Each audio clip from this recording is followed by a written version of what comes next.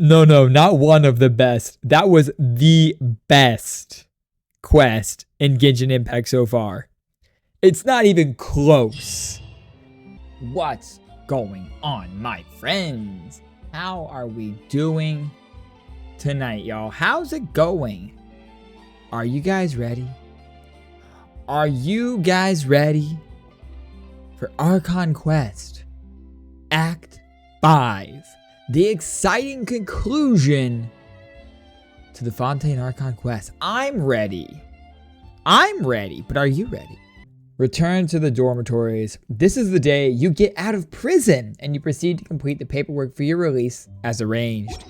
Oh, that's right. I could choose to serve the rest of my sentence if I wanted.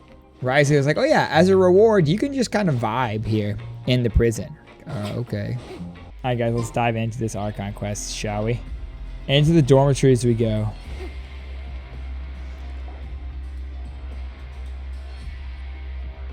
Some time has passed since the incident in the Fortress of Meripede, and your sentence here is almost finished. Now for a little rest after breakfast. This is the life. Wait a sec.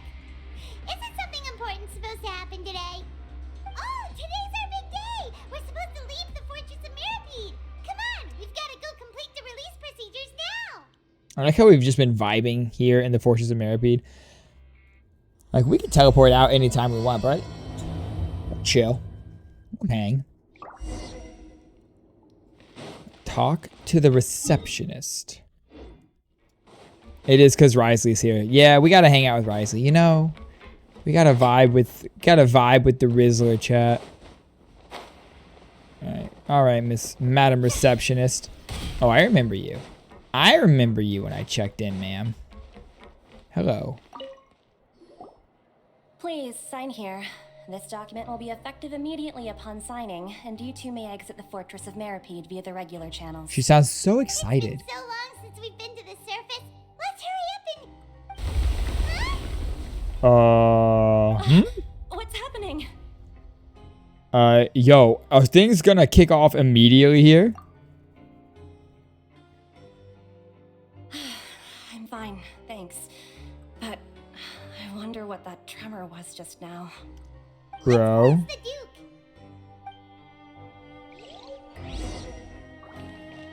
Duke. Was that tremor from the primordial sea that lies beneath the Fortress of Meripede? I do so believe.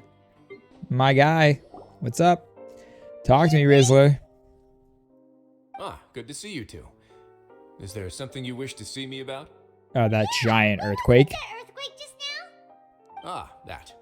The tremor didn't originate from the seafloor. Oh. In fact, it seems it came from the surface. Oh? Over the years of serving as the warden here, I've developed a sense for distinguishing between what occurs on the surface and what occurs underwater. Besides, the seal that Monsieur Neuvillette set in place won't fail so easily. So you say? So the fortress is okay? If you recall our last incident, if there really were a problem, there would be crowds of inmates in a panic right now. True. You've got a point. Okay, seems we need to get back up to the surface and ask about what happened. Convenient that happened on the day we got released. Do you know what day it is today? I believe today is this month's pipe cleaning day. Wait, seriously? Today is the day we say goodbye to the fortress. Yes. Have you completed your release papers? Yep. It's you two. Sidwin. Are you leaving now? Yeah, I'm sorry. That's right. Today is our last day in prison. But now that Paimon says that, it doesn't feel like we were confined here. It's actually been pretty nice. Oh, People have been yeah, helping Paimon us. feels fond of this place now. Then be sure to come back and visit. I'll miss you. Oh, Sidwin miss us. Sidwin, when are you If gonna you've come out on signed the release papers, banners? then you're free to go. The guards will escort you out. You're not going to see us off? I knew you'd ask. All right, sure. Let's go. Yeah. You actually agreed. No worries. You must be busy. No, was Paimon. just joking. Paimon, accept it. So you do have a polite side, I see. After being down here for so long, I imagine you must feel like you're lacking companionship. I do. Shall I come along too? No, why can't I say yes? I want her to come. Yeah, don't worry. We'll come back to see you. Paimon really likes the cafeteria here. The chefs Oh. sure do know how to make good grub. Are you sure about I that? hope you won't be here as convicts the next time I see you. We'll do our best to stay out of trouble. Well, it seems our work in the Fortress of Meripede is finished. That's the end of another chapter in our journey. And since Neuvillette was the one who asked us to come here, we should probably go report to him now. Next up, the Palais Mermonia. You're going to see Monsieur Neuvillette? Oh, it's so cute how much the Melusine loves him. I'm sure just your regards will do, no? I believe it would be the polite thing to do. You're right. I've heard the Palais has been terribly busy these days. Tell him that I hope he hasn't been overwhelmed by the recent string of troubles. The recent string of troubles, you say? Oh, Neuvillette. Neuvillette? What troubles plague you, my boy? So what was that rumble then? Do you think the rumble came from the Palais? Is there going to be something different going on now? Did it come from the opera? Did it come from the oratrice mécanique d'analyse cardinal? Into the Palais we go to talk to my man. Oh, Neuvillette. Neuvillette, I'm coming to see you. Ooh, The Palais Mermonia sure is buzzing with activity today. sure is. Halt! Oh, Sadine. It's you two. Apologies. Monsieur Neuvillette did say you'd be welcome at any time. Excuse That's me. right.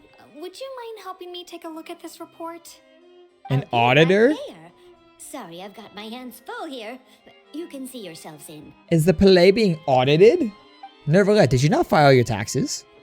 Everyone's so busy. My boy. Since a lot has been happening.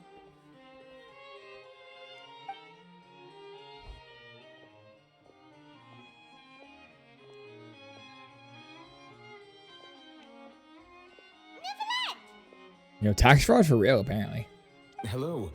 You've come at the right time, but you'll have to wait for just a moment, as there are some urgent matters I must tend to first. In the meantime, Yes. please, have a seat. If you'd like to have something to drink, let the Melusine outside know. That's all right. We just ate. Very well, then. Let's take a break over there while we wait for him to finish his work.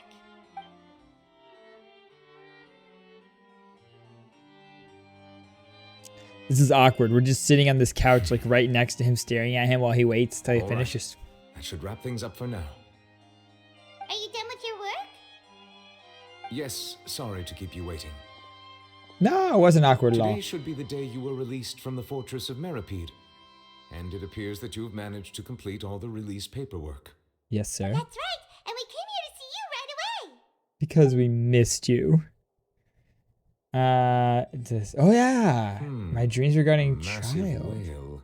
Do you have any idea what that might be? Judging from your description, that cannot have occurred in any ordinary waters, but rather something like the primordial sea. Indeed. A whale of that size and shape cannot usually be found in the waters of Teyvat. Therefore, we can only assume that child is presently immersed in primordial seawater. We can only assume that, which is what we already assumed. But how? And is he okay? He's not for Fontaine. He won't dissolve, Paimon. Most people wouldn't be capable of entering in the first place. I'm not completely sure how he could have gotten there myself. Is there something we'd like to ask you about? There is? What? Yes? What is it? I don't know. Oh, okay. The tremor, yes. Oh, right. Paimon felt it too. Yeah, Paimon, we were just talking We about asked it. Duke and he said it wasn't from underwater, so we figured you might know something about it. It turns out that I have just received a report about this particular matter. In fact, that's exactly what I was busy with a moment ago. Well, why didn't you just The tell source of the us? tremor was here on the surface near Poisson. After the shaking stopped, the water levels in the Poisson area rose at an alarming rate. The water levels rose? Oh no. What about all the people there? Fortunately, the water levels only rose for a short period of time and have already returned to normal now. However, I still have a bad feeling about the whole phenomenon. The water If the levels change in water levels is rose? connected with the leaking primordial seawater, then the situation in Poisson may be much worse than it appears. Well, we better go to Poisson then. Navia should be in Poisson, right? We need to go check on her. Well, yeah, we have I to go would check out also like Spina to de go there Rosula. as soon as possible, but I'm afraid I can't leave just yet. We must immediately formulate disaster prevention plans for the surrounding coastal areas to avoid potential catastrophes. I'll have to ask you two to go to Poisson first. I'll meet you there to check on the situation once I finish things here. Yes, sir, Neuvillette. What were you up to on stream tonight? There's no time to lose. Let's get going. Please Let's be go, careful. indeed. I hope everyone's okay. Yo, if you hurt Navia, we're gonna have an issue. All right, you're gonna catch these hands, y'all. Oh, Oh no. What happened here? well, the seawater rose. Oh, are all the people just dissolved? Yeah, well, okay, we can. Navia should be around here, right? We need to make sure she's still... that means we need to check on her. Uh-huh. Listen, it's not good that we see no one here and there was a sudden surge of water level. Maybe it was just regular water, chat. Okay, maybe it wasn't a surge of primordial seawater. We haven't seen a single soul all the way here. Oh, this is getting scary. What will I ever do now? Oh? There's someone on the roof over there. Just stay put. We're coming up. Watch your balance. Okay, people. We're a good sign. All right, just hurry. It's a good sign.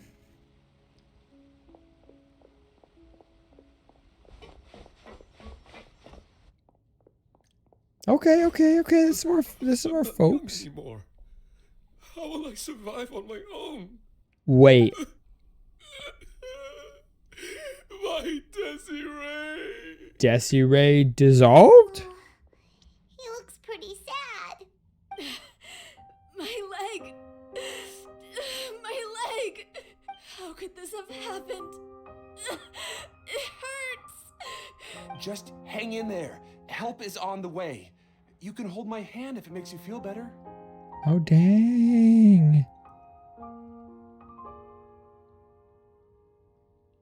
Yo, what? Can I heal her?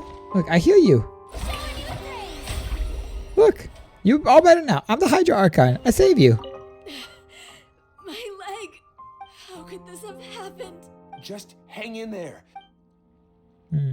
Okay, I can't heal you. I'm sorry. Apparently, I can't do it. Oh, Navia, thank goodness. Thank goodness she's okay. Oh, it's Navia. She's over there. Hey, Navia, are you okay? She looks sad too. You're here. Yeah. We heard there was a situation in Poisson, so we came as quickly as we could. Yes.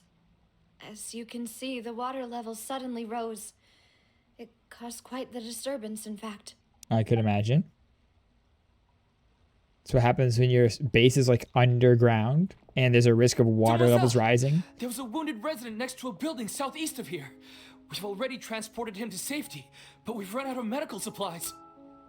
He's wounded? How badly? He fell, so it's probably a broken leg. He's pretty shaken up. When the water level rose, he desperately climbed up to the roof.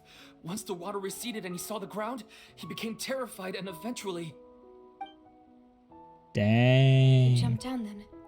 Find the leader of Squad 1 and tell him to take the wounded resident to see a doctor. He should know where to go. Understood. I'll take over his search and rescue mission in the meantime. All right, you'll be in charge. I'm sorry. Where were we? The situation in Poisson? Right. Allow me to explain. Yeah, Navia, what happened? We suddenly heard a loud noise. At first, everyone thought that something might have exploded in the waterways. But before we knew it, water started pouring out from everywhere. The rushing water seemed a little odd, almost like the unique color of primordial seawater. Some people didn't realize the danger and thought it was just ordinary water leaking from somewhere. Everyone on the street who happened to be close to the water didn't have a chance to escape. They all dissolved. As the water levels rose, they suddenly disappeared. Bro. They were all dissolved. Those who realized what was happening started to flee in a panic, desperately trying to get to higher ground. Many were injured in the stampede, and some people fell from significant heights. My The God. Spina Rosula initiated rescue operations as quickly as possible, but there have been a lot of casualties. Fortunately, the water began to recede after some time, and the chaos came to an end. The water that flooded the area contained primordial seawater, so the lower levels of Poisson are still hazardous. To ensure everyone's safety, I've asked the people there to leave as soon as possible. No one knows if this could happen again. All we can do for now is try our best to help evacuate the residents. We still haven't completed the head count, but we'll have some numbers soon. How awful. And all of this just came out of nowhere. It was quite frightening indeed. I only wish that everything that just happened was a bad dream. Yeah. Is there any way we can help, Navia? Yeah. Imagine not only is it a natural disaster that's like flooding and destroying property, but like literally if you touch the water, you die. So not just like, oh, the water like can destroy things. It could just kill you with a touch. Oh my God. You can put us to work. For being so willing to help in a moment of crisis like this. You don't know how much it means to me. I really can't express how grateful I am. Man. Yeah, the floor is water, or the floor is lava, magic water edition. Yeah. Don't say that, Navia. That's what friends are for. Yeah, where are Malnoxx and Silver? Bro, if Malnoxx and Silver got killed by the primordial seawater, no. Demoiselle, we've got a situation here. Malnoxx? I'll be right there. Silver? My guys. Sorry, I need to go for now. Bro, don't tell me Malnoxx and Silver are gone. Seems it might be a while before she can take a break. Oh no. Watch out, talk with many people and organize various matters. Okay, Oh my God. The wounded are being tended to, and we finished a preliminary head count. More support has just arrived, so I suppose I finally have a moment to focus on my own matters. Of course, we should remain ready for anything, and continue doing our best to rescue others. I'll be sure to have everyone at the Spina di Rosula ready to render assistance. Traveler, Paimon, would you two accompany me to my father's grave for a moment? Huh? Right now? Understand. Thank you. Okay, that's another thing. Imagine it's a natural disaster, right? But even the survivors, there's nothing left to bury. They just dissolved. They're just gone. Golly.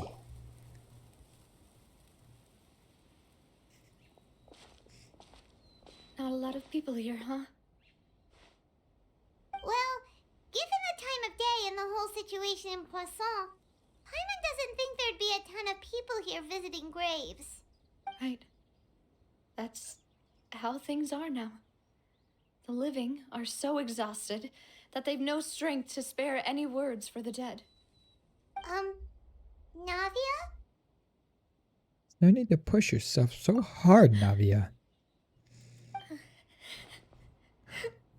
Oh. Navia, what's wrong? Give her a hug. Sorry. I just... Comfort her. Don't just let her stand there Malnoxx and crying. Silver. They won't ever come back here again. Oh no. What should I do, Papa? They did no. Huh? Not Malnoxx and Silver. What happened to them? Everyone agreed on the rescue plan, but still, I was the one who initiated it. They were helping evacuate the residents, but they couldn't leave in time. And And they were caught in the seawater. What should we do? I've known them for so long, Oh no. and I know they weren't afraid. But I could at least hold a funeral for my father, and I know where he rests. But as for Malnoxx and Silver, they're just gone. I just can't. That's what I was just saying. They're just gone. There's nothing. Everything looks so clean after it rains. Even the gravestones. God. I didn't expect that you'd enjoy a glass of red wine in front of Master Callus's grave. I can understand. Besides, the scenery here isn't half bad. See, it's not just me.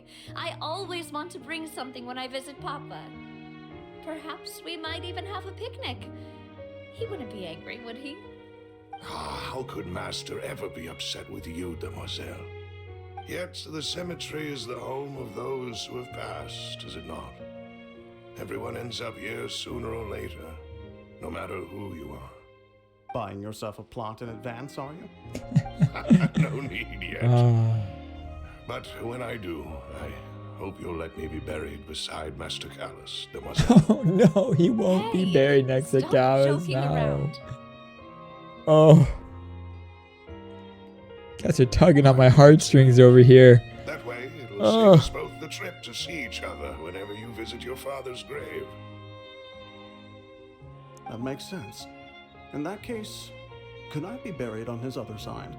After all, besides you, demoiselle, the two of us could certainly be considered Master's closest companions, no? Personally, I believe we fill those shoes just fine.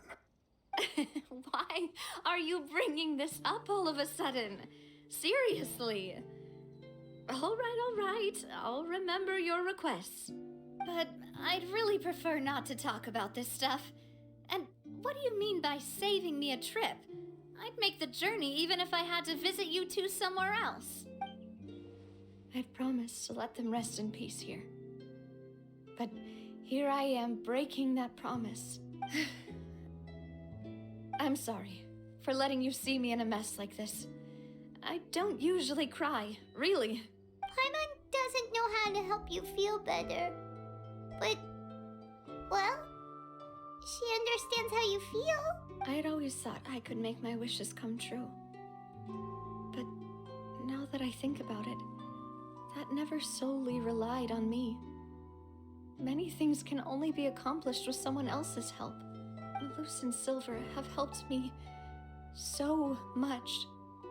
But by contrast, I could do nothing for them. Oh, I'm man. so sorry. Navia. You can spend as much time as you need here, Navia. We'll stay with you. We're here for you, Navia. Always. Thank you. Right now, you don't know how much that means. By the way, you can have a look at this. It's a list of victims from the incident that took place here. Obena, Khan, Burnett, Giverny, Francine, Karina, Daisy Ray, Joinville, Julianne, Esson, as well as Malnoxx and Silver. So, everyone else is safe. God. But still... This is just the beginning of the Okay. Archon Quest I know 2. what you're thinking. Man. You're right. We lost Malnoxx and Silver. But we were able to save more than we anticipated. The overall outcome indicates that the cost was worth it. No one's sacrifice is truly necessary. Right! Don't think that way, Navia. I'll One know this person fucking might be quest saved again. at the I expense can't of cry another again. shore, but No that more isn't feels something we should strong man. ever consider a trade. Malnoxx and Silver were not the price for saving anyone. They're heroes. That's right. You're right. Thank you, Paimon. Oh, man. What you said just now was pretty amazing, actually. I'll remember your words. Oh, Paimon. Oh, really?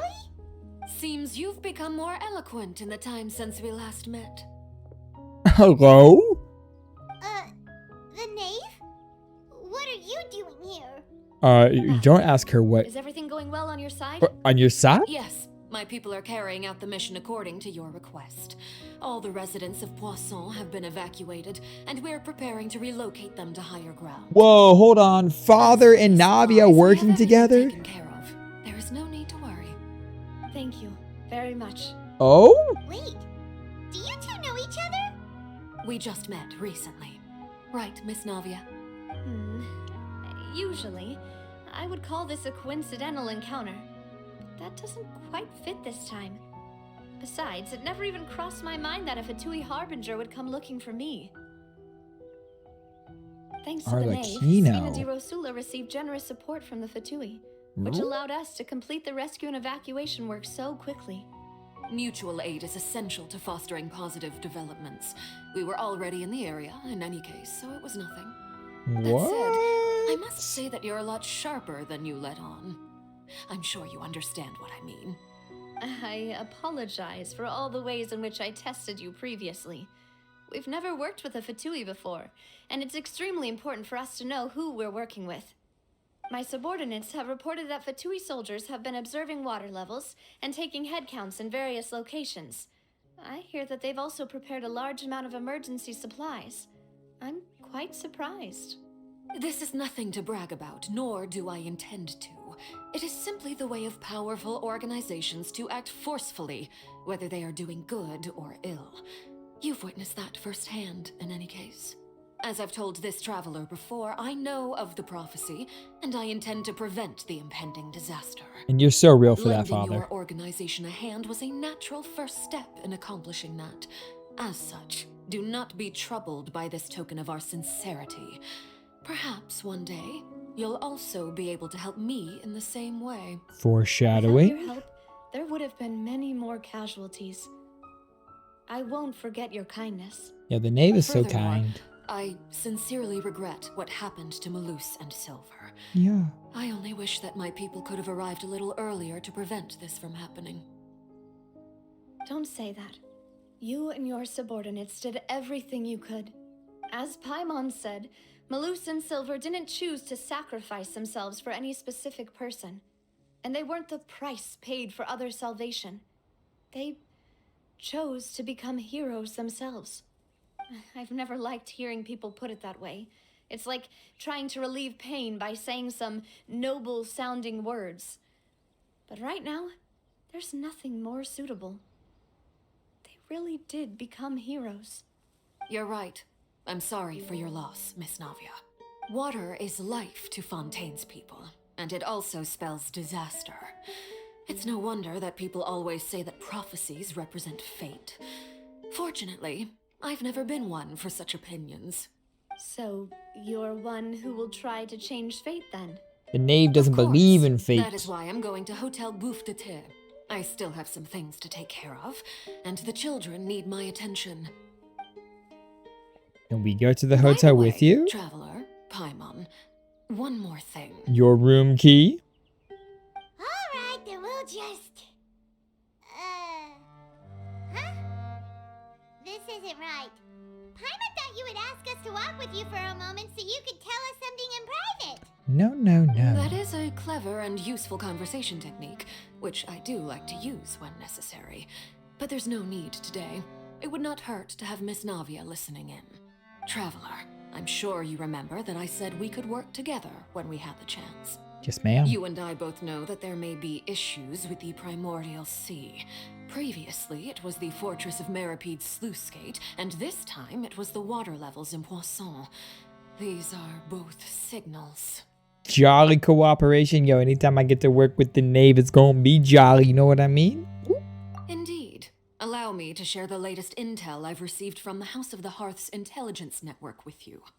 During some recent investigations, a child claimed to have discovered some ruins near Poisson. Oh? The ruins date back to ancient times and seem to be worth investigating in many ways. Ruins in Judging by Poisson. the dating of the ruins, they may be related to the prophecy and the coming crisis.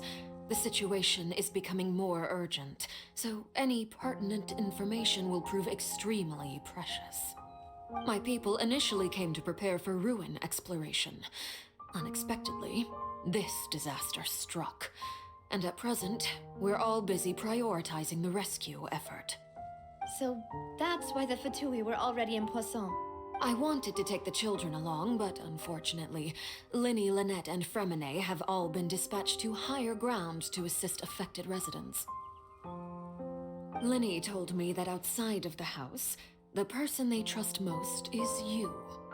Which is why I want to give you this task. Are you sure this will be okay, the knave? No, can you trust it? Of course you can trust an outsider like me. The House of the Hearth's members see each other as family, but Linny, Lynette, and Fremine said that they also see you as such, even though you are not from the house. I'm We sure fam, you okay? already We understand fam. how earnest they consider their friendship with you to be. Oh, that somehow makes Paimon feel kinda happy. The intel I just shared about the ruins could fetch a high price.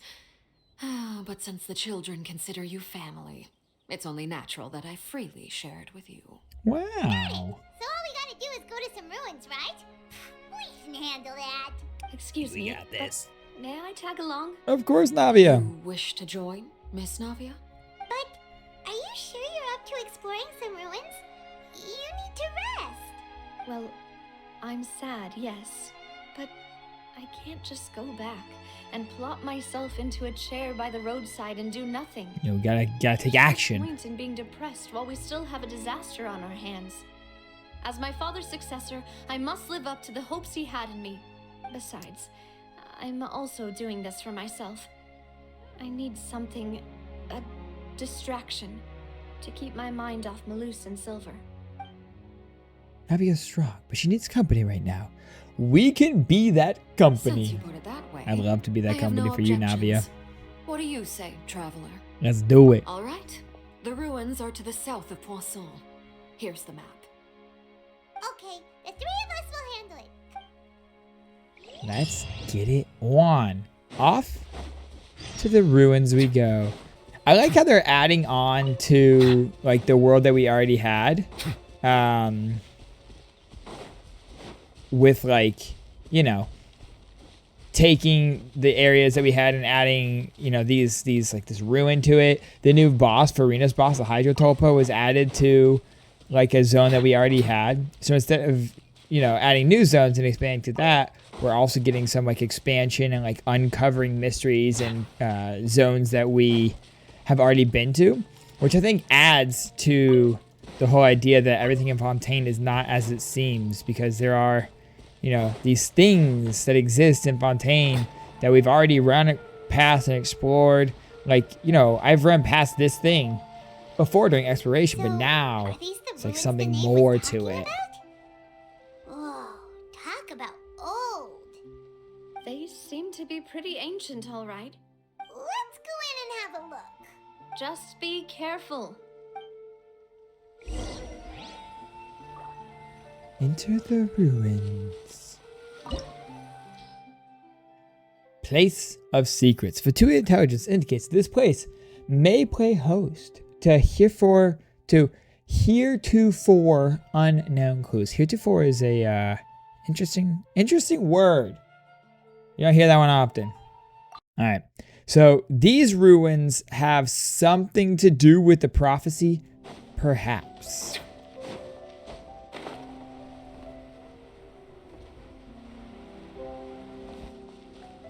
Perhaps. All right, we got some boys here.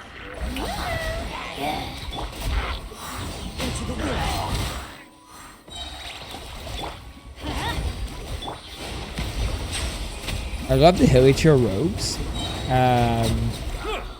I love also the fact that I feel like when they first came out, I felt like the Hilichurl rogues were like so different and they're like difficult, but now they're like nothing. Oh, diving into that water hurts you? Okay, don't jump in the water here. Got it. Noted. Oh. Okay, okay. Didn't like that. Didn't like the floor disappearing. Can't converse while aiming. I'm not conversing. I'm trying to open a chest. Alright, so water bad. Avoid. Water bad, must avoid.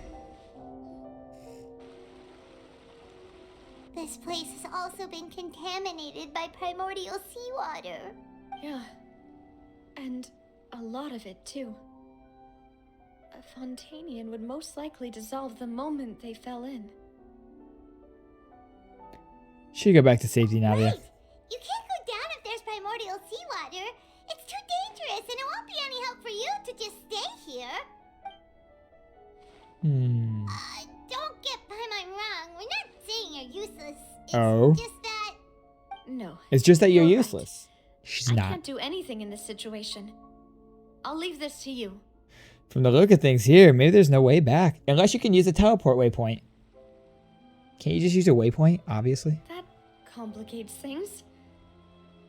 Maybe the only way left is forward. Alright, Navia, we'll protect Do you you. want to wait for us here? The water levels here are unstable, and there's a chance the water will rise. So staying here wouldn't be safe either. I'll go together with you. Perhaps we'll find the exit just up ahead. Alright. Alright. Come with us for now then, but... Be careful, Navia. Oh no, it's a dead end! The floor is lava. Climbing over from the side. I like how it shows me where to climb, but I can't climb on other things. Interesting. Couldn't climb on the wall, just on the boards there. A nice little puzzle though. That's fun. A little maze for us. Not a hard maze, but you know. I don't have any handholds on the wall. Listen, that's never stopped me before. These are some interesting ruins, though. I wonder, are these ruins from the old civilization of Fontaine, like the original civilization of Fontaine? Cutscene? Oh. Is this where we saw Navia fall during the special program? Maybe. Save her!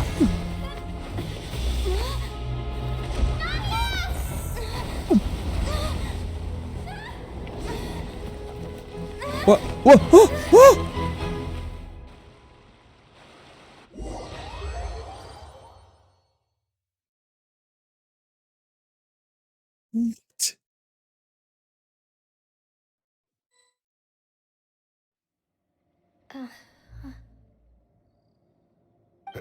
Demoiselle?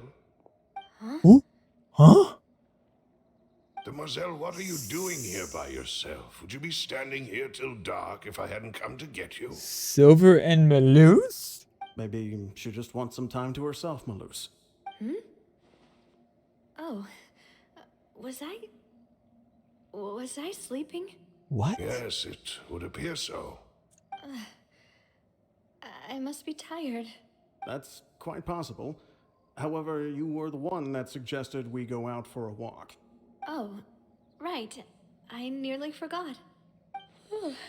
It must have slipped my mind when I dozed off. I haven't had a nap today yet. Have I? This is a familiar feeling, yet something's a little strange. Is something the matter, Demoiselle? Oh, Yes. No, I'm fine. I was just trying to recall why we came out for a walk. Do you remember Mr. Giverny? He'd requested our help before with foreign merchants who had a debt dispute with him, and we'd resolved the matter not long ago. Like there's like ripples going through the screen like we're underwater? We were headed to see how things were going with him at the moment. Ah, right. Yes. I remember now. Oh, Miss Navia. Ah, Mr. Malus. And Mr. Silver, too. It's good to see all of you. So we know that he dissolved. How have you been? I've been great. Thanks to your help, those bothersome merchants finally realized that I wasn't the one they were looking for. Why, I wasn't even the guarantor for that person. They were knocking at my door day and night. Even my neighbor Obina was getting fed up with them. Sometimes force is required to calm someone down and get them to listen to what you have to say. That's right. Oh, by the way, Burnett, what was it that you wanted to give to Miss Navia again? And wasn't Burnett one of the people that dissolved yes. as well? One moment, I have it right here. Miss Navia, these are some flower seeds that I prepared. Please take them. They're a very good variety, and they'll become very big and beautiful once they bloom. I don't know what we would have done without your help, so this is a little token of our appreciation. I hope you won't refuse. Did you cultivate them yourself? Thank you so much. I'll certainly take them. Balloose, we do still have some empty flower pots at home, right? It's all like Well, we can green, have like as many pots as you'd like. I don't know. This is what's going on here. In that case, we'll swap out some of the decorative plants for some of Mrs. Burnett's flowers. Very well. Wait, something seems to be off here. Yeah, you don't say. Excuse me, madam. If I'm not mistaken, your name is Burnett, correct? That's right. Is something wrong? No, it's nothing. This is the first time we've ever met, but your name seemed familiar to me. Because you read it on a list. I must have heard it when I was discussing things with your husband previously. I've heard this name before. Sometime recently, I'm sure of it. And why are there so few people around here? Where did everyone go? We must mind the time, demoiselle. We still have important things to attend to today. Huh? We do? Like what? Well, now, did you forget? Miss Navia, here you are. I've been looking for you. Please, come to the Opera House. Your trial is about to begin. Your trial? My trial? Wait, why would I need to go to the Opera House? Yes, she's right, demoiselle. It's just about time now, so we should get going. Wait, she's being tried? All right then. Wait, what? Navia's on trial? What's happening? Look, it's Navia. She's here. Oh, he also was dissolved. And her two attendants are with her. She also was dissolved. Goodness, everyone's finally here. There sure are a lot of people here to see the trial. And they all seem to be oddly excited about something. I even know some of these people.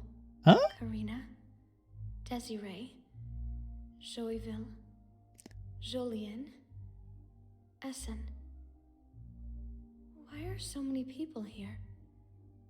And why do I have no recollection of this case? And as for the judge... huh? Where's Monsieur Neuvillette? Hold up. Sit in the defendant's seat.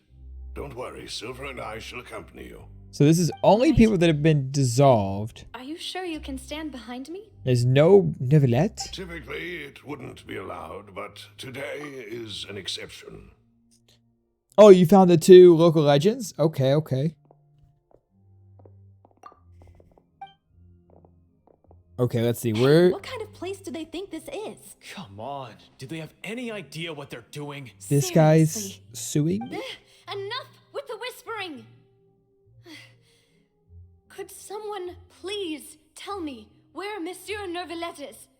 And why I'm standing trial? Yeah, why are you My standing trial, dear Navia? Miss Navia, have you not yet realized what you've done? Huh? In that case, allow me to explain. As all here know, you are Master Callus's successor, the head of the Spina di Rasula.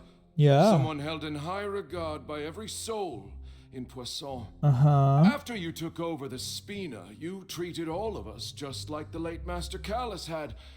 If anyone in need reached out to you for help, you responded.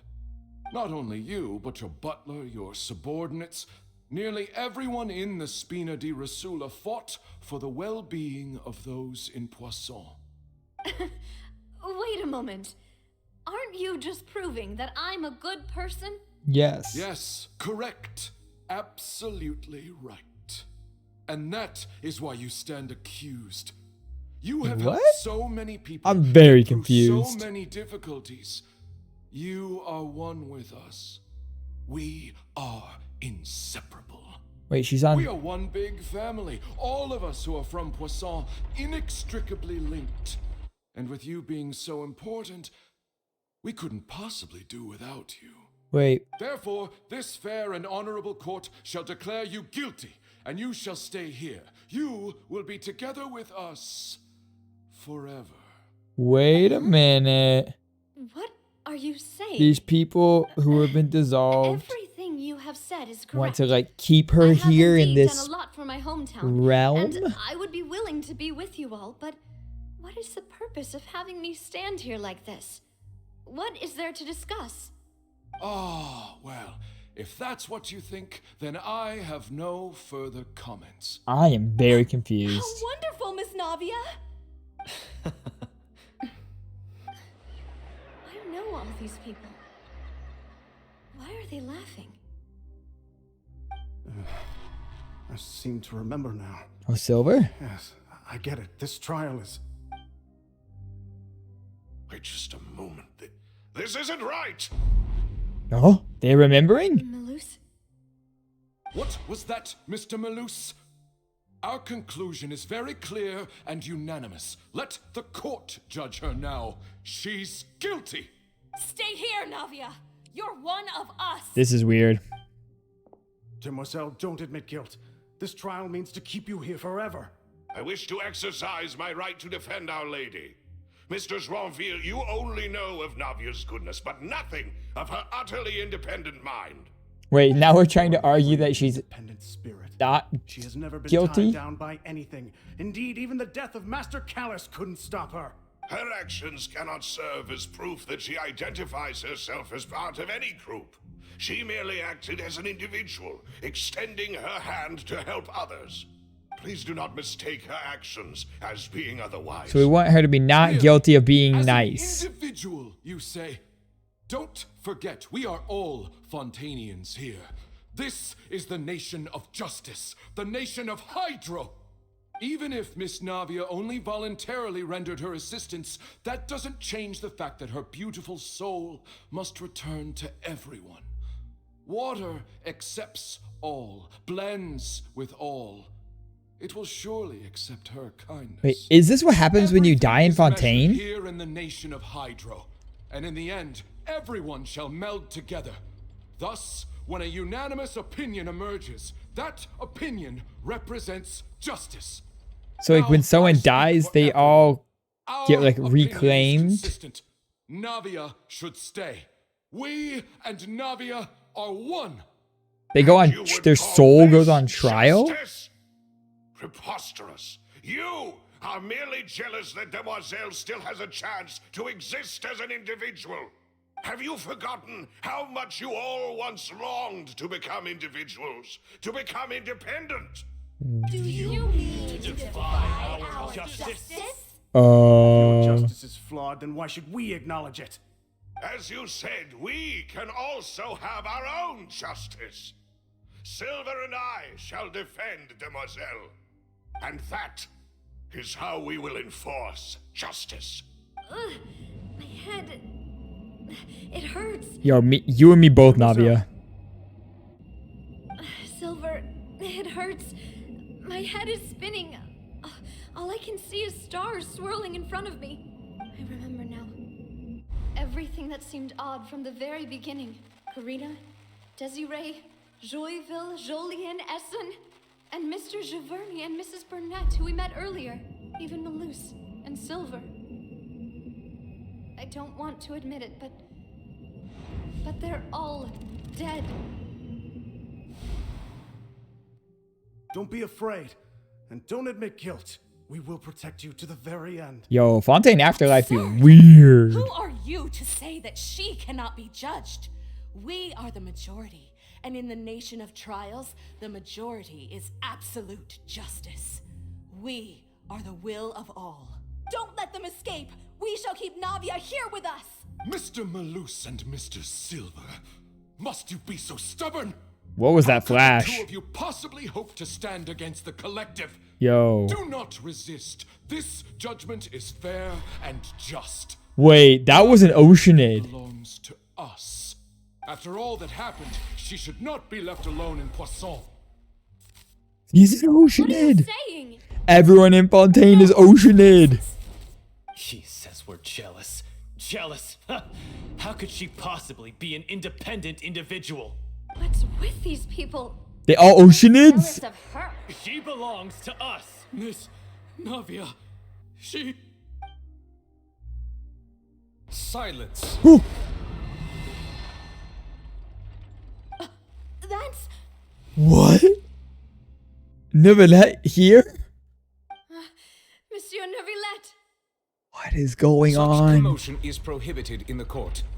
The accusations you just presented are nonsense and cannot constitute a proper trial. The court will adjourn for the rest of the day. In this, I shall hear no objections from any unauthorized party. Wait, Neuvillette, how are you here? Sure, Neuvillette. Please leave with me, Miss Navia, while there is still time. But... Go on now, demoiselle. This is your only chance to leave this place. What, can't bear to leave us behind or something? Loose. My apologies. I couldn't resist making one little joke once I realized that this shall be our last goodbye. But she got to see them one more time. Quickly, you must come now. Neuvillette get to the afterlife. Bro, is Neuvillette gonna be there pulling her out of the water now? No, wait! Just a second! Navia? You're awake? Oh, good. Good. He is there. Bro, all Fontainians are freaking Oceanids? What? We're still alive, and they were defending Yo, me may at they some rest in insane peace. trial. It looks like you're all right. Did all the sad feelings cause you to have a nightmare? Paimon could give you a hug. Oh, that's adorable, Paimon. The ruins you were exploring suffered a cave-in. When I arrived, I found you falling toward the water. You were just about to be dissolved within, but I...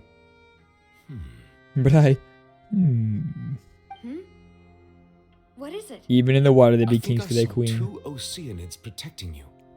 It was only for a moment, perhaps even a fraction of a second, but they gave me the chance to retrieve you. Silver and Were it not for their Malnoxx. intervention, I would not have been able to rescue you before your consciousness dissipated. Silver and Malnoxx, real ones. Oceanids?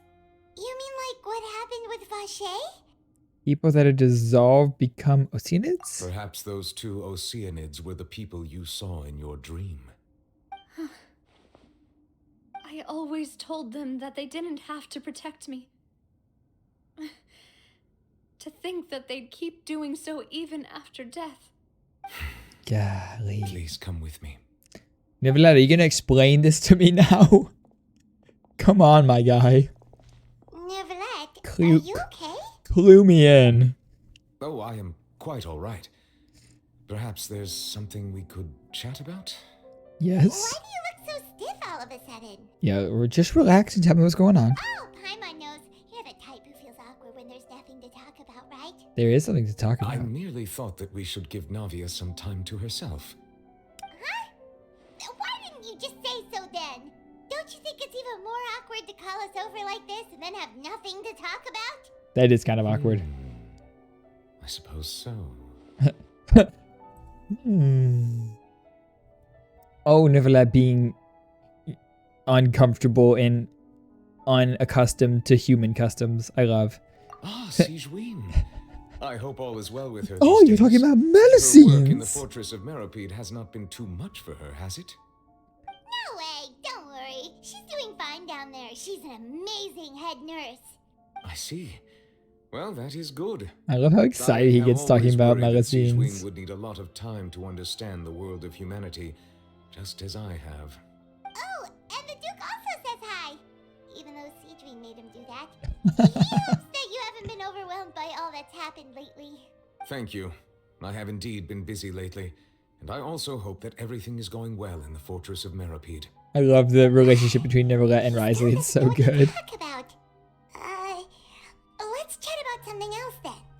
You're the expert here, Paimon. Yeah, Paimon can just talk to anyone about anything for any amount of time. So, Neuvillette, you're probably quite the swimmer, huh? He's a hydro dragon, Paimon. Of course he swims. Yes, of course. This isn't going anywhere. Let's try something else. How did you find these ruins? Yeah, good question. Did the knave tell you? Yes, in fact. I had arranged to meet you in Poisson, but when I arrived, I discovered that the Fatui were helping the residents evacuate. They had even transported a large quantity of supplies to the area. Amid my astonishment, I ran into the knave, and we had a chat. She informed me that she had asked you to investigate the ancient ruins here. Listen. Yeah, we originally planned to meet up with you, but we thought you might still be busy with all those official documents. We didn't think exploring the ruins would take very long, and who would have thought you'd wrap things up so quickly? The knave, like, helping us out with all of this, and yeah, the knave helping Poisson, helping Navia, helping Neuvillette, helping us, just like reinforces the belief that she's going to be a playable character. Like, we didn't even get this much like help and cooperation from Child before he became playable. The fact that we're getting like this much involvement in the story with the knave, and that she's this friendly with us, makes me almost positive that she's gonna be our third playable harbinger. Love is destructive. I'm sorry to have kept you all waiting like that. I'm feeling much better now. Listen, Navia, you take all the time you Going need. again. Will you come with us, Monsieur Neuvillette? Yes, if you wouldn't mind my company. All right! Another one joins the party! Let's get going then! I was convinced that we would also meet Sandrone here during the Archon quest, because she just seems like a harbinger that we would meet in the nation that is all about mechs. But who knows? Maybe we'll meet her in the interlude quest, like leading into Natlan or something. Like, she looks like a Fontainian for sure. Her design is very Fontaine-esque. But hey, there's still time. We have the interlude chapter still. Oh, we got this. We're very fast.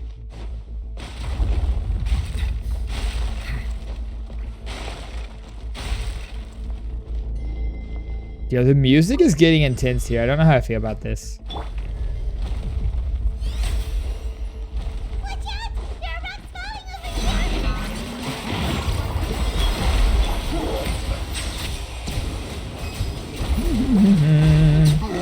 Let's go.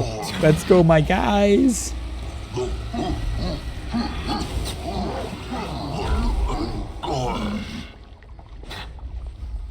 Not missing anything? All right, good.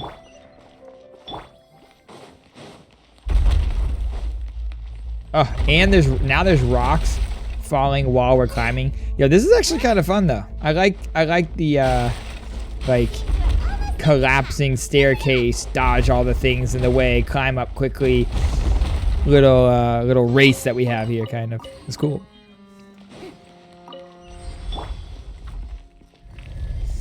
Open. Oh? Yeah.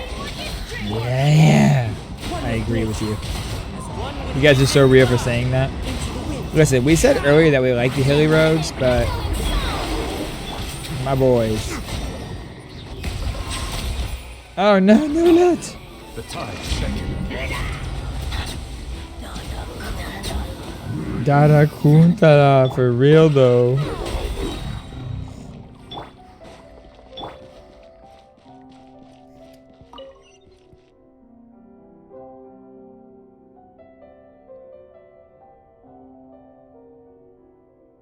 Oh, we've found an elevator.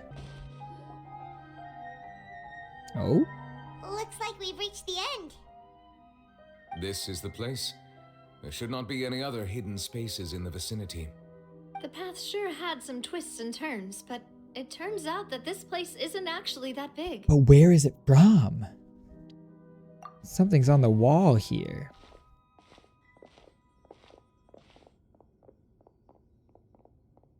Stone slates. It seems like they were put here as an offering.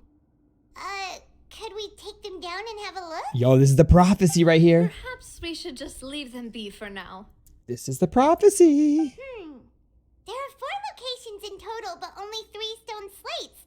The slate that should be in the first empty spot is missing. The surrounding walls also show signs of damage. There's something written below. Let Paimon see. Reason dictates that this nation be destroyed. I shall record the history of its future here in its past. Say Wait. what? Does that mean that the prophecy has already come to pass? I will record the history of its future here in its past. Did someone from the future somehow like go into the past and record what's going to happen here on these stone slates? Or did someone from the past have a vision of the future? It feels like someone left these slates and these words here for a purpose. But does he mean that Fontaine should be destroyed? That would fit the circumstances dictated by the prophecy, yes.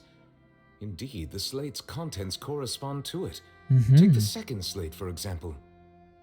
There's a person kneeling here. She seems so dedicated. Is this the old Hydro Archon? People behind her doing the same. She's facing this. What is this? Some kind Celestia? of island in the sky?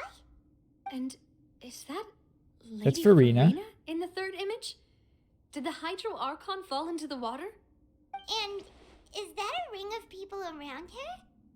Paimon doesn't quite get it. Are they Trevor's eyes are so big right now. The fourth image. I know this one. This exactly matches the content of the prophecy. The people will all be dissolved into the waters, and only the Hydro Archon will remain, weeping on her throne. They do seem to match.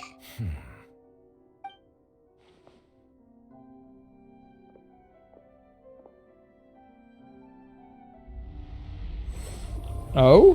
What are you doing there? What the heck was that? More information should be hidden in these slates, but I fear I cannot easily uncover it, most likely due to us missing the first slate. I am very sorry. Don't blame yourself, Monsieur Neuvillette. Deciphering ancient stone slates isn't one of your duties. Oh, but it is, Navia. Ooh, Paimon's getting the chills just looking at these slates. We need to find that first slate, y'all. It's the history of the future, right? That means the prophecy's sure to come true. I really hope it doesn't mean that. Yeah, don't let Navia die. Still, Paimon feels like these images are kind of weird when you look at them together.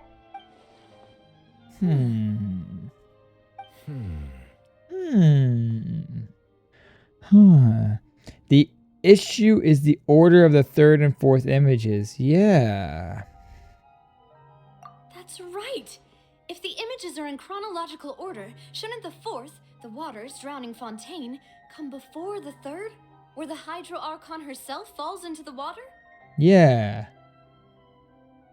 And yet the order is reversed here. So everyone's in the water, and she falls in the water, and then she's crying?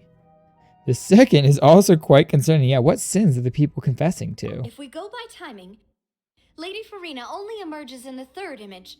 That means that the person in the second image might be the previous Hydro Archon. So maybe she's not falling into the water in the third image. Maybe she's being born from the water in the third image. Egeria, then.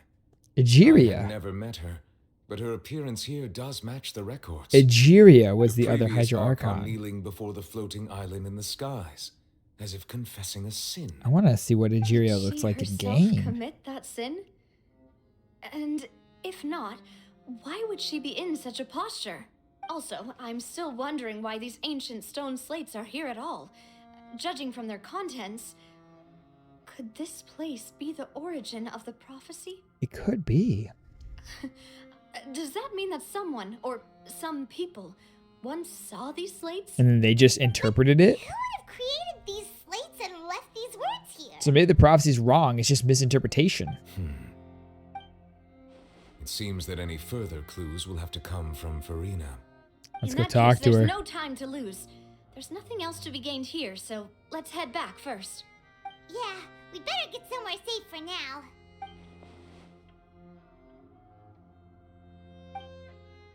Honestly, who created these slates doesn't matter now. The real question is whether things will truly play out as the prophecy foretells. What if the first one did have the Traveler on it? Adventure time. What if we were in the first one? What if our sibling, because our sibling was here like 500 years before us or something like that they came through everything. So what if our sibling was here? And then something happened with Egeria, who I assume our sibling met. And then this is going on. Ooh, I don't know. I feel like our sibling, was our sibling, because I think our sibling was here 500 years ago. Does that mean our sibling met the original 7? Because Venti and Zhongli are the only 2 of the original 7 that remain, we know. We know that the Tsaritsa is not one of the original 7 Archons. We know that Furina is not an original 7. Nahida is not an original 7. The Archon from Natlan's not an original 7. And Raiden Shogun's not an original 7. Maybe our sibling came post Cataclysm. Yeah, maybe. I don't remember. I thought it was like 500 years, but I guess Cataclysm came 500 years. So maybe our sibling came right after the Cataclysm? Or maybe it was during, yeah. Yeah, I know. One of the trailers is showing Lumine witnessing the Cataclysm. So maybe we came during. You know how it is. Maybe There's Lago. some things you just need to be there for yourself. Maybe we were there during the Cataclysm. You still Who have energy knows? for that, Navia? Paimon's already beat. Just head back to the Fleuve Cendre and have a rest then. Thanks for keeping me company all this time. Maybe we are as old as the stars themselves. Thanks for your hard work today. Traveler, I will go talk to Furina tomorrow morning to ask about the stone slates. I'm sure that you're concerned about this matter as well. If you have time, drop by my office. I will share the results of our discussion with you. See you tomorrow, Are you gonna Neuvillette. talk to her about this directly? Will that be a problem? No. Paimon's getting a little scared now that it's come to Listen, this. it's just a chat. She has long been harboring secrets and will not give them up easily, which makes it all the more my duty to ensure that she understands the present situation. Yeah, you pull those secrets from her. We'll leave it in your hands then. You're probably the best person to talk to her anyway. I will be carefully considering my words tonight. Traveler, Paimon, our safe house at the Fleuve Cendre is always open to you as ever. So please don't think you're an imposition. All right. I'll be on my way then. Yeah, they were traveling together for a while through different dimensions. Navia and Neuvillette both depart. We head to the Spina Jerusalem base at Fleuve Cendre. Okay. Yeah, we visited a lot of worlds before Teyvat. We're finally back. Welcome back. We've got a special menu prepared for you two tonight. Yay! And there's good food too. No, the boss is the best. Ah, you did great as well, Paimon. Ooh, desserts. Nice. These are all Paimon. Yo, garlic bread, love that for me. Paimon's already starting to forget what happened today. I actually have seen the theory that the Traveler is an Aeon, yeah. I have seen the theory about the Traveler being an Aeon. I've also seen the theory about the Traveler being a Trailblazer. And also, why is Mona here? Excuse me? Mona? Oh, that voice. Is that who I think it is? Mona? Hello? It's you two. What are you doing in Fontaine? What are you doing in Fontaine?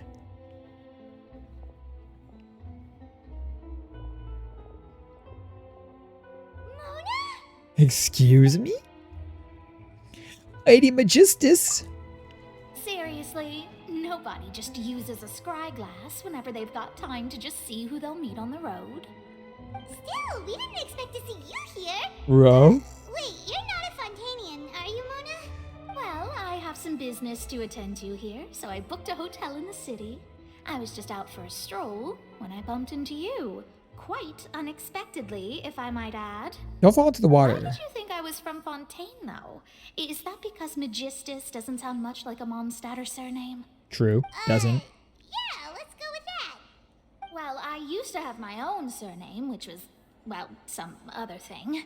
Either way, the old hag told me when she took me as her disciple that the first step to being a great astrologist's pupil What was her surname before? Wait, what was her surname before?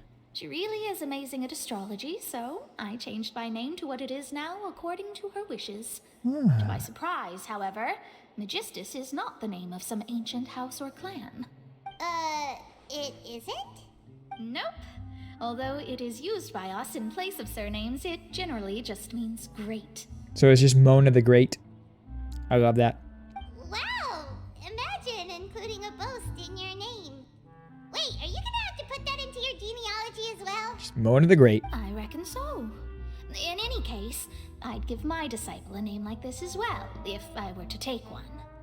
Yeah, what is your master's name? Astromancer Barbeloth Trismegistus. Astromancer Barbeloth Trismegistus. I like that. Also mean great or something? I also love Astromancer. My name means Mona the Great Astrologist.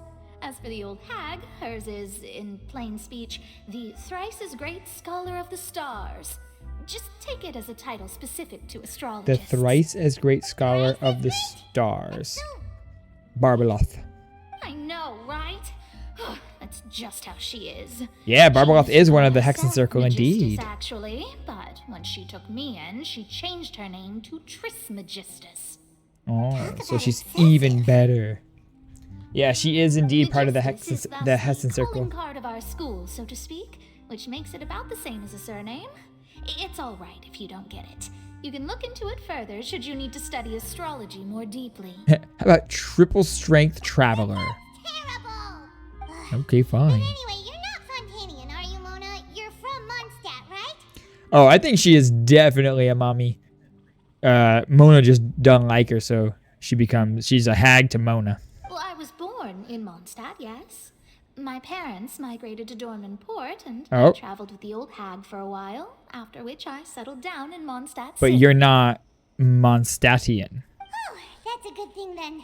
At least we know you won't be dissolved by Fontaine's waters. Speaking of that, I'm sure you're aware that a bunch of things have happened here in Fontaine, right? I know you're not a local, but I'd avoid getting too close to any water that looks strange all the same. Oh, we've already been all up in it. There's something ominous about it. Well, the water, I mean. Well, you do have a hydrovision. This is where your god is. Did you come to Fontaine because of the prophecy, Mona? That was the main reason, yes. Just a while back, the Steambird invited me to take part in a panel and speak about the circulation of the prophecy as an astrologist. I know, right? Mona just appearing to give us a little Hexen Circle lore drop. I love that for her. The invitation was sent quite early on. I don't think anyone expected Fontaine to be in this much trouble. What do you make of that prophecy, Mona? Just tell us what you think as an astrologist. Your word would go a long way to make things more certain and less scary. What I can tell you is that I'm an astrologist, and that this prophecy concerns the fate of Fontaine, even that of all teyvat. Ascertaining this is akin to reading the fortune of the whole world. I'm afraid that this is not something that just anyone can do. If I could do it, you would no longer call me an astrologist, but a visionary. Yo, Mona, you're a visionary to me. You're a vision. Prophecy is so huge and powerful that it must surely come from a powerful visionary. Its contents involve the fate of the world. Disregarding it would be a mistake. A visionary? Sounds really powerful and all, but does such a person really exist? Of course. The old hag could do it, and I'd bet there are others amongst those Hexen Circle colleagues of hers who could do something similar. Do I have the ability to turn off chat completely? I have the ability to make it, I have the ability to make it like follower only, subscriber only, or emote only. But I don't think I can just like turn off chat. Yeah, right? So Alice, a great visionary. I bet there's others among the Hexen Circle who could do something similar. Yeah, Alice, for sure. For sure. Are you sure? Yeah. Let's talk to her. All right, I'll help you. It isn't often that I see you with such a serious look on your face. I'll tell you once I hear back from her. Thanks, Mona. You're amazing as always. That's why Aragon's here. Oh, To delete messages. This is something only I can do after all. So yes, your praises are quite welcome. That's the greatest of astrologists for you. Of all the people we know, you know the star's the best. Indeed, indeed. That's the spirit. Yeah, just flatter sorry. her. I came to see what all the commotion was about. If there's anything you need, do not hesitate to inform the Spina di Rosula. Oh, oops. Guess we were getting a little too carried away there. Well, I'll go tend to my own business now. If I receive any news, I'll be sure to come find you two again. And there she goes, quick as rushing water. Quick as rushing water. Spina guy giving us suspicious looks. We were making a ruckus. Keep it down next time, Paimon. If Paimon hadn't spoken for you, it'd be you getting all the weird looks. The things Paimon does for you. Yeah, if you hadn't spoken for me, Paimon, why do you always speak for me? That's more like it. After the conversation, get a good night's sleep to replenish our energy. Good morning. To be honest, Paimon's still feeling kind of sleepy. But it's time to get up, traveler. We agreed to go see Neuvillette, so let's pack it up and get going. All right, Paimon, if you say so. All right, Neuvillette, what you got to say to me? You're here, finally. Is something wrong? Monsieur Neuvillette and Lady Furina, they seem to have gotten into a dispute. Please go see for yourself. Okay.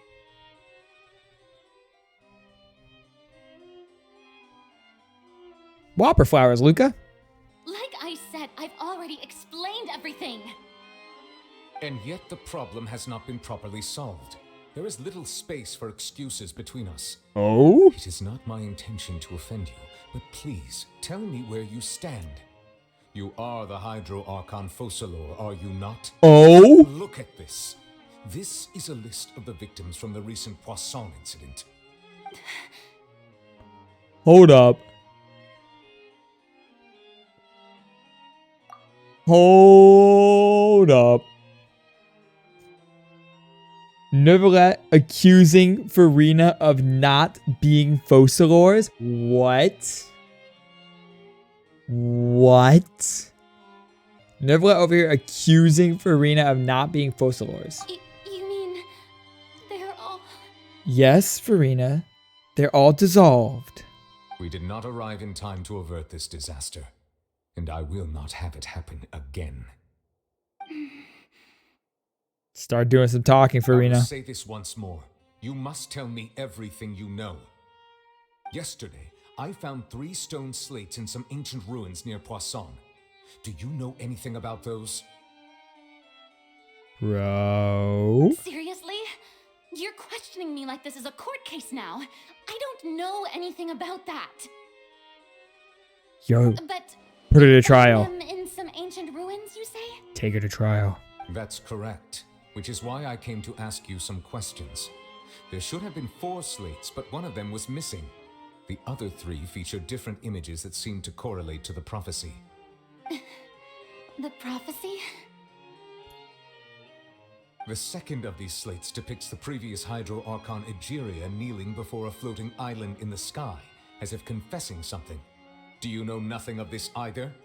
Bro. I've never seen such slates. I don't believe I'll ask you. you again. Do you really have no information regarding the previous Archon? You look so serious right now. That the Hydro Archon Egeria once had to confess to or apologize for a certain sin. If anyone would know about it, it should be you. I love the side of Don't have the Neuvillette. same secrets, you know. She was herself and I'm me. Is it really so strange that I know nothing? I understand your concerns, but I'm sorry. I just don't have anything to tell you. No, yo, put her on trial. Put her on trial. She's not telling you something, Neuvillette. Forgive me for saying this now, Lady Furina, but I have long known of your various secret investigations into certain matters.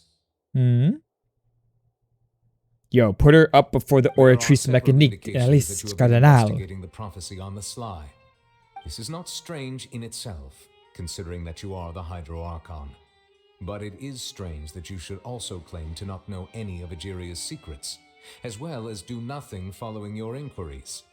You have never been as superficial as you have presented yourself to be, nor are you a fool. And yet, your behavior is very inconsistent.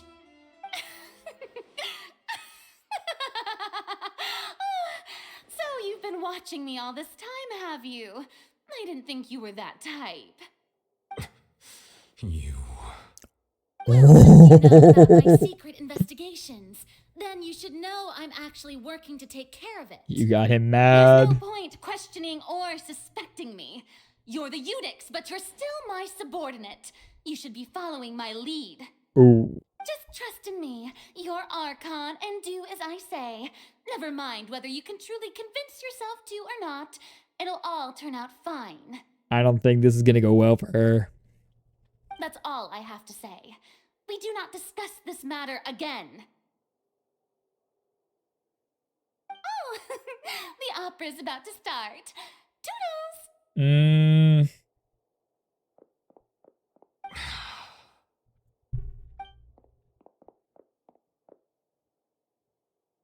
Slow-mo running past us? Did Furina not notice us standing by the door? Wonder what's up with her. She was smiling. Huh. She didn't seem in the mood to care if we were listening in or not. Do you think there's two Furinas? Because as a character, you know, when you click and hold, she swaps between Osea and Numa. She changes her outfit. Are there two different Furinas? I assume you've been outside for a while now? Oh, you noticed. Seems Furina didn't even realize we were here. She was in a great panic, though I cannot discern the reason.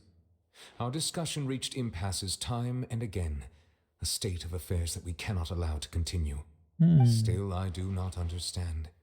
Dialogue is the basis for understanding, so why did she keep refusing to engage? Questions alone might not suffice. We need to make her understand how dire the situation actually is. Everyone in her inner circle has noticed that she is hiding some secret. The issue is her attitude. I fear that she will not reveal anything unless absolutely forced to. Pietrus, yes, she really did pull the Toodles card. We may have to create a situation in which she will have no choice but to speak. Put her on trial. Oh? Like what? Normally, people will only reveal the truth when standing trial. Perhaps we must have the Hydro Archon experience just such a scenario. Perhaps. But Furina's seen so many trials, and she's really good at dodging questions. How do we make sure that she won't just slip away at the first chance she gets? We will need to consider this thoroughly, join forces with various parties, and then do what we can. This will be our greatest ace attorney If at yet. all possible, I would prefer to recuse myself from this affair, but we must prevent the prophecy from coming to pass. This may be cruel to her, but all Fontaine is in crisis. The information a god possesses is too precious, and so we must take a chance on this. Hey, we're gonna need some help, my man. But who will lend us their aid to do such a thing? I think I know who to call. The Fatui. Oh, Arlecchino. On a boat somewhere in quiet Poisson. Yeah, just call Daddy. Daddy. Well, that's everyone, huh? Speaking of which, it was pretty smart of you to think of hiding here. Poisson was just involved in a disaster, so it's presently devoid of people. That naturally makes it the best choice. We call Lynette. And here you are drinking tea like it's the most natural thing in the world, huh? That's what families should do. Sit and enjoy a leisurely time together. And Linny. It's nice to enjoy tea here, you know? Care for a cup? Did we call Fremy? Lend me Nadia. your ears, everyone. Or perhaps one of you might like to start us off. How about you, friend? And Frimmy! Me? No, I don't think I can. Oh, Frimmy. Then. Oh, yeah. How about you, good It's all sir? coming together. And Neuvillette's I here. fear that I will cause the mood on this boat to become as somber as it is in court. The whole family together. Well then, I guess we're lucky we've got a local like me to organize things. Wonderful, the spotlight at last. I guess I'll be facilitating things from here. Corinne's here too. Oh, you might be right. Anyway, to cut to the Corinne. chase, our friend here, the traveler, has brought us together to discuss something. What did I bring us together to discuss? Well, let's start by saying that we'll be pooling our efforts together to create a series of traps. Yeah, where are Lakino at? She's the most important. How intriguing. Well, it's just an expression, really. One that I just learned from Chlorand and used on the spot. Oh. So, let's invite her to explain in detail. A round of applause, please.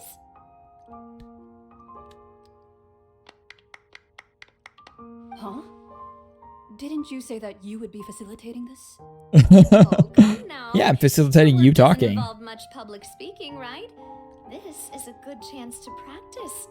You might even pick up some fancy oratory tricks to impress your boss with in the future. I see. And what does my boss say? He is glad that you consider him your boss. Aww. Do go on. That was cute. All right, Corinne, tell us. In that case, do any of you have experience hunting? Not that I recall. Fremine and I once used a wooden stick in a basket to catch wild rabbits when we were younger. As for Lynette, oh, right. You were sick that day, weren't you? I've also gone diving to catch some fish before. Does that count? Oh, Frimmy. I'm afraid not. You may or may not have heard, but Fontaine once played host to a group known as the Marechaussee Hunters. Yeah, we Though have that their was artifacts. name, they did not hunt animals, but rather various monsters left behind by the ancient dynasty of King Remus. Today, Fontaine's Marechaussee monster Hunters. population has already thinned greatly, so the hunters have blended back into society, taking up arms in other lines of work. They even left a unique methodology of hunting in their wake. A trap comprises Your of the Monster following Hunter real for components: real. bait, a trigger, and a containment device. Sometimes a lethal implement will also be necessary to deal with the prey. So, if we were to build a trap together, right now, what would you choose to build it with? For me, I would prefer something basket-shaped. Pigeons and rabbits will see the bait and naturally enter the snare. Our line of work requires a deft hand, and we're some of the best in the industry, so you can count on our techniques. If Furina's our prey, I don't think she's gonna be caught by a basket. Poisson, didn't you? Yeah, My exactly. Just get subordinates mentioned cake. That you even performed some magic for the bawling children. Yes, and I even managed to gather some intelligence in the meantime. I'm quite the multitasker if I do say so myself. Get some I'm cake. afraid I can't claim that as some my tea. strong suit. I prefer more stable methods, like placing bait in the water and waiting for the fish to come within reach. That's the kind of method I would count on. Calm and steady. Exactly the kind of person who would catch loads of fish. And I can be their assistant. I'll just assist them. I'm sure. I'd probably use some sort of mechanical animal. Papa once bought me some small clockwork squirrels, mice, and such. When placed in the forest, they can attract others of their kind. I want a clockwork squirrel. I remember that you liked those too, didn't you? I did. And that would be a good way to go about it. If they're realistic enough, animals of the same kind will follow them all the way to the trap. What about you, Monsieur Neuvillette? I fear I do not have any related experience. I'll just turn into a dragon and eat them. That makes sense. You usually solve problems directly, without the use of any such tricks. Yeah, he just But I goes do and have kills one you. more question for you, Monsieur. If we were to create a trap now, how would you design it? would like for it to be effective, but bring no harm to the prey. A more gentle trap would be ideal. Yeah, a live Kind, trap. as always. However, our intention doesn't necessarily change the containment device and the type of implement we need. If we wanted to kill the prey in one strike, we would need a powerful implement.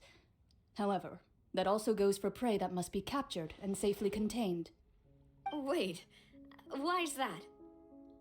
Only a hunter who's a true expert at subduing their prey can snare it without harming it. The line that divides life and death is often exceedingly thin. So are we going hunting together? Something like that for me. We hadn't thought of seeing ourselves as hunters. It kinda works, but maybe it's still not the best metaphor. We're hunting the If our means of Hydro capturing Archon. and dealing with our prey is to put them on trial, then the hunting metaphor is actually quite accurate. But we shall require much more courage than any hunter to judge a god, a being whose seat is an exalted throne. Judge a god. So that's what's going on. Sounds very interesting. Interesting indeed. Corin's hunting metaphor was just that, a metaphor. You would not call this a hunt because this is not what you should do at present, nor has the relationship between you and Furina reached such a dire stage. What you need is simply the secrets she is keeping. Attempting to take her secrets is an act of sacrilegious disrespect, but must be done to prevent Fontaine from sinking into the waters as foretold in the prophecy. There is neither hunter nor prey, but there must be a trap. That is what you will need. How will we capture her?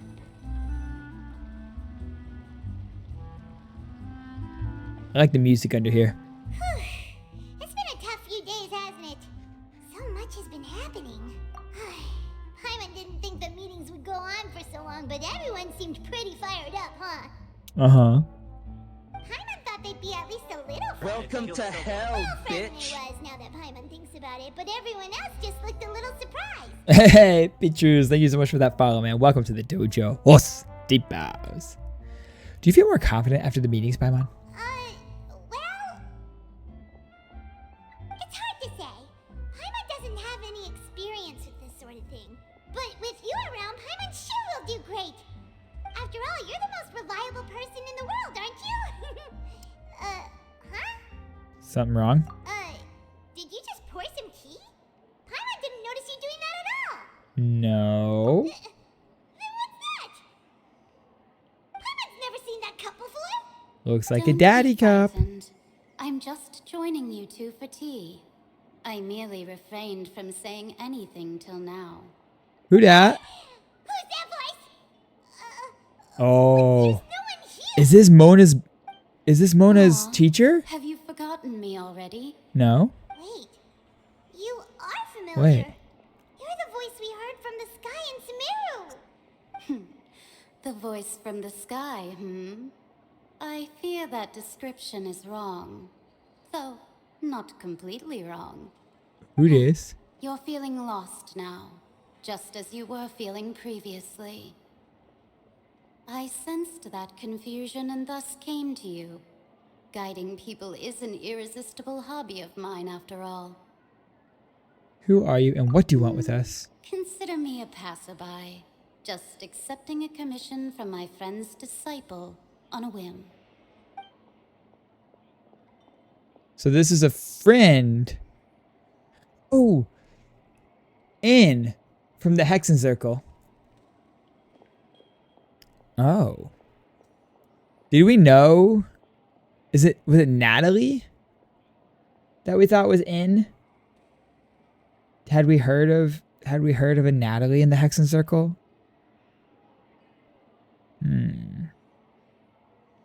The prophecy. Mage Yes, N. what has been prophesized will be fulfilled. You may view such things as the history of the future. What? Then is there any way we can stop it? I believe you have witnessed a failed attempt with your own eyes. Can everything in Teyvat so easily be changed? Yeah, I thought she was also mentioned in the trailer, but yeah, I can't remember if her name was Natalie or... I know that we heard a name. And I think also was she mentioned in the the short that we had a while ago about the Hexen Circle when we got like the big Hexen Circle lower drop during the event where we went up to like the Hexen Circle tea party and everything. And we learned all about Alice and the other mages within the Hexen Circle. I witnessed a failed attempt with her own eyes. So you Nicole, that's it. Thank you, Nicole. Justice prophecies are usually only the future as seen from the perspectives of the gods. Could things be happening in hidden corners where the gods' gaze does not fall? We Are did the hear about things Nicole. that you shall see different from the fate that the gods perceive? The things that I shall see different from the fate the gods perceive. What is she talking about? It all sounds really impressive and important and stuff, but it also sounds kind of scary. The tea in the teacup is just about gone as well. Is she like here, just invisible? I believe that you understand, right? Some things are insignificant, but others you must reach out to change. Ultimately, fate shall serve as your only guide, no matter what will happen in Teyvat's future. All you need to do is to play your part. Play our part. This was good tea, by the way. Thank you for your hospitality. Well, that'll be all for today. The voice. It's gone. What? Is this the clue you're leaving for us? There's something in the teacup. The unexpected news leads to complicated feelings. You lie in bed for a long time and you wake up, someone seems to be outside. What? I want to hear someone talking. Alright, coming. You are getting easier to wake up and things, Paimon. You who's getting lazy, okay? That's possible. Well, I see I've walked in on some lively banter. Hi, Mona. How have you been these past few days, Mona? Fine. I went to take part in that Steambird panel. It turned out to be more interesting than I expected. We love Mona chat. Not all Fontainians are pessimistic about this. One journalist mentioned that sitting around and waiting for the end to come would be wrong, and that they should make their own rescue preparations. I agreed, so we had a brief chat with her. Was it Charlotte? Did she have pink hair by any chance? Why, yes, it was Charlotte. You remember her, right? That daredevil journalist? Daredevil journalist. I'm in full support of her view. Prophecies are very important, but how can people allow their lives to be commandeered by just a few words? That's right! Paimon's glad to hear something sensible for once. Yes. About what we had discussed before. I did try, but I'm afraid I couldn't reach the old hag. I'll try again tonight, but I wouldn't get your hopes up. Yeah, someone already came over and chatted with us. Huh?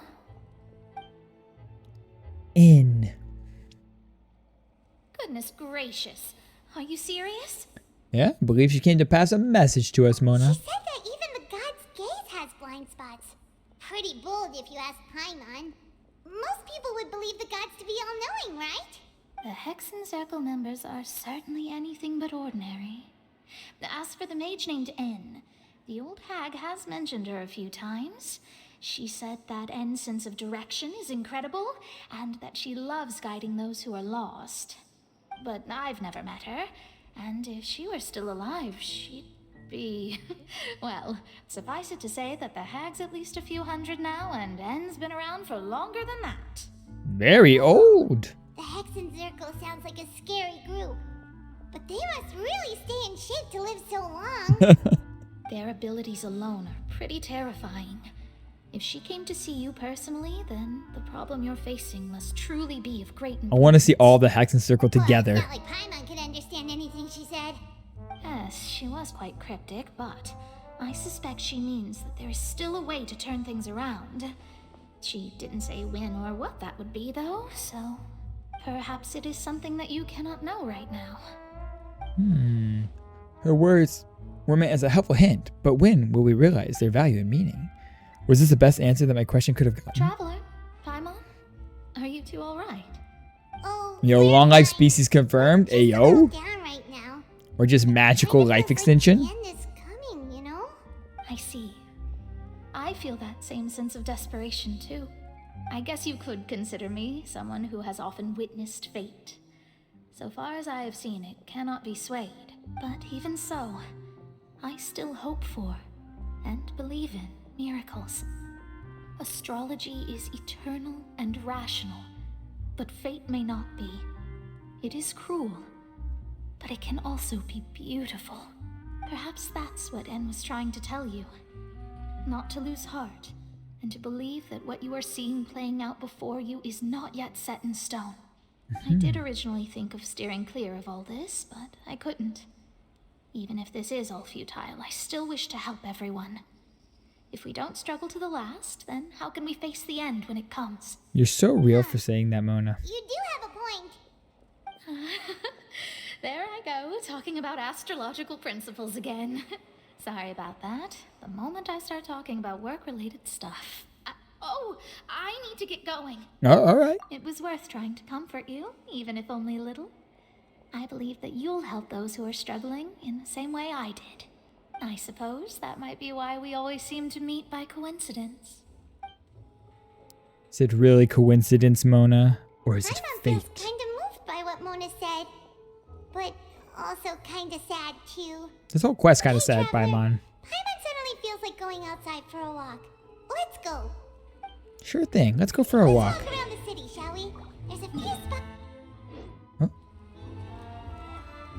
Sorry, Paimon. Didn't mean to cut you off there. Huh? Our names are written in this newspaper. Oh? What's going on? It's because we're famous. Let Paimon see. The underwater stronghold, the Fortress of Mmorpg, has continued in its noble autonomy, but that does not mean that others cannot interact with it. My recent attempts to enter the fortress bore little fruit. Thus, did an Outlander friend become the focus of this report? A blonde adventurer with their white fairy, legends trailing Their in white wake. fairy. It is said that this mysterious traveler once visited the underwater fortress. So while the fortress's interior remains a mystery behind closed doors, do not fear, for the tales of the traveler contain surprises in spades. Journalist Charlotte's biggest scoop yet, the Traveler's Trail, World Walker. Oh? Charlotte took so many awesome photos of us and we never even noticed her. Charlotte using the Traveler for free content. At the Ugh. fortress, so since we're easier to find, she's using us as the subject matter instead? Sure seems to be the case. Seriously? Well, fine. Those headlines and photos do look cool, so Paimon will forgive her this time. And they do look cool. Continue moving forward. Oh, the hotel. Hotel de Bois. Paimon's hungry. Should we go in and get something to eat? Yeah, we should. I actually need to get the new recipes for 4.2 from inside the hotel anyway. I think they're in the hotel. Maybe they're at the cafe. There's new recipes that I haven't picked up in 4.2 yet, and they're somewhere.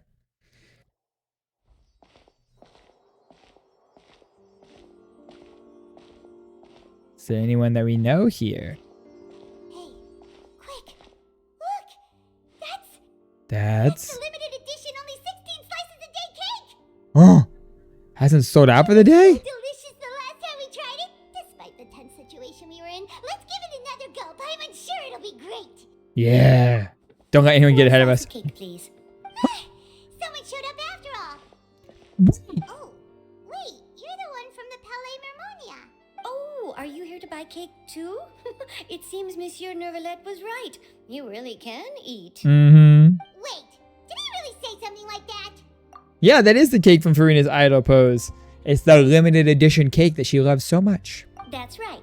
Even he has his own preferences when it comes to food. As for me, I love the cake and coffee here. Do you come here often? Usually every day. Every day? Every day you get It's cake? part of my daily schedule, apart from work. I shall have my cake and coffee. I shall have my cake and coffee. Then what if someone told you one day that this place would be closing soon, and you wouldn't get to eat cake here anymore? What would you think? But why would it close? Yeah, that's sad. Well, Paimon doesn't know either, but maybe the waters will rise tomorrow. You know, like in the prophecy. Paimon, why are you being a downer? The prophecy. To be honest, I haven't paid much attention to that. No, still, even if there'd be no more cake tomorrow, that wouldn't keep me from having some today. Do melusine dissolve in the primordial sea? General, you might not be able to eat tomorrow, but if you can do so today, then you should carry on. That's what people call living, you know. They are Fontainians, but they're born from Elenos. Don't be sad. Not from Excuse me, could I have two the more Hydro slices Archon? of cake to go? These 2 slices are for you. Sijuin said that this kind of expression you're making is what humans call being sad. Being sad. Oh, you know Sijuin? I sure do. She was born before me, and she sometimes comes to the surface to teach us things about humans. She said that humans are creatures that are saddened easily. Yes, and you can only lift their spirits by feeding them delicious food. So please try the cakes here. I've got something else They're to do, saddened so I'll be going now. easily. You two try to stay in a good mood after eating, all right? Bye. She's so cute. Try to stay in a good mood after eating. Bye. I love it. There she goes. All right, let's dig in. I'm unsure this cake will be delicious. They are very direct, yes. It's more delicious than last time, and the flavor gets even better with a sip of tea. It sure would be nice if we could come again tomorrow. Paimon, stop talking about doing the same thing over and over again. I have flashbacks from the Sumeru Archon Quest, okay? Sure would be nice if we could always eat delicious food here. I don't want to be in another time loop. Oh, we're near the Seabird office. Let's go look for Charlotte and have a chat. Yeah, let's go chat with Charlotte about running her story.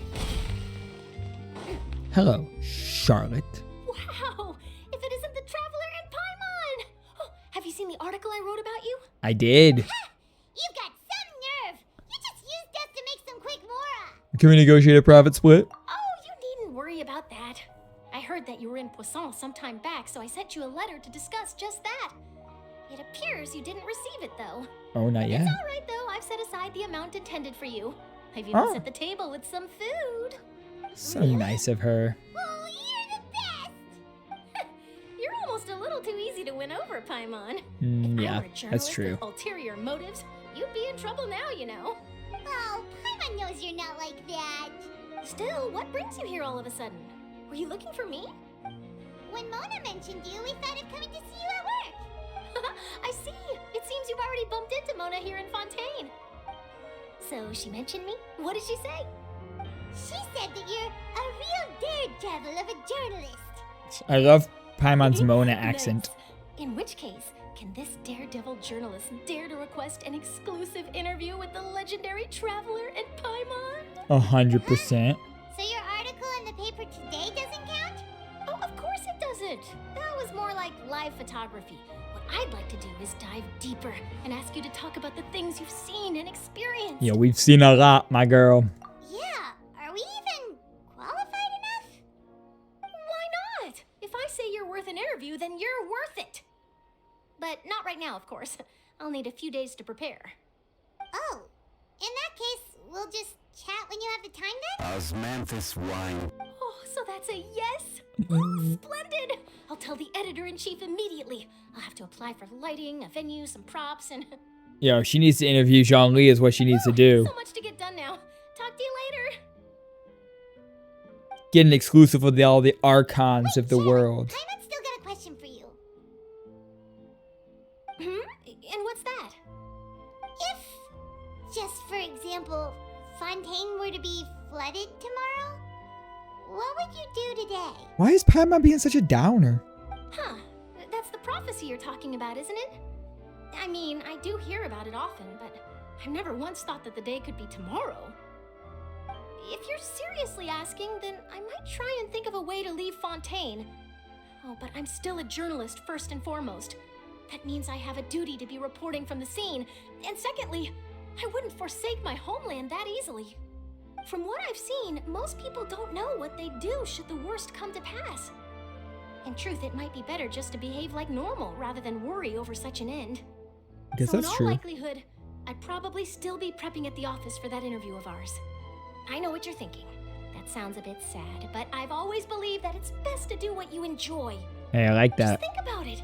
I like that, If Charlotte. this nation really were to be suddenly destroyed tomorrow, but I still successfully finish an exclusive interview with a truly unique person, the story I would wind up writing would truly be timeless. And then do you know what I'd do? Well, I'd write that story, send it for printing, and use messenger pigeons to get copies out to the various nations as soon as possible. I'm not a dreamer, nor am I a workaholic, but I do love my job, and I'd be proud of leaving such an article behind. I guess you could say that I was born to be a journalist. I think that's true. She was born to be a That's my journalist. answer. And on that note, I'll get back to my preparations. Exactly. If you keep thinking of the future, you'll never enjoy the present. Just worry about today, Paimon. All of a sudden, Paimon actually kinda envies her. Anyway, let's go and take a look at the sea, shall we? All right. Let's go see if the water levels are rising. The sea breeze and scenery can be a pretty soothing combo, huh? Oh. Paimon's been thinking. Yes. What have you been thinking about, my dear? If it wasn't Fontaine, but all of Teyvat that would be destroyed tomorrow, where would we go and what would we do? Yo, are we about to get some information of like what's gonna happen after all the nations are released? Like, are we about to get some like pre-Teyvat traveler lore? No, Paimon should ask, if you could choose, what would you like to do? If I could choose, huh? I've been to lots of different worlds. Just like Charlotte said, suddenly trying to consider what to do is We've pointless. always been moving to the next destination, so we haven't spent much time thinking about these kinds of things. We didn't have to either, with us always being on the road and whatnot. Until that moment comes, I'll keep journeying on, You mean, still traveling? cherishing every single moment that I have to look upon this world. Wait, isn't that what we've always been doing? Yeah, just keep doing what you're doing, Paimon. Banter goes back and forth between the two of you as time slips by. As night falls, you return to your accommodations and end this busy day. The next few days are just as calm. Charlotte comes to find you and conducts an interview in the Spina de Rusula safe house at the Fleuve Cendre. Navia, having finished her business in Poisson, even drops by to take a photo with the two of you. All goes well. So we don't get to see this interview, we just hear about it. Feels like you'll grow mold if you stay here long enough. Ew. But it's still better than the Fortress of mmorpg, that's for sure. It's not only damp there, but salty too. Ah, so the two of you are still here. Wonderful. Oh, wait, that's the aren't you? the auditor we saw at the beginning. Yes, I'm Isadora. Monsieur Neuvillette sent me to look for you two before. I heard that afterward you went to the Fortress of mmorpg. So are you under the impression that we might be wanted criminals? Not at all. I'm well aware that you're friends of his. Actually, I'm here to pass along a message from him. Let's hear it. Yes, inside the Opera House. The Maréchaussée Phantom has declared the incident a small-scale riot. A riot? What? Well, that said, I don't personally think it was that serious. Lady Furina was watching a performance at the Opera House, and while she was resting during an intermission, some other audience members suddenly started harassing her, loudly accusing her of doing nothing about the prophecy crisis. And before she could respond, others started to join in. The crowd continued to grow, and protests against the Hydro Archon started to break out. We don't love Furina anymore. Started to put the blame on Furina. Guess they finally found an outlet for the pressure they've been under due to the prophecy. I agree. It's catching up to you, People Furina. naturally rely on gods, as is customary. But the moment people feel threatened, gods are also the first to be blamed. Truth. So what happened after that? Is Furina okay? Seeing that the situation was spiraling out of control and that further argument was pointless, she claimed that she'd gotten tired of this and left in a hurry. Listen, not a good look for you, Furina. Full maintaining order and did not catch where Lady Furina had gone. Only when things had stabilized did we realize that she had gone missing. So, you mean she's still missing? That's right. The Maréchaussée has dispatched many people to search for her. but we don't have any leads yet. That said, I don't think there's much to worry about. She is a god after all. Even if she were to fall into the hands of rioters, what could ordinary people do to her? I understand the Good. situation. Monsieur Neuvillette sent me to tell you about the situation, but he didn't say anything else. Don't worry, this is more than enough to go on. Thanks for keeping us informed. Ah, is that so? Well, alright then. In that case, you two take care. I'll be heading back to the palais now. Alright, Isadora. What's that smug look from Paimon? You sure got on quickly. If we know Furina, she won't try to fix things in this situation. Instead, she'll look for a place to wait out the heat. And as we also know, she may be loud and dramatic, but she doesn't have a heart of stone. When Neuvillette was talking to her in the Palais Mermonia, and she heard about Poisson, she couldn't hide her sadness and remorse. That's true. It would be hard for her to ignore being accused by the public today. Paimon thinks Furina's probably taken the opportunity to slip away to Poisson and try to relieve the sense of guilt that she's feeling. Very insightful, Paimon. Well, what do you think? Paimon knows the answer, of course, but Paimon can do the analysis to back it up, too. Cool, huh? I mean, yeah. Paimon's getting to be a pretty good detective. I'll give it to her. There's not a moment to lose. I'll give it to her. I'm impressed, Paimon. Are we going to go confront Furina now? This place looks deserted. Guess all the survivors must have evacuated already. All that's left here are signs of devastation. Could Furina really be here? Let's try to find her as soon Yeah, as possible. don't put the glasses and mustache on again, Paimon, please. Hey, yo, look, a chest. Oh, come on. The cutscene opened right before I could open the chest. Lame. Hey, Furina. That's Furina, right over there. She really is here all on her own. Stay quiet for now. Should I just give up? This is all meaningless. Is she about to jump into the primordial water? Did happen after all. Everyone's dead. I'm sorry. I'm so sorry. Oh? Furina crying. Give up, Furina. There's no point in holding out. Oh, jump into the water. I'm sorry. But what can I even do other than to repeat meaningless apologies over and over? Furina. Who's that? Don't worry, Furina. It's just us.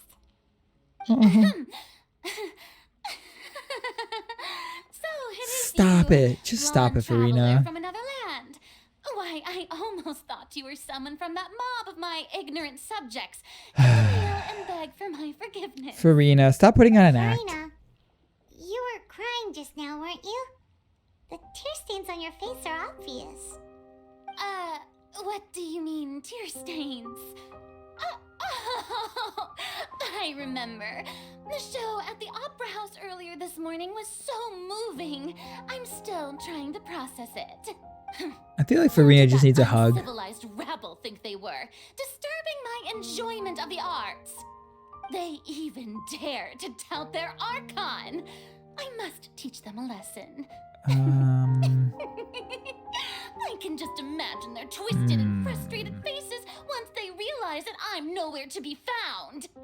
Oh, and I'm sure Neuvillette and those people from the Maréchal de Phantom are freaking out right next to them too. Oh, Furina. What's going on? Of course not. Hey, there she Furina. is. The Hydro Archon's over there. Quick, after her. Oh my god. Get out of here. Furina, those people seem to be after you. They are? They're just some rabid fans who want to cut the line because they haven't been able to meet me in person, aren't they? That's against the rules. I can't let them get their way. Furina just ran off. Quick, we have to catch up with her. Yes, we do have to catch up with her. But first I have to get the chest that I just got blocked from. Oh, maybe not.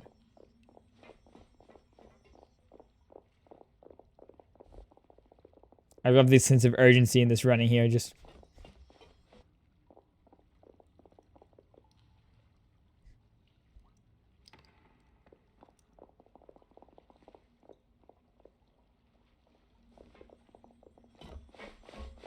this is an awkwardly silent running scene. Hey, Furina! There's a good hiding spot over here. Quick, come to Paimon before the rest of them catch up to you. What is this place? The NPC run is so good. Fine. I suppose haste is warranted. As if they didn't see Paimon's big ass head for real though.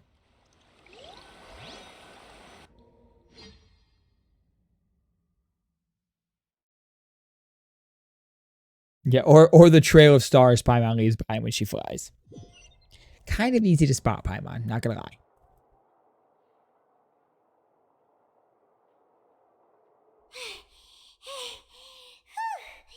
Paimon's exhausted. You're flying, you're not running. I'm so tired. I totally thought they had caught me. Mm-hmm. No, I merely gave in to the sheer enthusiasm they displayed. Yeah, lower your voice. You were right. Yep, that's a good girl. Ooh. Uh-oh. Is that another... What's happening? The ground's shaking. Is it an earthquake? Another disaster just struck. Yeah. A quake Oh of this no. kind preceded the flooding in Poisson, didn't it? It can't be. It's happening again. Well, there's no need to worry too much about that. Neuvillette's made some emergency plans, so the evacuation should go a lot smoother this time. Yeah, I hope you're right. But the people of Poisson, they've already... Furina finally reached her limit. Now that she's talking about her actual feelings, she's starting to look far less stiff. You begin to talk amongst yourselves as Furina slowly calms down. It's true. I've been investigating the prophecy for hundreds of years. Hundreds of years? I once had informants all over Teyvat, searching for clues and feeding information back to me. I've tried all kinds of ways, too, to hold back the sea. Anything to keep the coastline from advancing. But all my efforts proved to be futile in the end. Really, the truth has been clear to me for a very long time. We cannot make an enemy of the divine. No matter what we do, the will of the heavenly principles will have its way, and the prophecy shall be fulfilled. Yeah, she sounds so different. This is like the real Furina. This is like her real emotions, not the facade that she puts on for the public. Give up. I do love the sound of that phrase. It would mean finally coming to terms with fate, but also for me to finally be free. It would also mean that all hope would disappear. Indeed. I've thought about giving up so many times, especially after we almost lost Poisson. Fate is really unreasonable, isn't it? It has no heart and obeys no rules. The prophecy has only just started to come true, and so many people have already lost their lives. But just now, it all became clear to me. I still don't have the right to come to terms with fate on behalf of everyone else. As long as the final moment hasn't come, it's still not too late. Don't worry. I will keep hope alive for everyone until the very end. Oh, Furina, never give up. That's enough for now. I got the impulse to play the stricken maiden. Oh, Furina. But honestly, considering my rank and station, that wasn't a good fit at all. Don't take any of what I just said seriously. How could I possibly let Fontaine fall to the whims of trivial prophecy? Come on! I could have sworn you were actually being honest just now. We're running out of time. We can't just go back to square one like this. I have to get more information out of her. You should not have to shoulder this burden alone. Although I don't know what you might be keeping from everyone, your people are more than willing to share your burden with you. My burden. That's impossible. It was fated right from the start that this would be my duty alone. Even if your burden doesn't need to be shared, you can still choose to confide in someone. Just share it with me. I'm what you call a witness. A witness? Yes. I've heard that you came to Teyvat from beyond the stars, yes. I did indeed. In other words, you never belonged here. Mm-hmm. And if Teyvat is, in its entirety, a show on a stage, then you're just a spectator, aren't you? I am indeed just a spectator. If that's the case... No time left. Please, Furina, just spit it out. Cutscene time?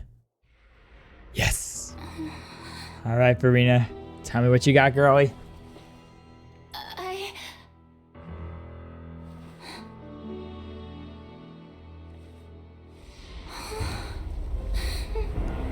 Oh.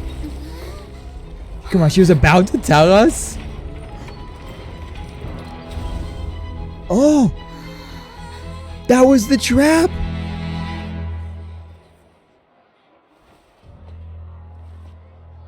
What? That was the trap. That was so good. Ladies and gentlemen, this concludes my opening performance. Renee! Now, without further ado, we may proceed to the trial of our god. Oh, man. So, this is what it is. Yes, you deserve praise for the effort you took to raise the dramatic stakes. Do not forget, however, that I am Focalor, the god of justice. The embodiment of justice itself. Does it not strike you as even the least bit absurd to bring the very concept of justice to trial? May I interpret these words as your refusal to stand trial? Yeah, Poisson and the courtroom are pretty far apart. It's like across the ocean. In that case, you will have the opportunity to defend your honor through a duel. Ooh, Claren's like, all right, we got to scrap. You would draw your blade against a god? Bro.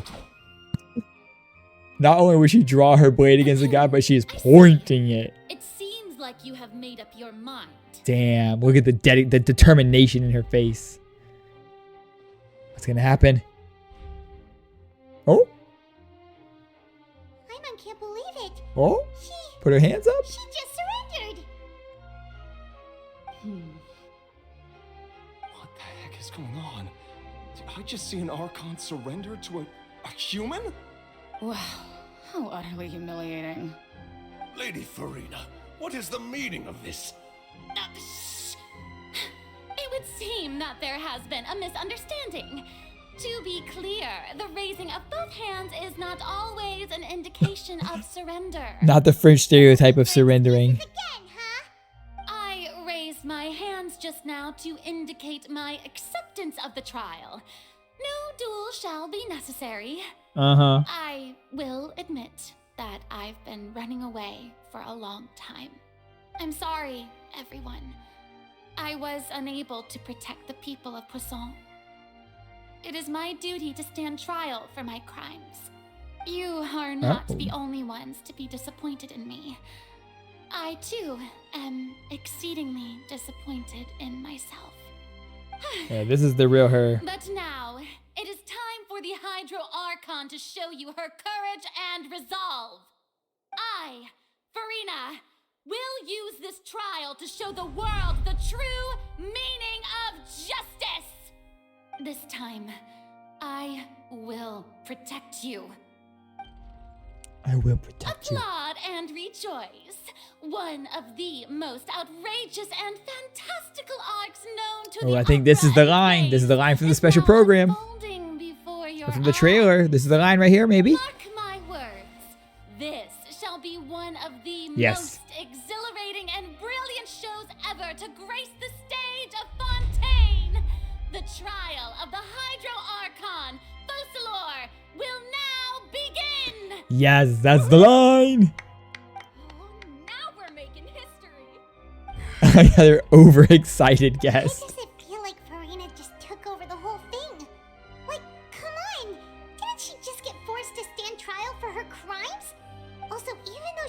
acting super dramatic, she is taking this seriously this time, right? All right, then. Who will be my opponent in this trial? Oh, I hope it's Neuvillette. The court asks the prosecutor to please take the stand. Oh, it's me.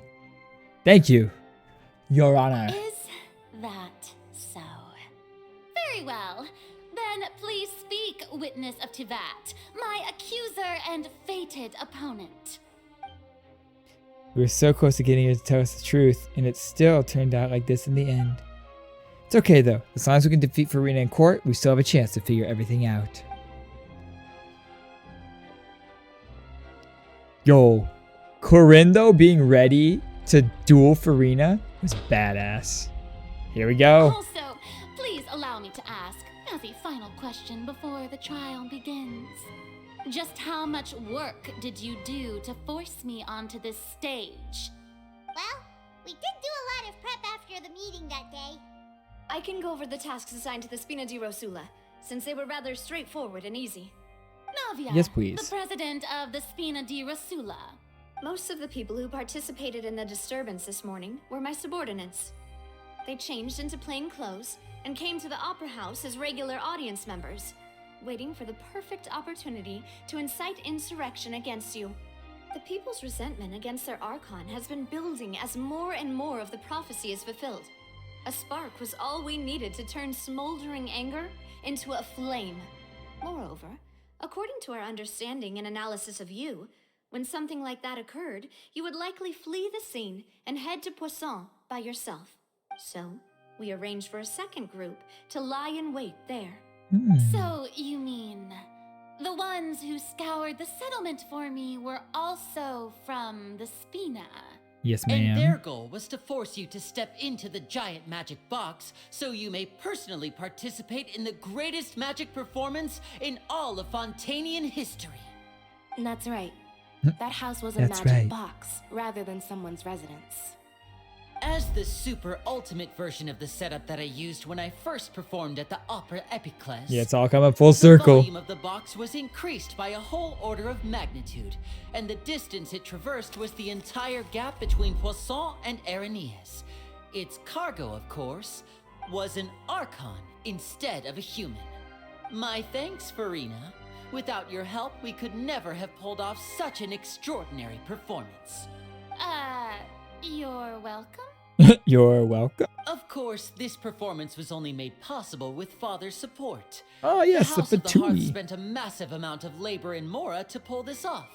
We had to select a location, construct the giant magic box, dig a tunnel, and open up a path through the water. It was a It tunnel? was a lot of work for all of us. Oh, so they actually just So, went in under. other words, Okay. the earthquake that we felt within the giant magic box was just a normal tremor from the transportation of the whole house? Dang. Right. It wasn't a sign of another disaster to come. We deceived you back there, Furina. I do apologize. Then, I can guess Neuvillette and Cloran's parts. You gathered a crowd, prepared a stage, and made sure that the champion duelist would be immediately ready for a fight. Also that as soon as I appeared on the stage, the trial may commence without a hitch. Am I right? Yes. Yes, that is correct. Well, Clorand, I must commend you for your courage. Only the most outstanding champion duelist in all of Fontaine would accept a duel with an Archon without flinching. Listen. Thank you. I can't wait to get to play Corinne, chat. You, traveler. Yo, Corinne Chad for Your real. goal was to keep me distracted with conversation once you found me in Poisson. You'd make sure that I didn't notice anything amiss before revealing yourself as my prosecutor once we'd arrived onto the stage. You guessed wrong. Oh? My mission was to give you one last chance. We hoped you'd share your secret with us before the magic box arrived onto the stage. Is that so? Then I suppose I must have missed my final chance.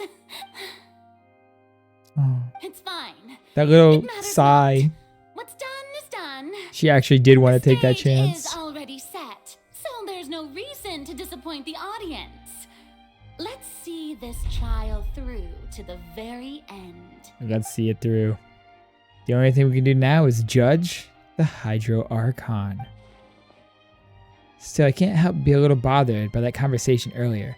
What did Furina want to say to me right before we arrived on the stage? Allow me to pass this along. Oh. This is a document that Miss Charlotte applied for and received permission to share with you during the trial. Oh? According to her, it should speed up the proceedings. Huh?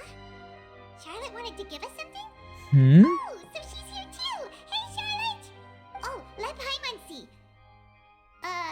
Isn't this the exclusive interview that she did with us before? So she's already finished it, huh? Wait, then that means this document is a perfect timeline of everything that's happened ever since we stepped foot in Fontaine! Oh. So in other words, we can refer to this anthology of evidence every time we want to use something from our journey as evidence for an argument! It's a super practical gift. Let's quickly confirm the information in it. Just think of it as a refresher, alright? Yo, I love that. Give us a little Archon Quest refresher in case we forgot.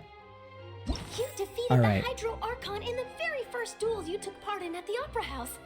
That's one for the history books, alright? So we became Linny's attorney. I didn't think that you'd wind up getting to the bottom of the case I'd been following all this time. I guess you could also see this as a happy coincidence. We did the serial disappearances case. This is the first time Monsieur Neuvillette had a difference of opinion with the oratories. Even the Hydro Archon can't figure it out. Child was convicted. A Fatui Harbinger. She's an extraordinary person.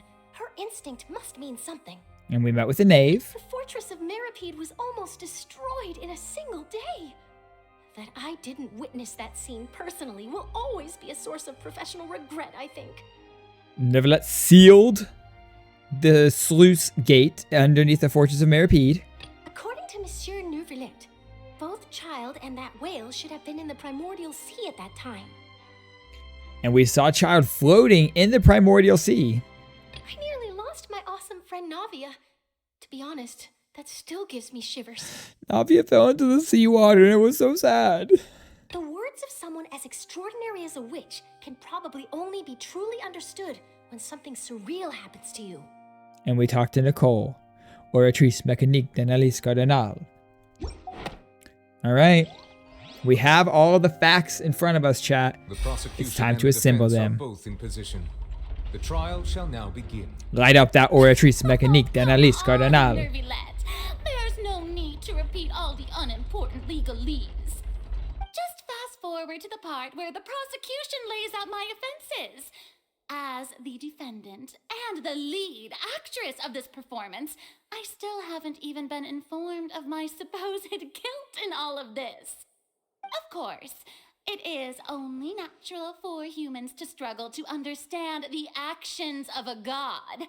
However, you will need more than that to convict me of a crime. Surely. That's true, but my charge here is unrelated to your conduct as an Archon.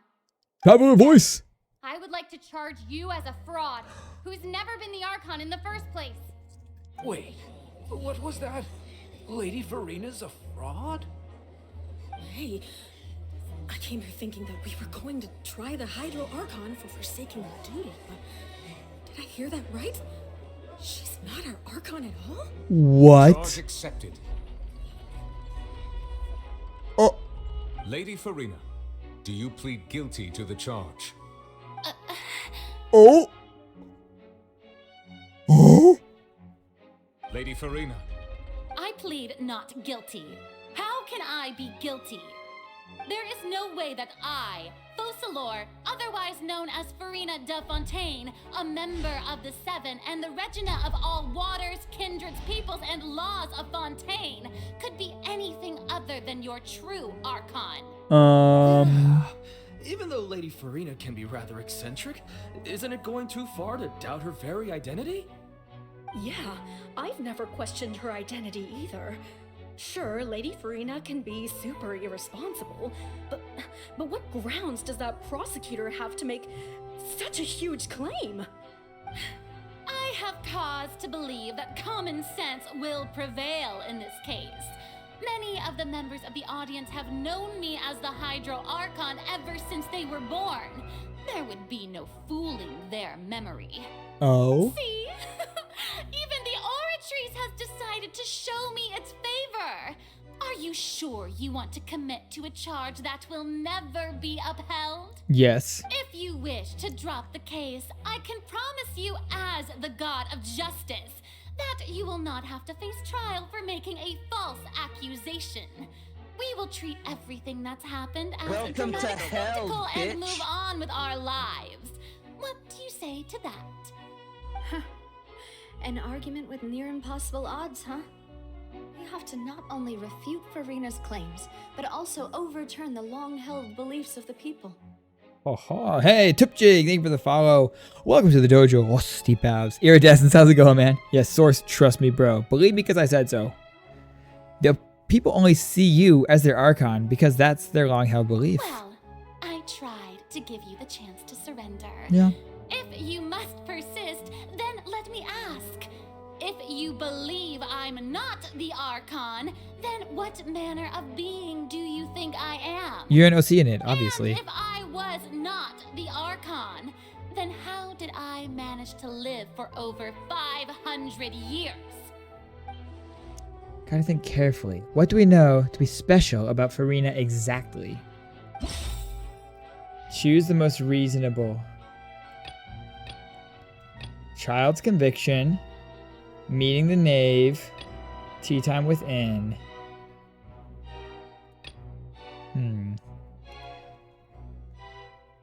It's possible that not only is Furina not really the Archon, but she is afflicted with some sort of curse. Yes.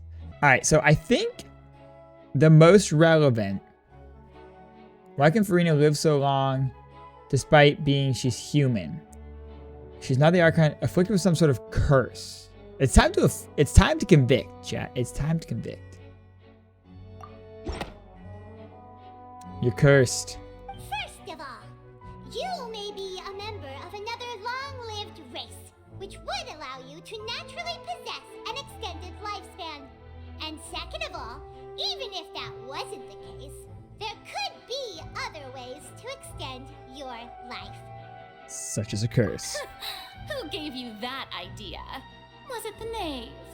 You'd sink so low as to use a harbinger's words against me. What matters is the veracity of the claim. A curse? I once thought it possible that the aura of an Archon might naturally resemble a type of curse.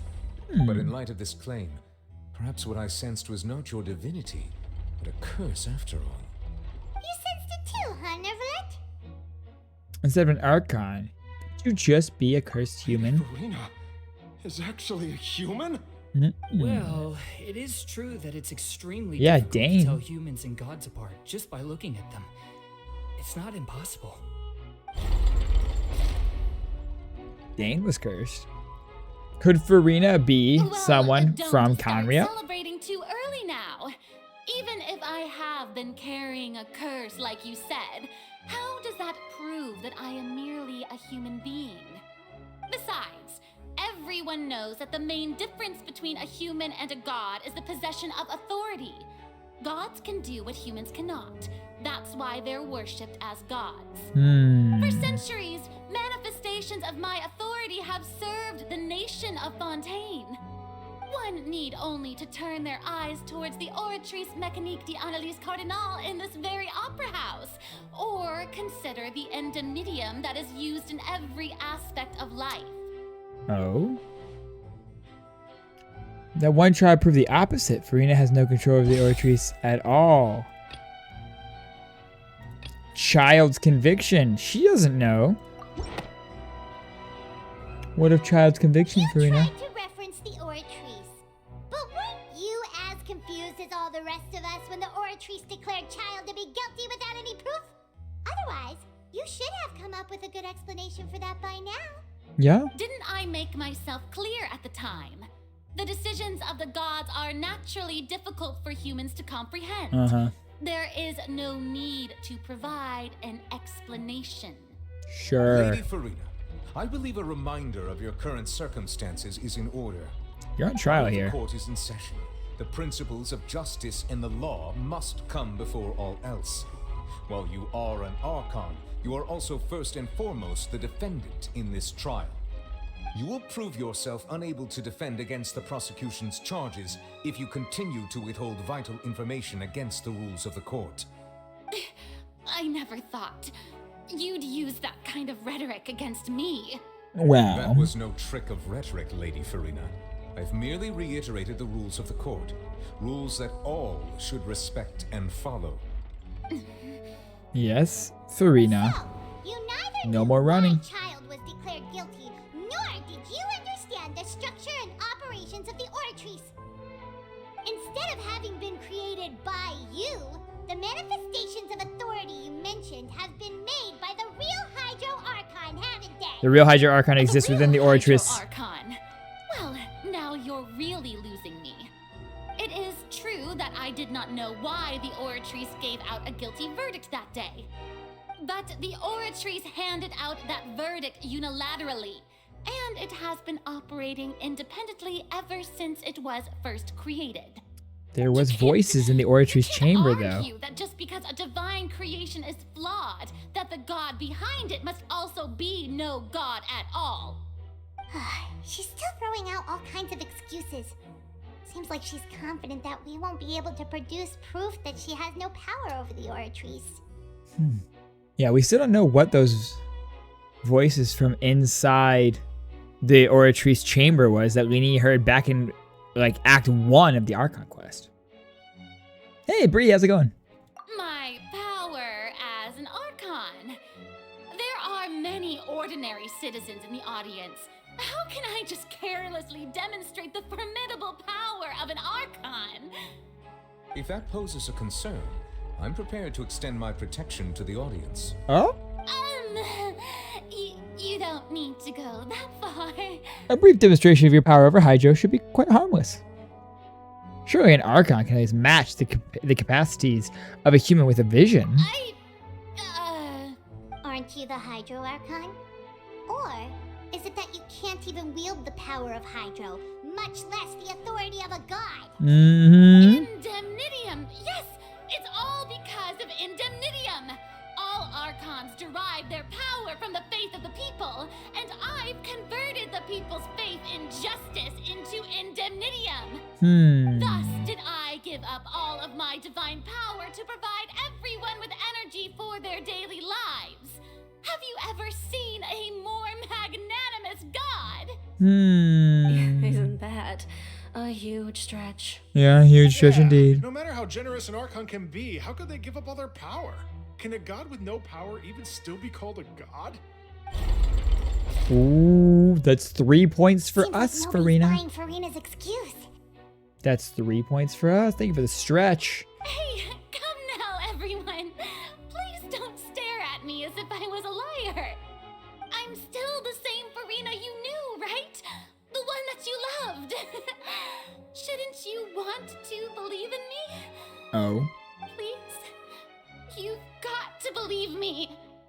If what the prosecutor said is true, she really has committed a grave offense. Oh no. Now she's getting upset.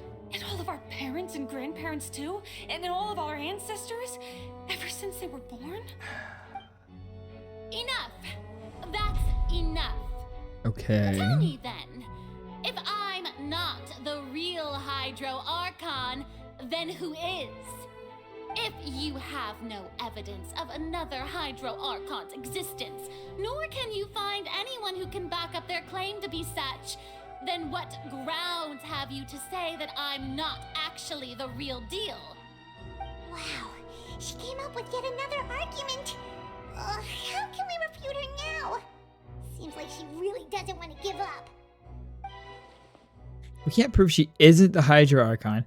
We can try to prove she's just a human. And if she's only human, maybe this one? You can be dissolved. Oh yeah, that's what I was going for with the Navia one, but I guess this is more accurate. Since you insist on claiming to be a god and not a human, then there's a method that you can use right here and That is now true. to eliminate all suspicions of you being the latter. Miss Navia, Please apply to serve as a temporary attorney for the prosecution before addressing the court. Yeah, Miss Navia. Though you act in partnership with the prosecutor, you must still adhere to proper procedure. Yeah, Navia. Super sorry, Monsieur Chief Justice. Super sorry. I swear this really will be the last time that I'll speak out of turn. Now, I've brought some seawater from Poisson. As everyone knows, a massive flood struck the area not long ago, taking many lives. Mm-hmm. Including those of some of my closest friends. So, Miss Furina, would you dare to touch some of the seawater? We are to believe that you are indeed the real Hydro Archon. Touching the seawater would have no effect on you. All it should do is strengthen your case. But if you don't dare to touch it, then we would have basically proved the reverse. Oh, and I must remind you that after the disaster at Poisson, nobody wants to see any more people dissolve. I do hope you'll act prudently and choose the simpler path of admitting guilt. Navia from the Spina di Rasula. The Spina has governed Poisson for many years. I guess her suggestion is valid. It's very valid. Agreeing audience member. If Lady Furina is indeed just a Wandering human, audience she's member. probably Fontainian like all the rest of us. Would she really dare to try?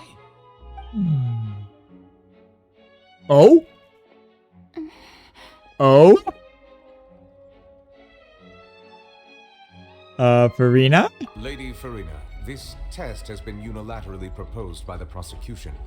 As it falls outside the realm of standard court proceedings, you possess the right to decline participation. Well, of course he had to tell her that. But refusing to participate is basically the same as a confession of guilt. She's just staring at the water without saying a single word. It really does seem like she's quite terrified of it. That could only mean... What's going on? Is she really planning to... That's not what we thought she would... Oh? Due to the inherent risk of the test, Lady Furina, you may... Oh! Oh! Hey! She...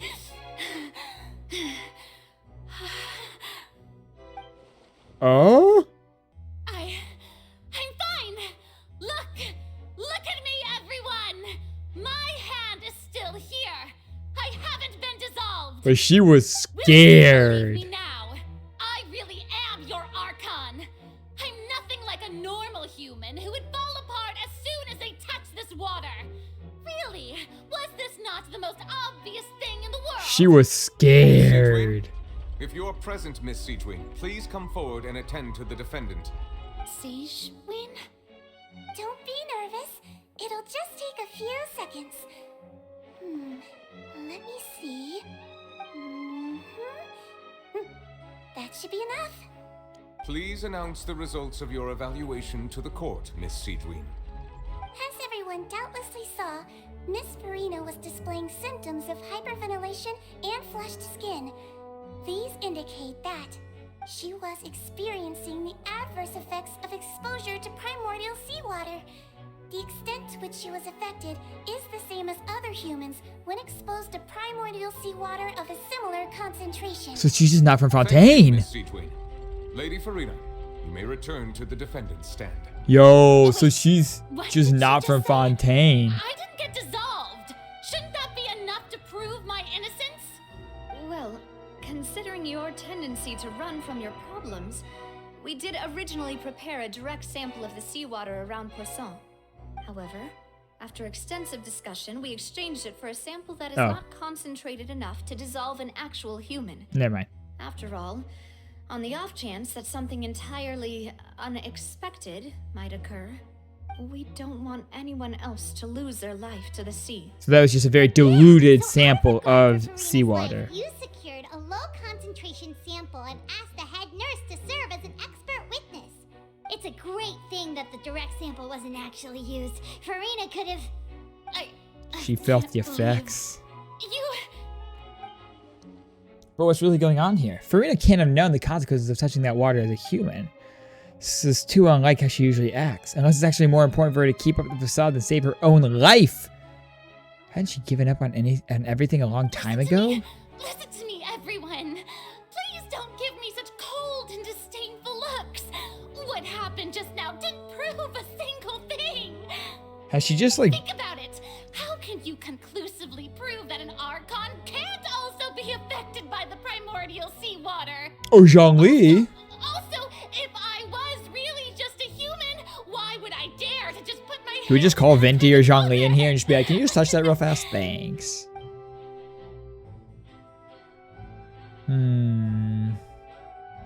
What if she lost? Everyone, just listen to me.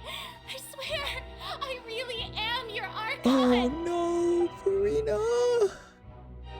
What if she just lost her Nosy a long time ago? What if she's just been without a Gnosis for like millennia or centuries, I guess? I don't think anything she says at this point will sway anyone. The odds are just too stacked against her now. And that's why she just doesn't have a Gnosis. Paimon doesn't think there's any way left for Furina to win. She does, looks just I believe defeated. the time for arguments and presentation of evidence has come to an end. If there are no objections, we will move on to the final judgment. So wait, what if the Oratrice still says she's not guilty because the Oratrice knows that she is the Archon? I don't think anything she says at this point will sway anyone. Like, even if we say she's not the Archon, what if she really is the Archon and the Oratrice knows that? And so the Oratrice delivers a not guilty verdict. Oh, Furina. Oh. In my capacity as Chief Justice, I shall now render judgment on Furina's misrepresentation of herself as the Archon of Fontaine. As a human who knowingly deceived her fellow citizens, Furina is guilty.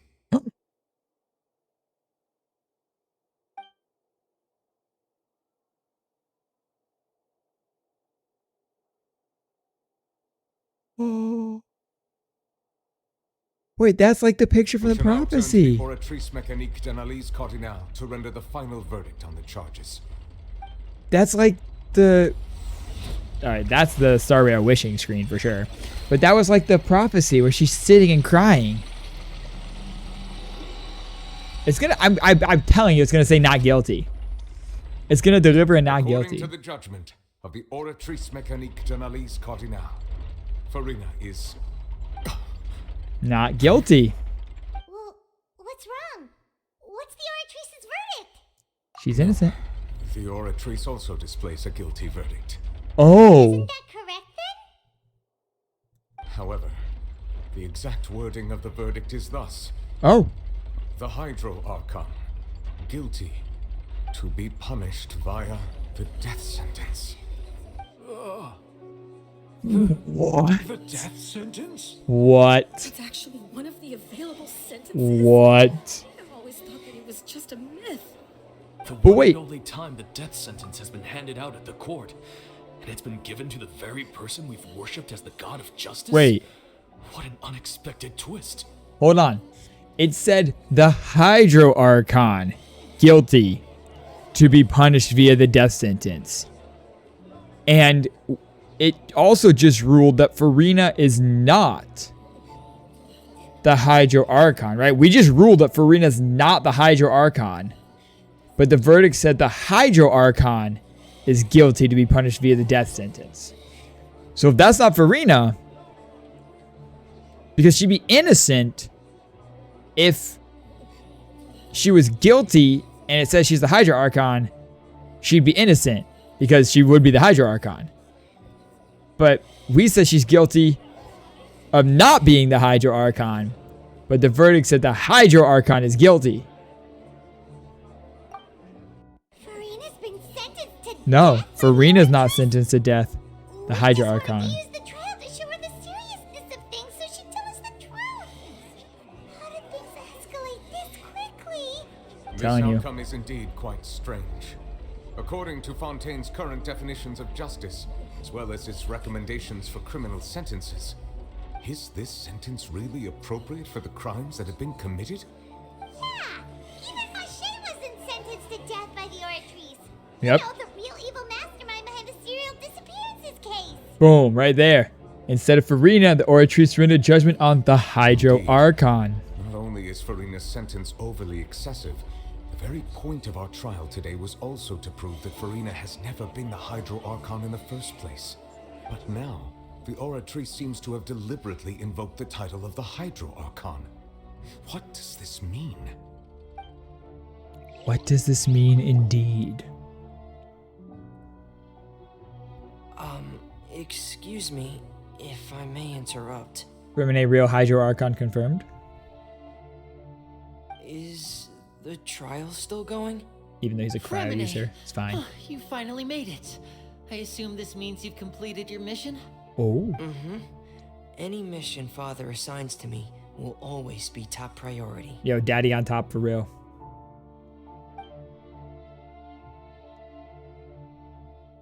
Is that the first prophecy slate? Oh.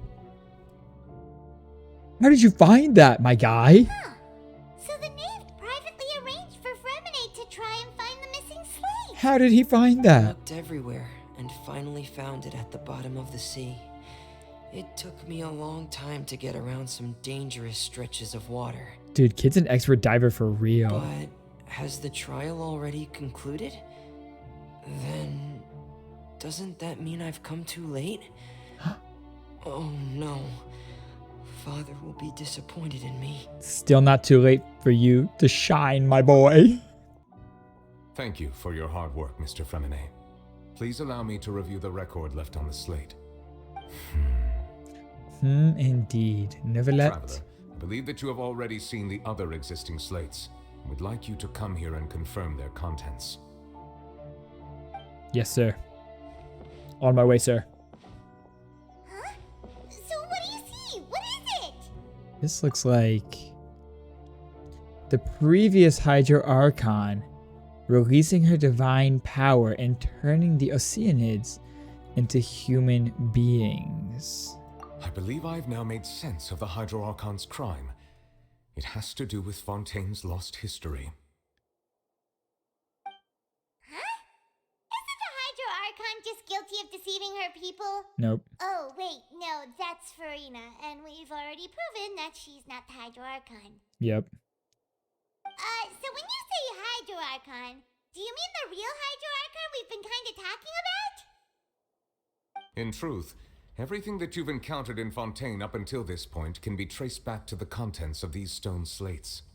However, I'm uncertain as to how much sense they currently make to you. Listen. Bottleland was the start of all of this.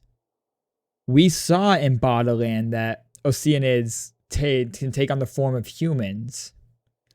And then in the event with the Spirit of the Spring, we saw that Oceanids can take on the form of humans.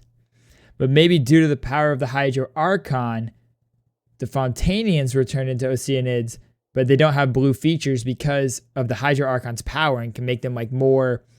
Like the Hydro Archon's power can make their human form sustainable. But when they die, their human form is lost and they go back into Oceanid form when they go into the primordial waters. An association between the contents of the slates and the events in real life. Let's try to recall the contents of the other 3 stone That's what I'm slates. thinking on right now, We'll chat. do our best to help you remember. All right, let's see. We got this. Let's do a little bit of association. Select to check the descriptions of the stone slates to extract key information from them. You can find scenarios related to the stone slate's contents in the incidents record in the interview notebook. Can verify said content. As the verification process continues, the fountain water level in the menu interface will rise. When you have finished verifying all the stone slates, the truth behind the prophecy shall be revealed. All right, here we go. Let's discover some truth. What you just said. It seems to show the previous Hydro Archon using her divine power, and then the Oceanids turn into humans.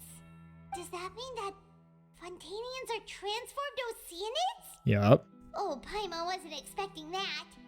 But if Oceanids can turn into humans, then perhaps this process can be reversed as well. Fontaine is the nation of just us. Yes, not justice, just us. The second stone slate shows Celestia floating in the sky. Yeah, and Celestia. the Hydro Archon and her people worshipping it together. But the heavens still brought judgment down upon them. This must must be the point when the Hydro Archon and the Fontainians were branded with their original sin. Yes. Does this mean that the original sin and the Hydro Archon sin are the same thing? Maybe. The third slate shows the Hydro Archon sinking into the sea surrounded by many people. That reminds Paimon, didn't we also watch that happen to someone else? Yes? Well, the fourth slate is the prophecy the Fontainians have been talking about. People dissolving into the sea, the Hydro Archon crying on her throne, and so on. But that was, no, we just saw her We crying. didn't believe that such a crazy disaster could happen at first, did we? But after that incident, it was just a question of when and not if. Alright, here we go. So, the stone slates in the ruins showing the prophecy describe a history of the future. The first piece was originally missing but found by Furina. It seems to show the former Hydro Archon using divine power to turn Oceanids into people. Alright, so that one, we saw Oceanids as people there. Child's conviction, Navia falling into the seawater. No? Isn't that? Okay. Maybe it's the Vache one. Okay. We know from the case of the serial disappearances of young women that Fontainians can be dissolved in primordial seawater. And the first stone slate tells us that long ago, the Hydro Archon used her power to turn Oceanids into humans. This might be the reason that Fontainians can dissolve.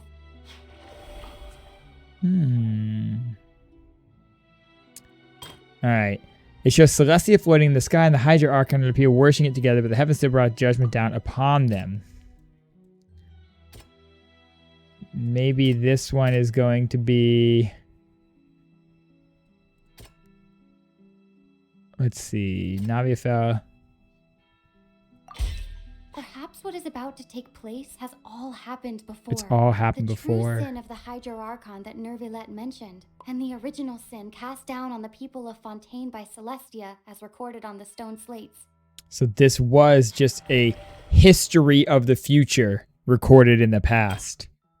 Hydro Archon sinking to the sea surrounded by many people. Navia. It's not as simple as falling into the sea. When Navia fell into the sea, her consciousness was subjected to judgment. Oh, crap. I accidentally skipped that. Dang it. Alright, but we still know that was right. Alright, shows the scene is basically identical to that described in the prophecy circulating to Fontaine. Fontaines will eventually be dissolved into the sea, and the Hydro Archon will sit alone on his throne and weep. And I think that one is this one, maybe? Maybe Neuvillette's? Okay. A prophecy from the stone slates found its way into society, but not many people believed it at first. The fortress of Meropede was nearly flooded with primordial seawater, which we know can cause Fontainians to dissolve. It seems increasingly likely that the prophecy may come true. If we hadn't dealt with it in time, things could have gone very badly. And there it is.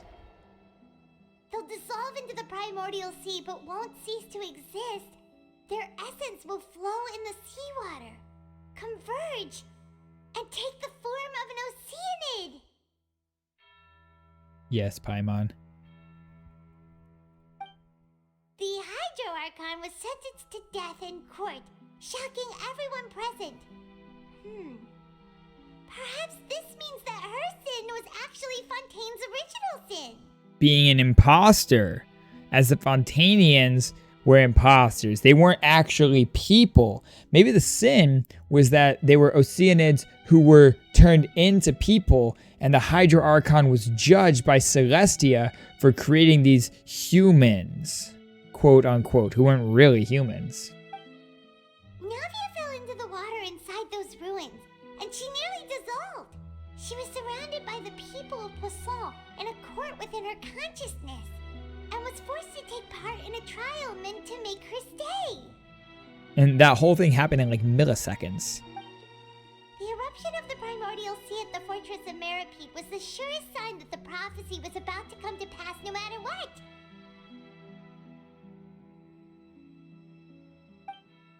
The prophecy's contents can all be verified by recent events. If we combine what we know together, loads of truths should come to light. Yeah, I think like all of their like maybe they themselves are not one Oceanid each, but maybe like they all like multiple consciousnesses combined into one Oceanid, kind of like we saw in the Vache where there was like one Oceanid, but it was like 20 different girls. Verification complete.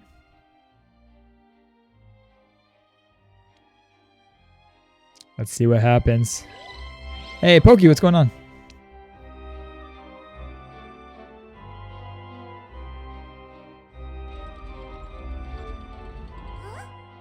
Oh, Paimon gets it now. So that's how you can make sense of it.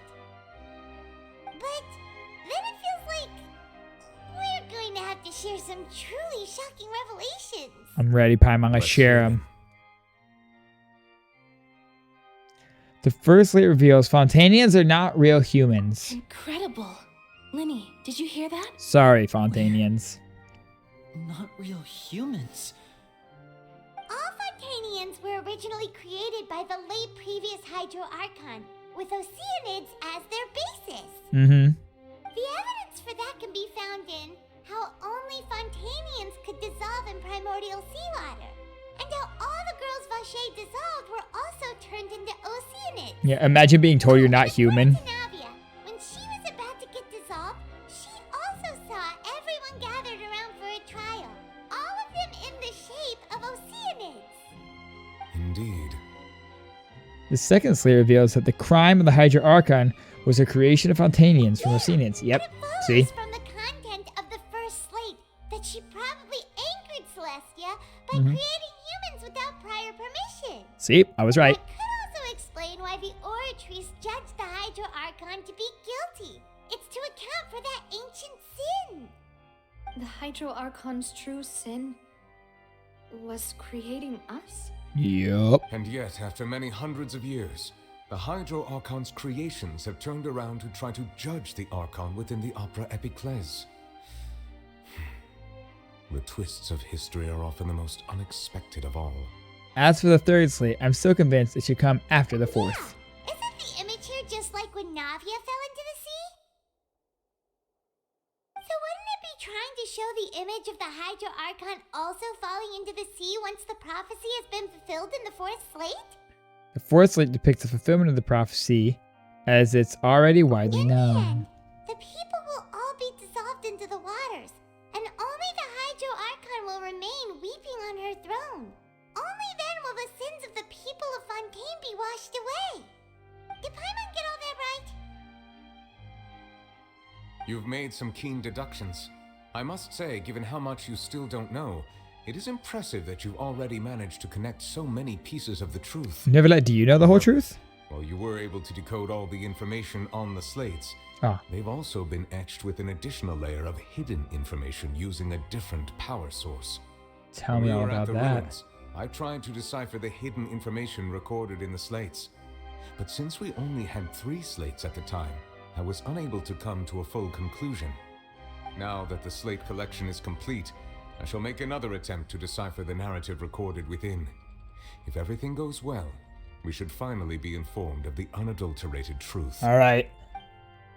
I'm drinking Fontainians. Oh. I hope it's Clorindo, you know?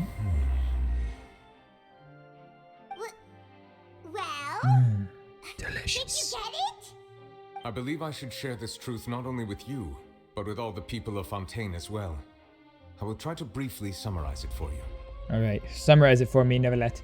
In a cutscene, preferably. Your hypotheses regarding the origin of Fontainians and the sin of the Hydro Archon were both correct. Yeah. In the Fontaine of old, the previous Hydro Archon sensed the yearning of her Oceanid familiars for life on land.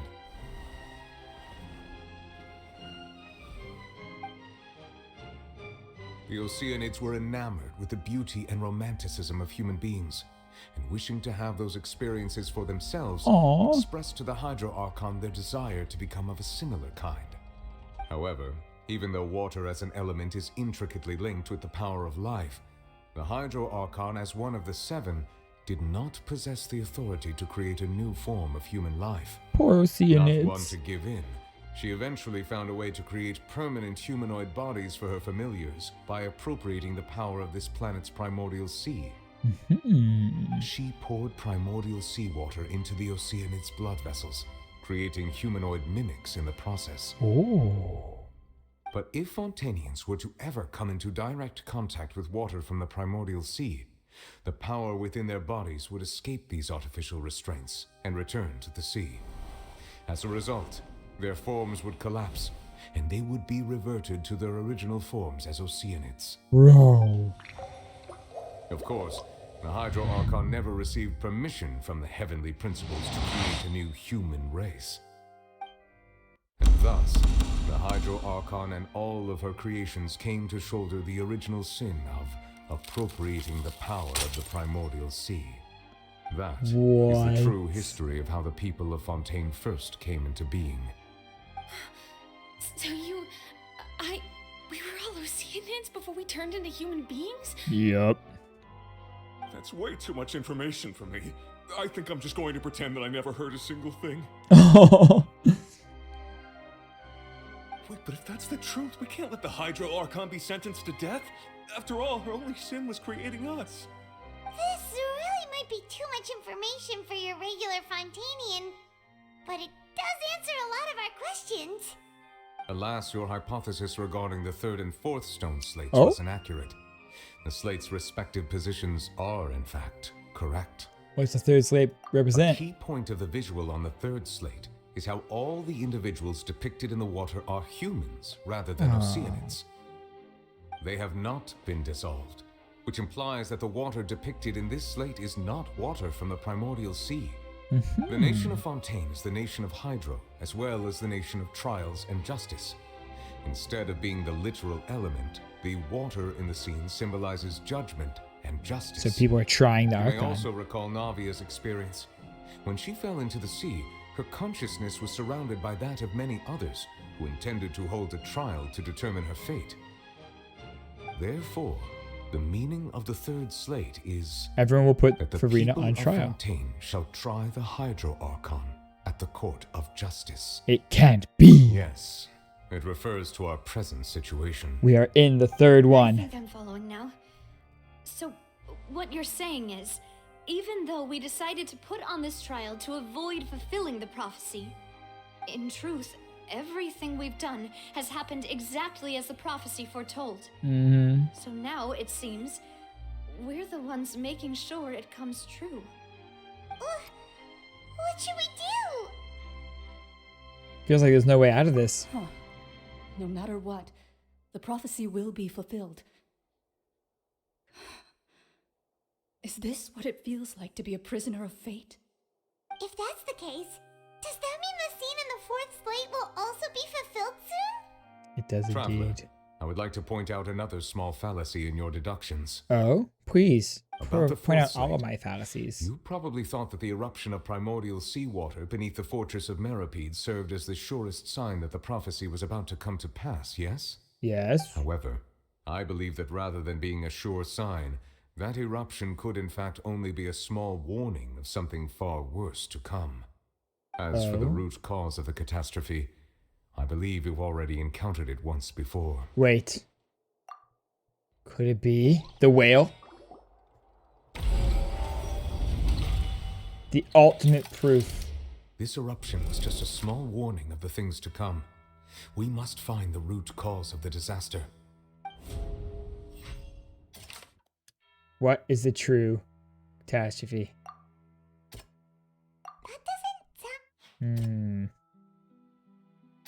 The whale. It was both dream I said and reality. I said child, but I meant the whale. Yeah, the whale is what is to come. Talking about a true culprit, that could only be that thing inside the primordial sea, right? The truth, the original sin, the trial, and the root cause of the disaster. Got it.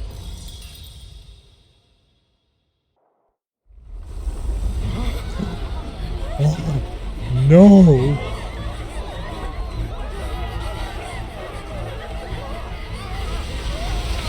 My goodness.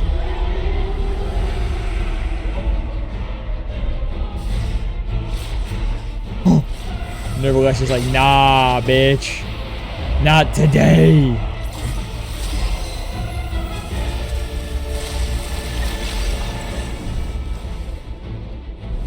Stronger than Neuvillette. Oh, he's gonna eat those people. No, child.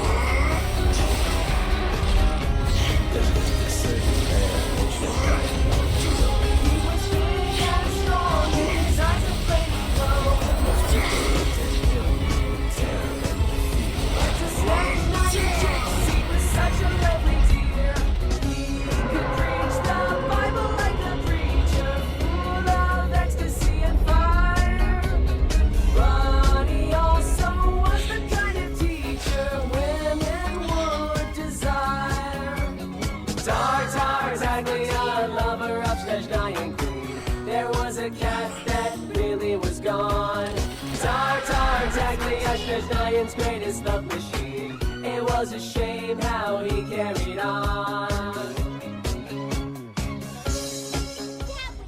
And then he went back into. Oh my god. Wait, was that the huge whale you saw in your dream? So Child came out and fought it, and then he went back into the abyss.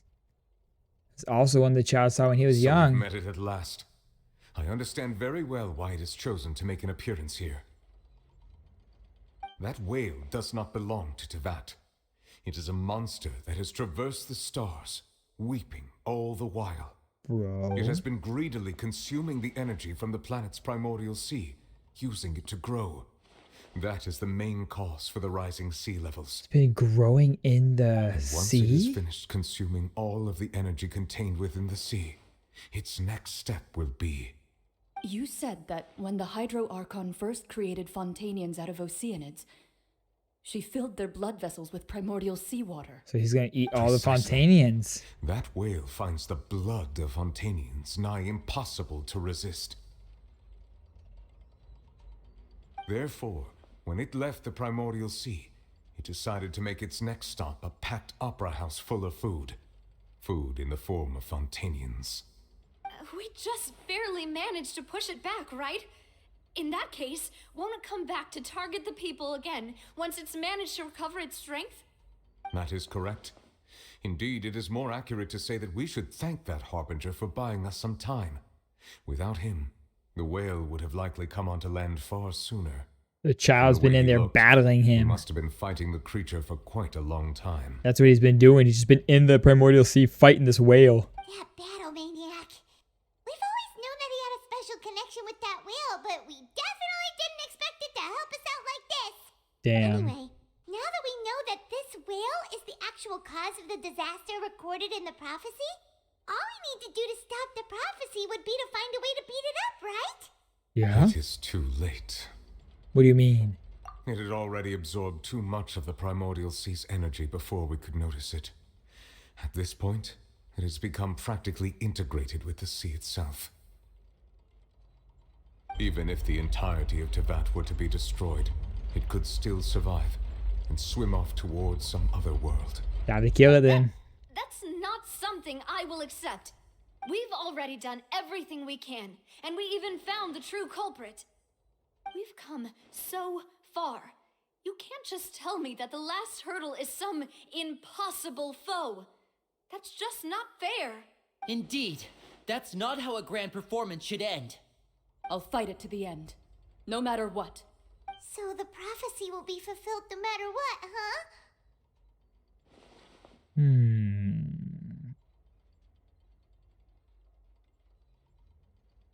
The prophecy. Yes, what has been prophesied will be fulfilled. You may view such things as the history of the future. Yes. After everything, it so turned out like this. We couldn't fight against fate. Wait. What if this is all about fate? Just as prophecies are usually only the future as seen from the perspectives of the gods. Could things be happening in hidden corners where the god's gaze does not fall?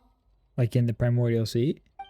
Ultimately, fate shall serve as your only guide, no matter what will happen in Teyvat's future. All you need to do is to play your part. Even if the prophecy will be fulfilled, there will still be a way to save everyone. Did I miss something? Wait, I forgot it, Furina. What was it that she wanted to say to me in that last moment in the giant magic box? What is her real secret? What is Furina's real secret? Oh. Yo. Yo. What's happening with the oratories? The oratories. I believe it is preparing to carry out the death sentence. Oh.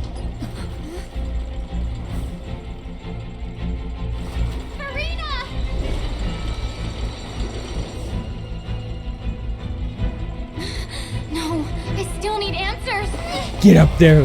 Get up there, Lumine. Just one jump. One jump. Jesus Christ.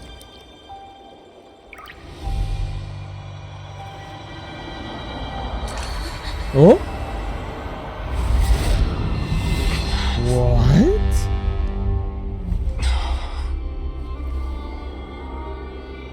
Huh?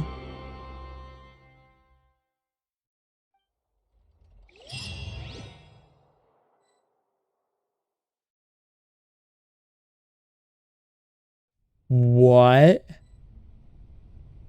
Is that the Hydro Archon? And she's been within the Oratrice this whole time? Is that the old Hydro Archon who's been contained within the Oratrice? Or is that just Furina? Is that real Furina? Is that... Sorry. Furina? That shocked expression on your face is just too amusing. I couldn't help myself. So that's Focalor. Furina, who are you? The sweet sound of bewilderment. Marvelous. A sure sign that my attempt to deceive everyone was a resounding success. But to answer your question, I am Focalor. You know, the god. Focalor, why did you deceive us? Why indeed? Oh, that wasn't my goal, of course. Goodness, no. But I had to fool everyone else too, if I was to stand any chance of deceiving Fate? the heavenly principles. Yeah. Deceiving the heavenly principles. She needed to deceive It's all fate. because of that pernicious prophecy. Dreadful, wasn't it? Everyone doomed to dissolve. Fontaine condemned to be flooded. Bro, so this is Focalor's Archon outfit? When the hell do we get that skin? When that problem was thrust upon me by my dearest predecessor. That's the former Hydro Archon Egeria for the uninitiated. It hardly gets more disastrous than a preordained national catastrophe, now does it? She knew full well that the prophecy would surely come to pass. And as one of the seven, she also knew full well that one defies the heavenly principles at one's peril. So yes, as you have no doubt surmised, it was a rather impossible situation that I found myself in. I spent a terribly long time mulling it over, alone on the ocean floor. And I was almost growing barnacles by the time I finally realized there was only one possible solution to this confounding conundrum.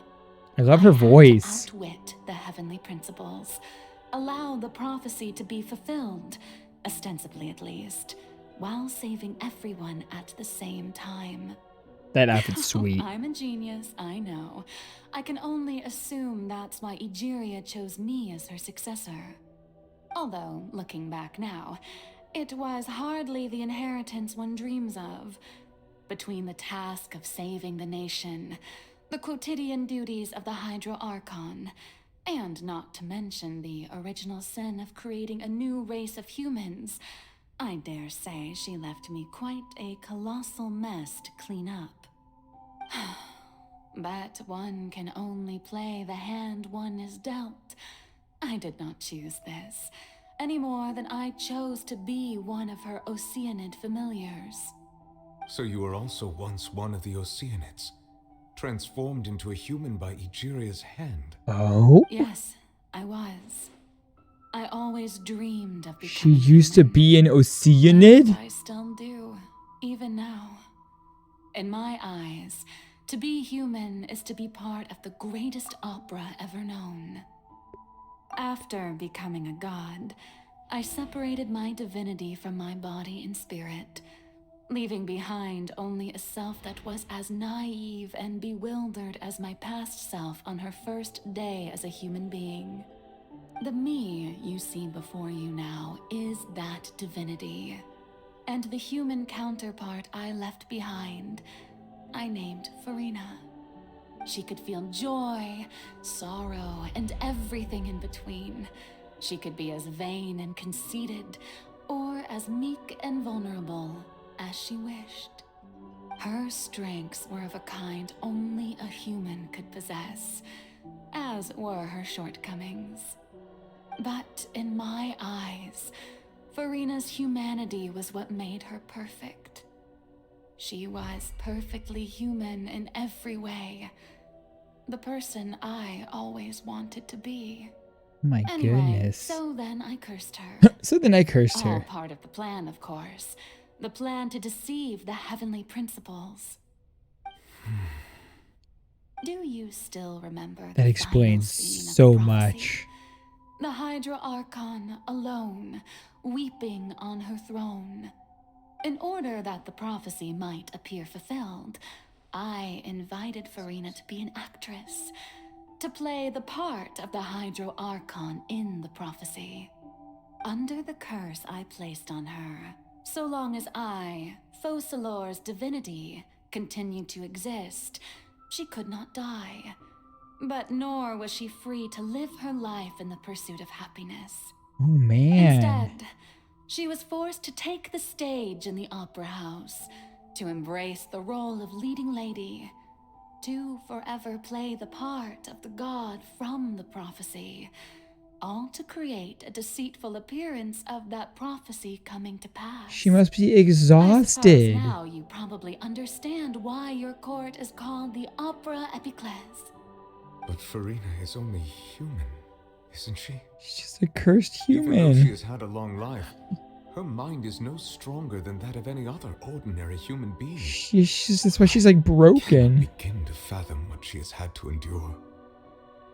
It must have been torture for her. It has indeed. My And God. although she is, in a sense, me in human form, I most definitely owe her an apology for it. 500 years of torture. 500 years. And all along, she's been playing her part in the most unimaginably long, unbearably lonely, and agonizingly painful opera of all time. Oh my God.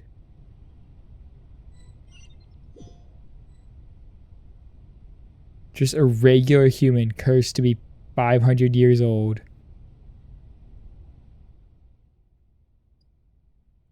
Tears contain a being's strongest emotions. I can form an emotional connection just like I did with an Oceanid at the Fountain of Lucine. Could this be Furina's inner world?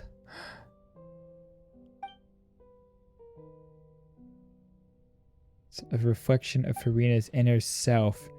But she's just sitting on a stage with all the lights on her.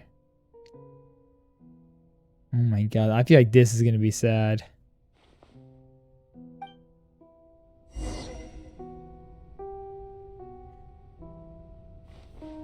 Furina talks to Furina. Oh, I have to go up the stairs? Alright, fine.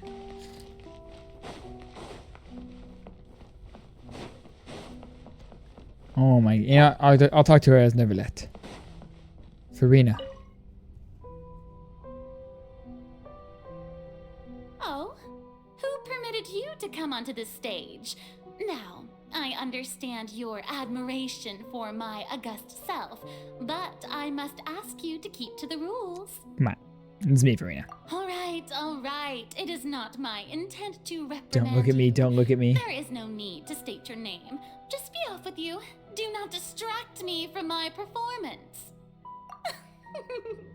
Oh, do not. So the stage eyes jest. go off, please. Can you not Only for feel 1 it? second. I am Focalor. Oh no. The eyes of countless That way I can Fontanians are become upon myself me. again. I must at all times Oh my display god. the utmost elegance and nobility. She's just begging for 1 second where she doesn't have to play the role.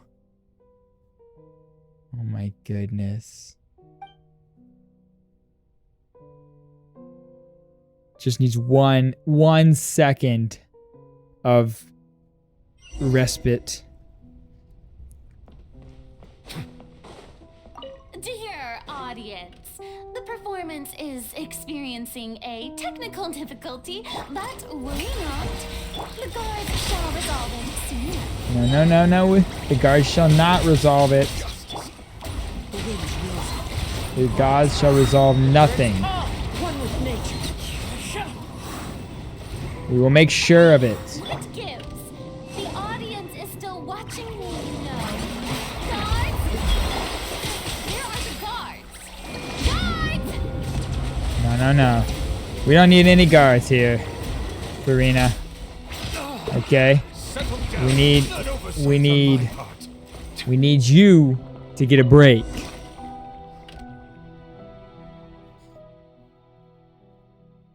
It's all the spotlights turned off, and Furina's heart. I think she received some sort of signal. Is that her true voice? A ticket.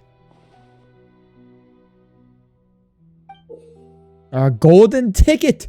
Because I've got the golden ticket.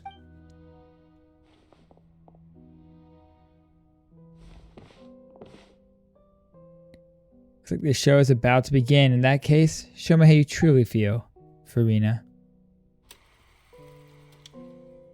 Chains and shackle being the guards. Before a mirror, Furina. Scene 1.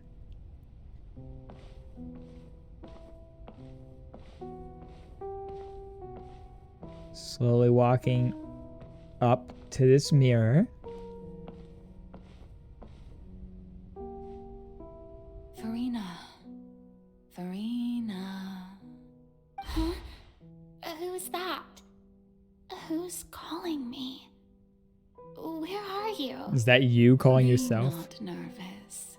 Be not afraid. Oh, no, it's Poisson. I am before you.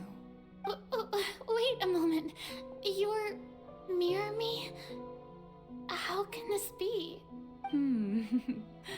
Mirror you, huh? You know what? That's not bad. Let's go with that. Mirror me. What do you wish to say? The prophecy. Her VA is amazing. Have you heard of it? What prophecy? Wait. I know. I think. I don't know why, but it's in my head somehow. The people will all be dissolved into the waters, and only the Hydro Archon will remain, weeping on her throne. Only then will the sins of the people of Fontaine be washed away. Oh, very good. You know it well. What's going on? I can't seem to remember anything clearly. The only thing I know for sure is this prophecy. Will it really come to pass? Yes, it will. And that is why I've come to you. Disaster will come to Fontaine sooner or later. Things will develop just as the prophecy declared. There is no escaping it. But doesn't that mean everyone will die? I'm a Fontainian just like them. Will I dissolve too? Oh my god, this internal monologue Furina's having. Oh, don't worry. Magical meetings exist in this world precisely to give people a chance to turn things around. It is the reason why you met me today. I will tell you how to save everyone, but you may have to suffer somewhat. Oh, so there's still hope after all. Goodness, you frightened me. You spoke so much and with so much certainty. As for the suffering, well, I will admit that the first thing that came to mind was, why do I have to be the one to Oh suffer? my goodness. But if the prophecy will come true, I'll also die anyway, right? So if I've already met you as my magical meeting in this world, if there were scales, with all the people of Fontaine on one side and my pain on the other, is it not obvious where the scales should tilt? She's sacrificing herself for everyone in Fontaine. You truly are the perfect human. My ideal. I suppose this would also be the justice that belongs to you. Huh? Don't worry, it's nothing. Listen well. Fontaine has just lost its Hydro Archon. I need you to play a role. That of the new Archon. Play as a god? That's right. You must begin a never-ending masquerade. You must never let anyone suspect your identity. If you can keep it up, then I shall have my way of defying this prophecy. But should your identity be revealed, then all hope will be lost. But how will I do this? A human assuming the role of a god without being exposed. Don't worry. What you must do is not to turn yourself into a real god. You simply need to play the role of a god as humans imagine them to be. Yeah, so this is what happened at the very beginning. I'm sure you already know what such an entity would be like. Remember, your true challenge will not be pursuing divinity, but contending against humanity. I'm still not sure I understand, but I'll try. I'll try to do this. So, how long am I going to have to play this role? To accomplish this Oh my mission, god. you will have to stay on the stage for many, many years. You will endure and not grow old until your task ends. But I promise you, all will eventually end in a magnificent and dramatic trial, and everyone will be saved. A trial, huh? How exciting. I'll be looking forward to it. She was like so excited and innocent at the beginning. And now it's, oh, like that Furina versus the Furina at the trial is such a stark difference. The accession speech. It's so obvious and apparent how much these 500 years have weighed on her mentally. From when she was, you know, agreeing to the role to the Furina that we met and know.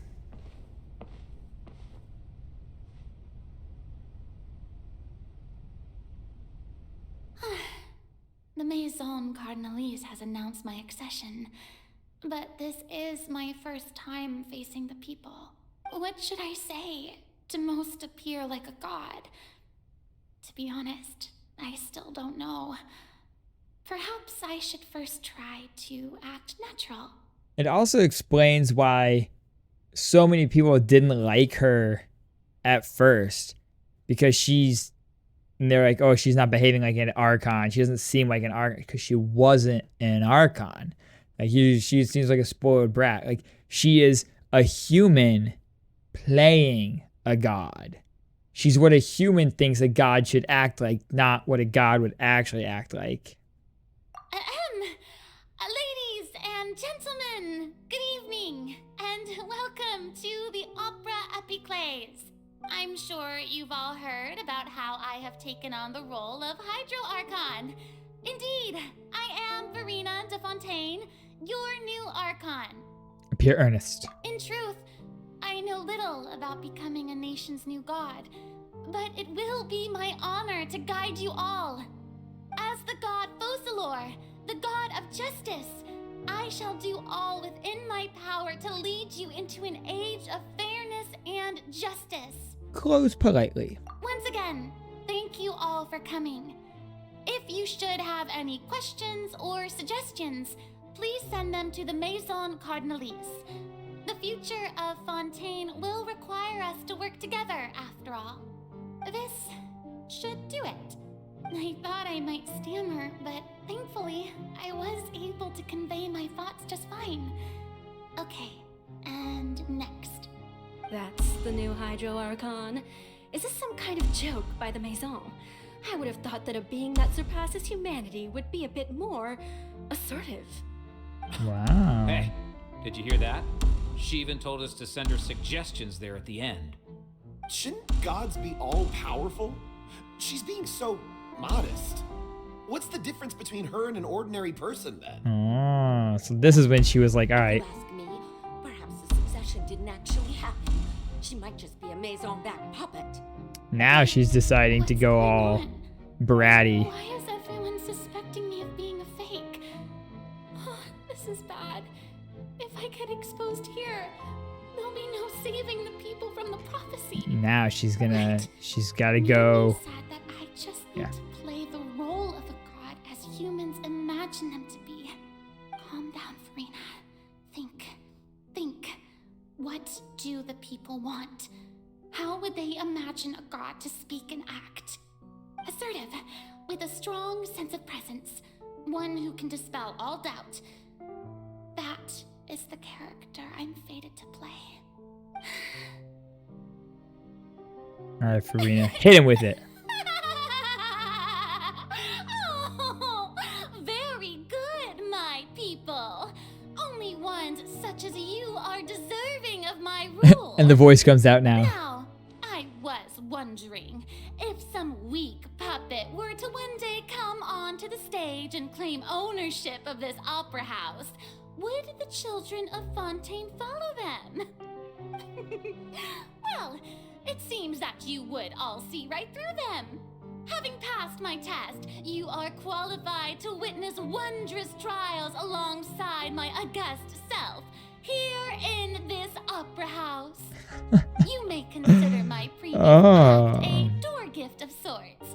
I thought it was a debut that suited the atmosphere. So she tried to go on the honest route Be reintroduced. initially, and then So that was just a performance. How could I have forgotten that we were inside an opera house? she had to dispel doubt. It's quite shocking, to be honest, but I suppose it's a better look than before. Such a fascinating and bold deity. How wonderful. Our future may yet be bright after all. It seems I've turned them around. Best follow this flow and restart my accession speech. Ahem. Resolutely, with conviction. My dear people, whether you acknowledge me or not, whether you trust me or nay, I say to you, keep faith in your ardor for justice. We have heard it said that this nation's sins can no longer be washed away. Well, I say that justice is most fragrant when it blooms amid sin. Turn up the drama. Scales of justice should not weigh heavy in the hands of its god.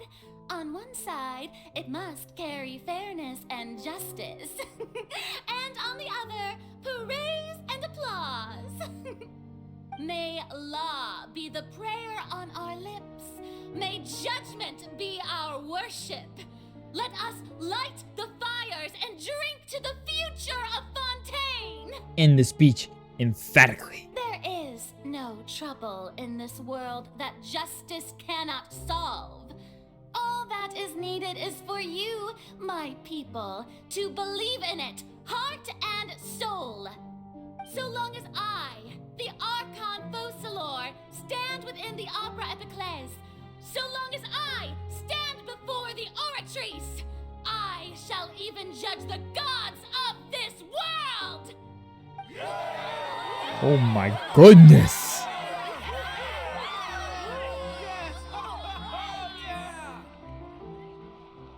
All right, Furina, pop off, queen.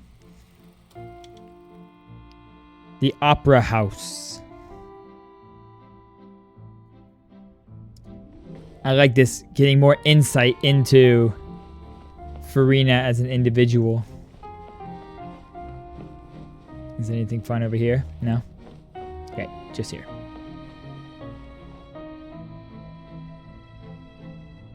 Lady Furina, here are today's case reports, as well as a summary of the follow-up for your perusal.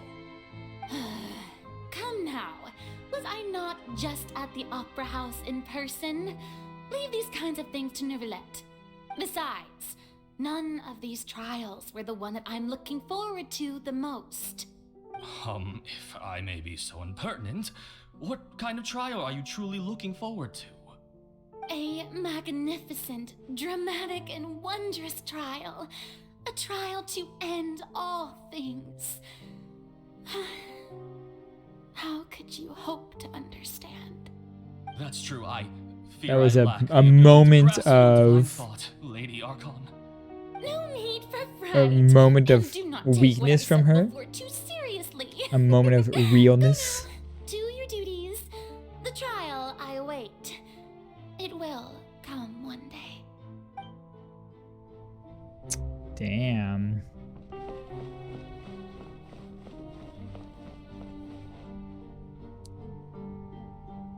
The fact that she kept this from Neuvillette for 500 years as well is intense. No need to thank me. Or rather, thank your own sense of perseverance instead. Long have you stood in line to meet me, have you not? Oh, I'm afraid that's just an inevitable consequence of my divine charm. All right. Deuteria, is it? Deuteria. How is your son's illness? You remembered me, and you knew of my family too. He is doing much better now. In fact, he is far more of an ardent believer than I. He was the one who forced me to seek an audience with you, and to bring your words back to him. Oh, good. Very good. If this should happen again in the future, please do not hesitate to come and tell me. Going down to citizens' homes every so often, while not usual practice, should serve as a fine change of pace. You're such a gentle and wise god. Thank you once again, on behalf of my son. Furina Pog. Oh, Furina bedroom scene? Ayo.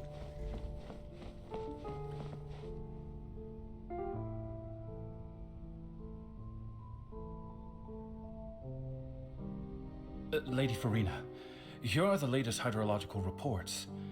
As for the specific parameters you asked to take note of, I'm afraid things still don't look good. I see. It's as I thought then.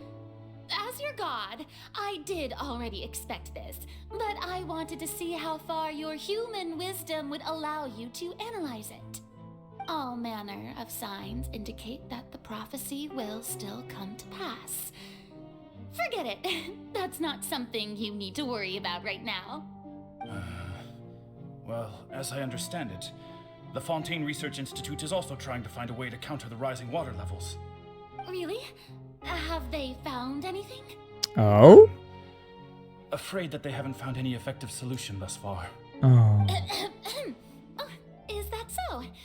Well, no wonder.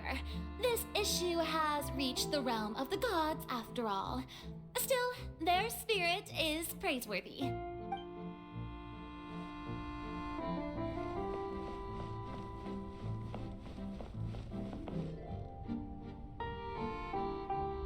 The day is finally over.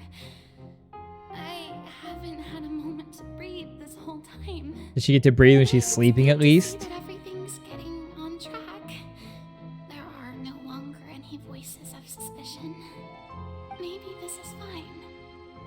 I just need to keep going, and everyone will be saved. All right, Furina, don't think too hard about this. You need rest. Tomorrow's a new day. You need rest. That's what she told herself every night. Scene 4, Opera House, Furina. Lady Furina, here are the new trial reports for the latest cases, as well as a summary of the follow-up. There'll be no need for that. I've seen them already. There's no need to go back over scenes I've witnessed in person before. Lady Nice Furina, transition. I've waited so long for this chance to see you in this manner. She's just getting My bored. dear, loyal citizen. She's just tired of it This all. joyous moment is an honor for us both. Lady Furina, we're detecting significant hydrological anomalies near Poisson. Understood. Keep monitoring. Keep me informed should anything come up at the Institute.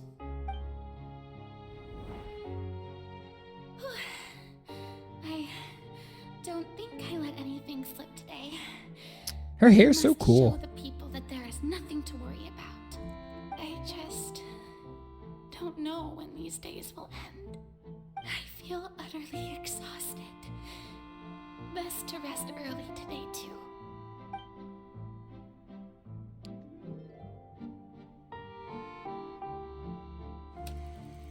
Scene 5. Opera House. Furina.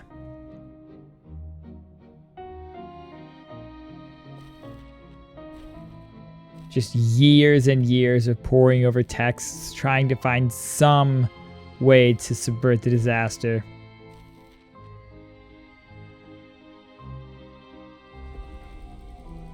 It's like scene 5,000. Yeah, scene 182,375. Opera House. Lady Furina. It's like a dream being able to speak with you up close like this. She's like, yeah, I've whatever. heard that the first member of our family who was honored to receive an audience with you was Madame Deoteria. Oh. 20 generations ago. Wow. She's been meeting with the family this whole time. Fine family yours is indeed. It brings me great joy to meet such a faithful believer. A descendant of a line most ardent. She crying? Surely you Sounds like she's graduating. Yeah, she's very broken. my lady? What is it, good citizen? Are you crying? Oh no. Really now? She is just mentally Didn't even mentally gone. This must be the overflow of hydro from my person. Well, can't quite help being the god whose dominion is the waters, can I? No wonder. No wonder. A manifestation of your power, then. Oh, Archon, I am honored to have witnessed it. Oh my god. That's so sad. She's just mentally broken, crying and not even realizing she's crying.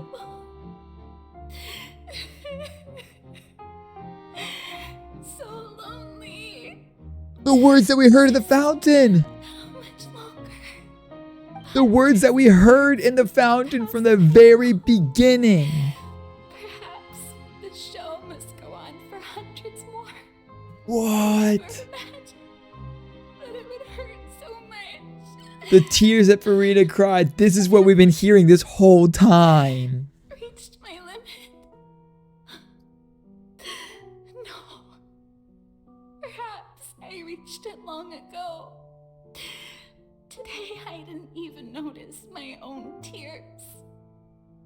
I want to tell someone, anyone, about this. Oh my god.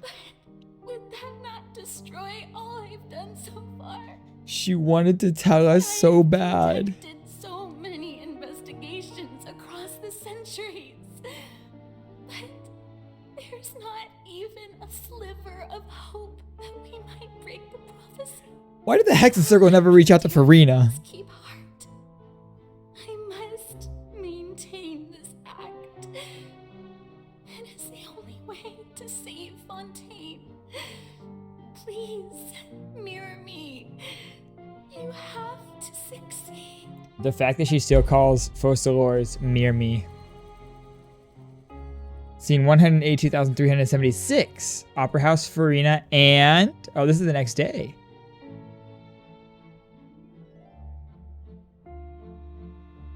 Oh, this is today. You don't have to shoulder this burden alone. Although I don't know what you might be keeping from everyone, your people are more than willing to share your burden with you. That's my voice? From when we were within that giant magic box. Didn't think this scene would replay in her inner world. Share my burden. That's impossible. It was fated right from the start that this would be my duty alone. But even if your burden doesn't need to be shared, you can still choose to confide in someone. Just share it with me. I'm what you call a witness. A witness? Yes, I've heard that you came to Teyvat from beyond the stars, yes. In other words, you never belonged here. And if Teyvat is, in its entirety, a show on a stage, then you're just a spectator, aren't you? Yeah. If that's the case... She's right. I could confide in her, couldn't I? Oh, the inner monologue. But if things don't play out as expected, the people of Fontaine will be the ones to pay the price. No, Furina, you shouldn't be selfish. Aww. What if it's really alright? Furina, you've worked so hard for so long. Surely it would be okay to put yourself first for once. Just this once. Like the most selfless person. Thing to do anyway. To find someone in whom you can confide your frustrations and sorrows. Surely it could not hurt. If you let this opportunity slip through your fingers, it might never come by again. Think about it long and hard.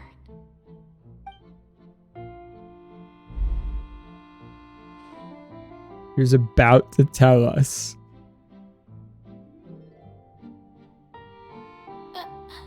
She was like literally about to tell us. No, I have nothing to say. I am Furina, the Archon of Fontaine. Maybe she wasn't gonna tell us. Everything will surely get better. All you need to do, dear spectator, is to Maybe she wasn't gonna tell us. I don't know. Until the curtains fall.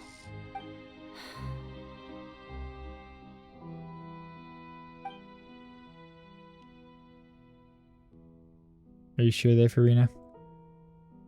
Fine. Oh, that was actually me inside? No, I'm still in the audience.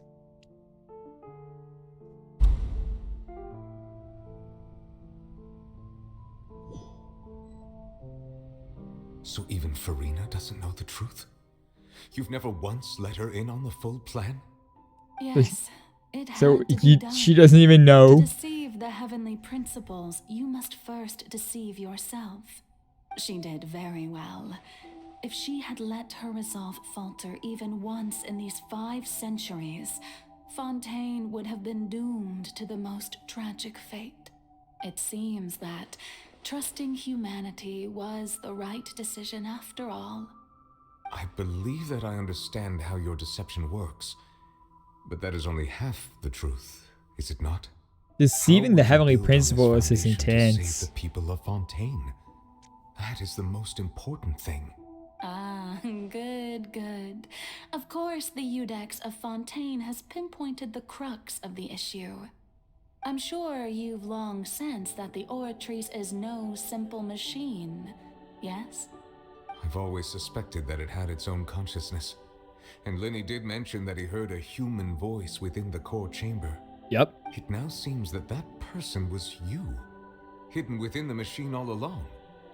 Am I right? She's been And vibing then there. I became one with the Oratrice, taking Fontaine's gnosis with me. Oh, so the gnosis is in the It would Oratrice. seem so, wouldn't it? Alas, your understanding of this device still lacks sufficient depth. In truth, it is no enactor of justice. It is, in fact, a device created to kill the god of justice. Oh? Beg your pardon? What? You have it. And to be more precise, not only will the Oratrice take down the god of justice, It will also take down the divine throne upon which she has been placed. Wait. I mean, did you think I would be the sort to enjoy peaceful repose while Furina suffered? Wait, what? My work over these last 500 years has been to constantly accumulate indemnitium within the oratories. Yeah. But really, some have already discovered that only a small fraction of the energy generated by the device was ever used to provide power to Fontaine. The vast majority had to be accumulated to enact this death sentence. It was What all the part of your hell? plan. Both the trial and the sentence. Indeed. This power, accrued over 5 centuries, could have sustained Fontainians That's for cool millennia shot. had it only been used for that purpose. Almost all of it has now been stored within the oratories.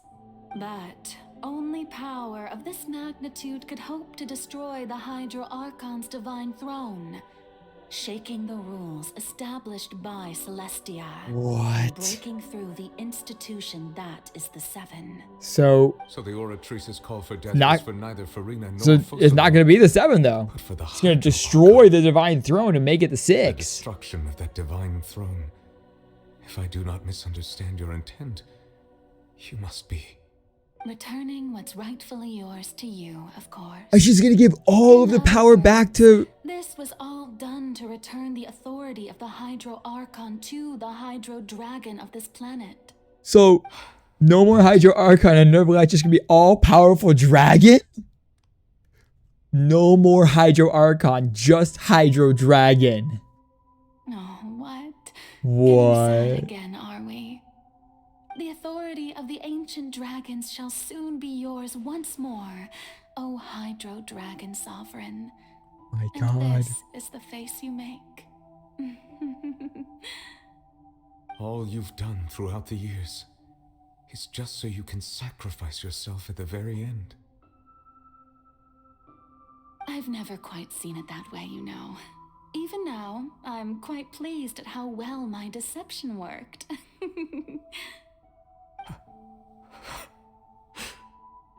Oh, Neuvillette.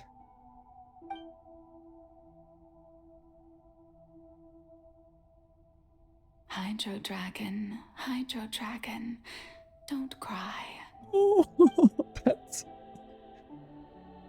I must say, had it been within my rights, I would have loved to judge the heavenly principles themselves.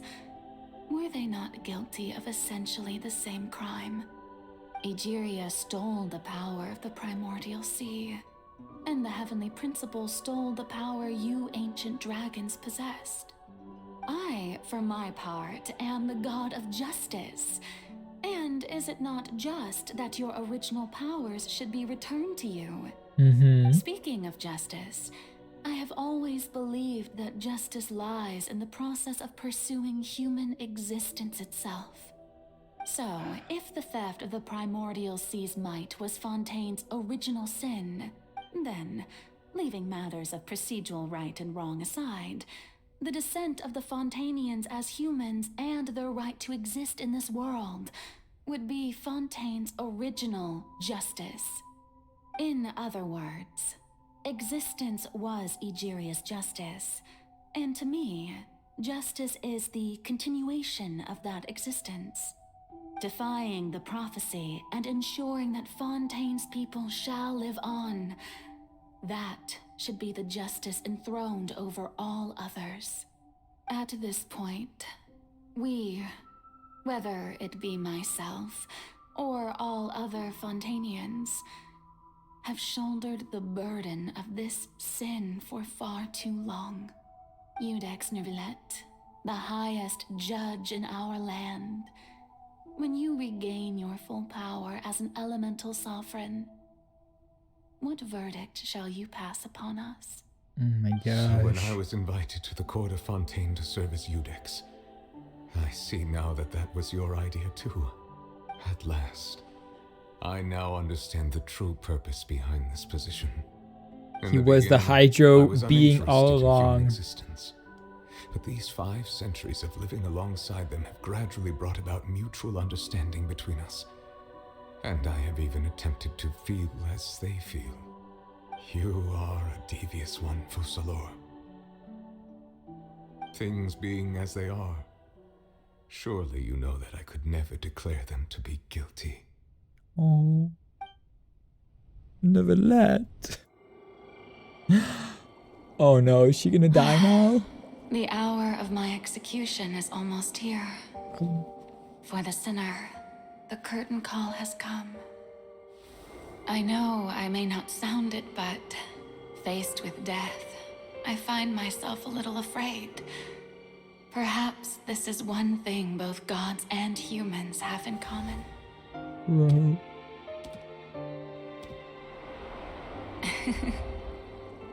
Farewell, Neuvillette. I hope you've enjoyed the part you played these 500 years.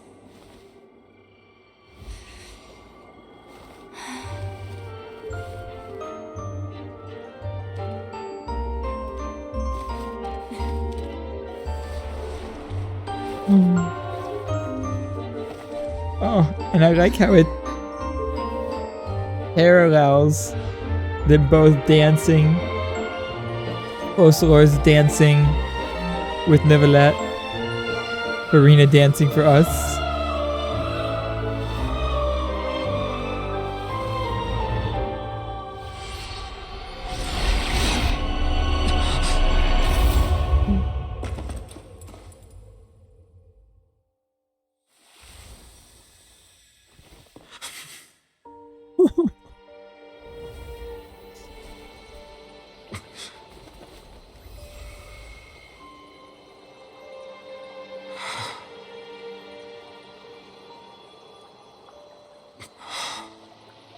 All of his powers coming back.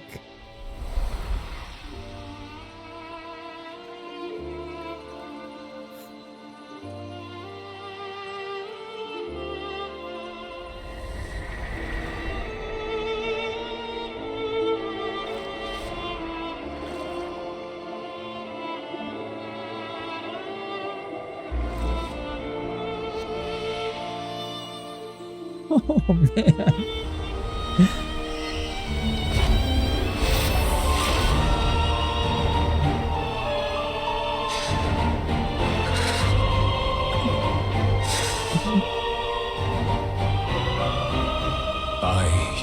Neuvillette, hereby declare, people of Fontaine, your sins are forgiven.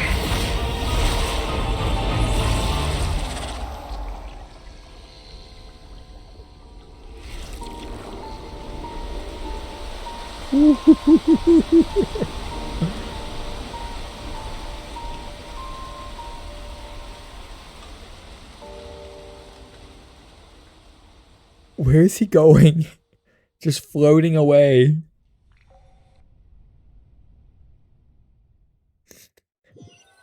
Woo. No more What just happened? Hydro Has the Archons. death sentence been carried out? There's only 6 seats. Some sort of misdirection? I have a feeling that something huge just happened. But since we're all still alive and haven't been dissolved, I assume whatever happened was good for us. It's time to end this. We must mete out punishment to that beast. Oh, Neuvillette. Didn't you say just a moment ago that it can't be defeated? I have gained the strength sufficient to deal with it. Through certain means, I now have the ability to separate the power of the primordial sea from that creature. Oh, let's do We should it. seize the opportunity to pursue our quarry. You obtain power? Just that now? the oratories can no longer function, I require an executor to help me mete out justice. The root of the calamities befalling Fontaine. The beast that enacts the prophecy. Its name is the all-devouring Narwhal. Come with me, traveler. The hour of execution has come. Oh, yes. I am ready. I am ready. Yeah, for everyone else it was 1 second. For us, that was like an hour. Alright, let's fucking get this. The all-devouring narwhal.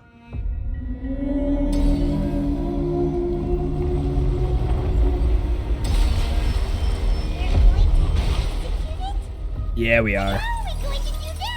Don't worry about it. I've already done my best to separate the power of the primordial sea from the whale. Considering the size of the beast, It is a whale. He calls it a whale. unless we can find a way to attack it from within. I shall share a part of the ancient tradition. I shall look for an opening.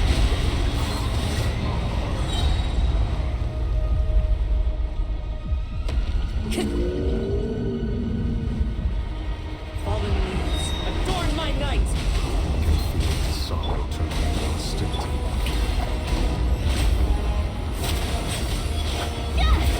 Actually, go back in here.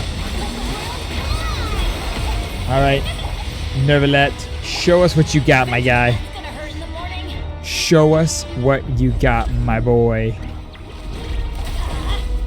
Numa Osea, okay. The all-devouring narwhal cannot resist its instinct to devour. Continue to trigger its hostility. Chance will present itself. Oh yeah, oh yeah, oh yeah, we're making him hostile. We're making him hostile, chat.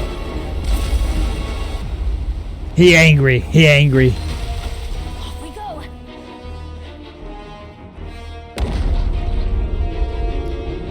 Oh. Yeah, let's get eaten. Eat me.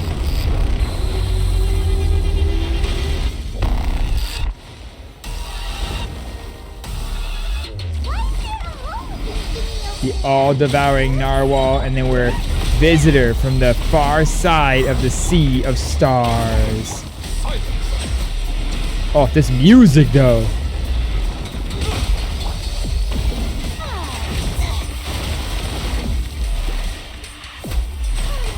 I have granted you my protection.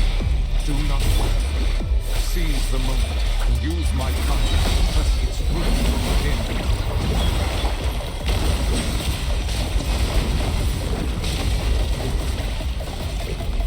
Let the mighty be humbled. Yo, this music goes really good. Ah, I love it. Chazzy, music goes hard. Back outside. Oh, cutscene time. Oh yeah. Come on, Neuvillette. Yo, this the cane materializing. You got this, my guy.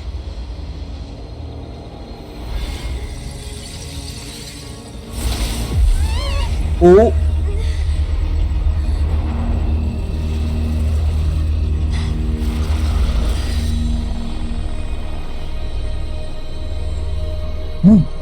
Wait. Was Skirk inside the narwhal? And did she just throw Child after that orb? Or did he jump Skirk? Thanks for helping with the cleanup. It should have been my job, but oh well. Skirk? It was just supposed to be a short private training session for me. I didn't think that my disciple and my master's pet would start brawling in the meantime. Master's pet? Actually, I had a feeling that it would happen at some point, but they bumped into one another earlier than I thought. What a blunder. Who's your master? I suppose I'll have to swing my sword 3 million times as penance. Well, you're a sword user. That power. Who are you exactly? Paimon has an idea. From what she said earlier, she must be Child's master. Skirk, right? It's just that he gave us the impression that she was the less talkative person. I simply do not have anything to say to the weak. But you, on the other hand, managed to defeat the all-devouring narwhal without using power from beyond this world. So you may speak to me as equals. Oh, who would take the all-devouring narwhal as a pet? I have to agree. It's a strange use of a planet's primordial waters just to raise an all-devouring narwhal. That kind of power is wasted on it. It's not cooperative. It eats too much. And I have more important things to do with my time than pet sitting. The only thing And it says even my disciple has more important to do with his time. All in all, it fails. Yeah, look, she has little fins here. Miss Skirk? I think you might have missed the point. The point being? Well, being that this pet almost destroyed an entire nation. So what sort of person is your master? Yeah, those are definitely not leggings. That is like abyss energy in her legs. Oh, right. So you don't know him. Sorry. Like that is just you did. His abyss name energy. Is Sertology. Sertology is Skirk's master. So Child's Grand Master is Sertology? I am unfamiliar with that name. Huh. So Master is insufficiently famous. How should I describe him then? Have you heard of the name The Fowl? The Fowl? The Fowl? Still nothing? Well, how about the Visionary? Vetterfulnir then? Or Gold Rhine-Daughter? Rhine-Daughter? Rhine-Daughter's part of the Hexen Circle. She's Albedo's mom, right? Oh, so you do know that name. To be honest, I also heard all of those names and titles from my master. Oh, okay. So I not from actually know okay. them either. But I suppose you understand now. Gold Rhine-Daughter? My master is likely a similar sort to Rhine-Daughter. They are both pursuing some form of perfection. So he is like of the same power of the Hexen Circle. Sertology is like the same power level as the Hexen Circle. Actually, Visionary? never mind. I believe it expedient to inform you that the all-devouring Narwhal used up nearly all its strength fighting you. Such roiling hydro energies will prove difficult for the planet's deep seas to digest. As such, the Fontaine back on the surface has most likely been thrown into chaos. In other words, the prophecy that you've been fretting over should now be in full swing. But Skirk, playable win. Who to be surprised about Paimon? Natural after all. The prophecy will surely come true. We knew this and accepted it. However, Not to worry. Focalor has already managed to deceive the heavenly principles. version 6.9, ayo. In the end, the people will all be dissolved into the waters, and only Furina will remain, weeping on her throne.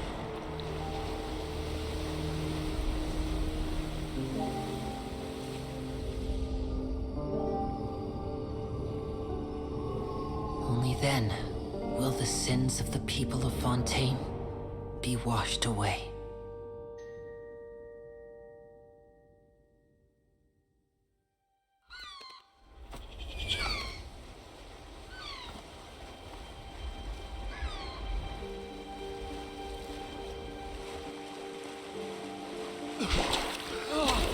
Oh, all the primordial energy is gone from the water?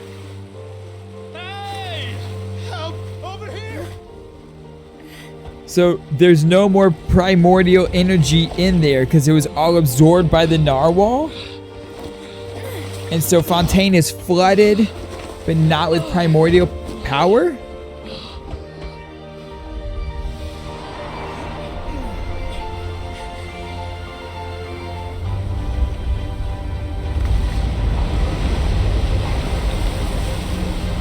This is like freaking Atlantis?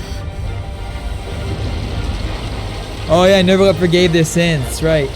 Yo! Risley ship! All hands initiate emergency rescue! Risley ship! That's right, so their sins were forgiven, so the primordial seawater does not hurt them anymore. Why?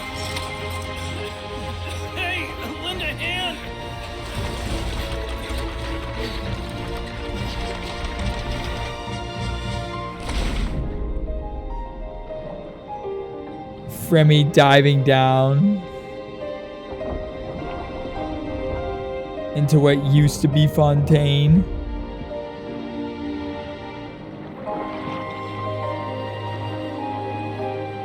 Rescuing people, very good. Look! The water's receding!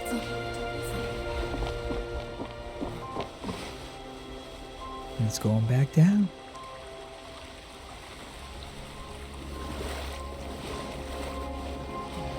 It's a miracle! Water's receding. We didn't dissolve. The prophecy was wrong. The prophecy was wrong.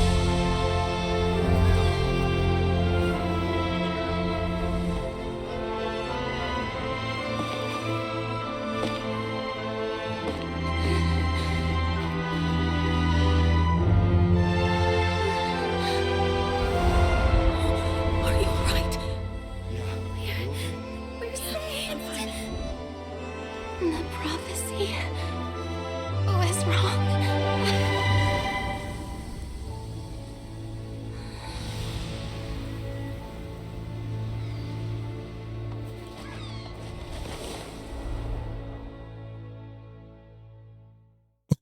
Wow.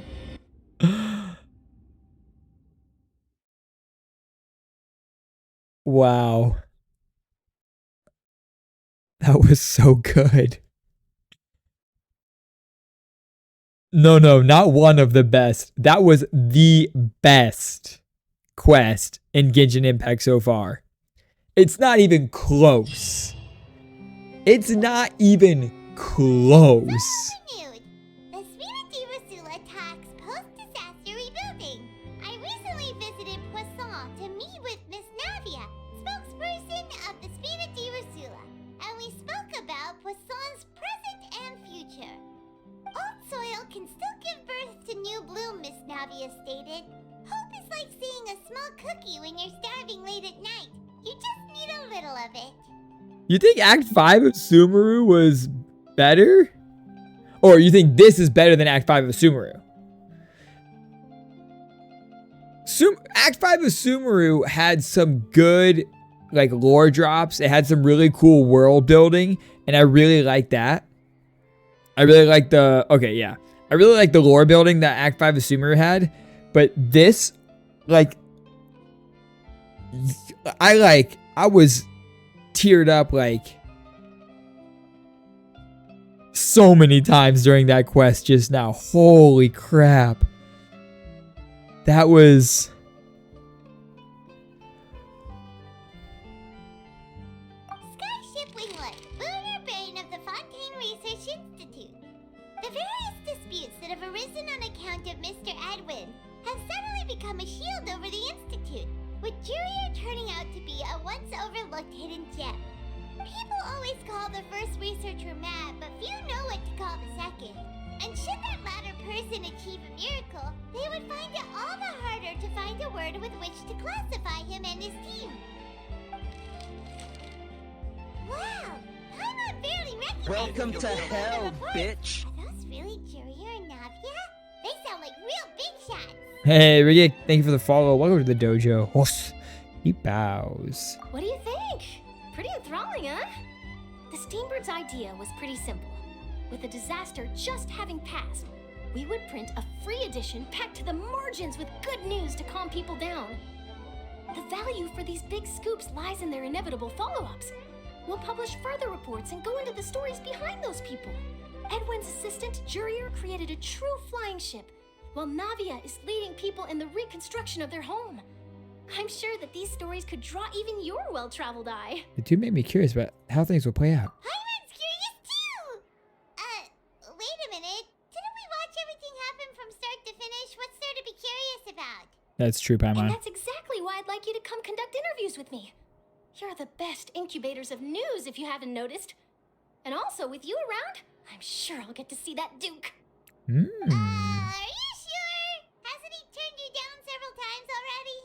Oh, this time will be different. Come on, let's head to Poisson first, and then make a trip to the fortress.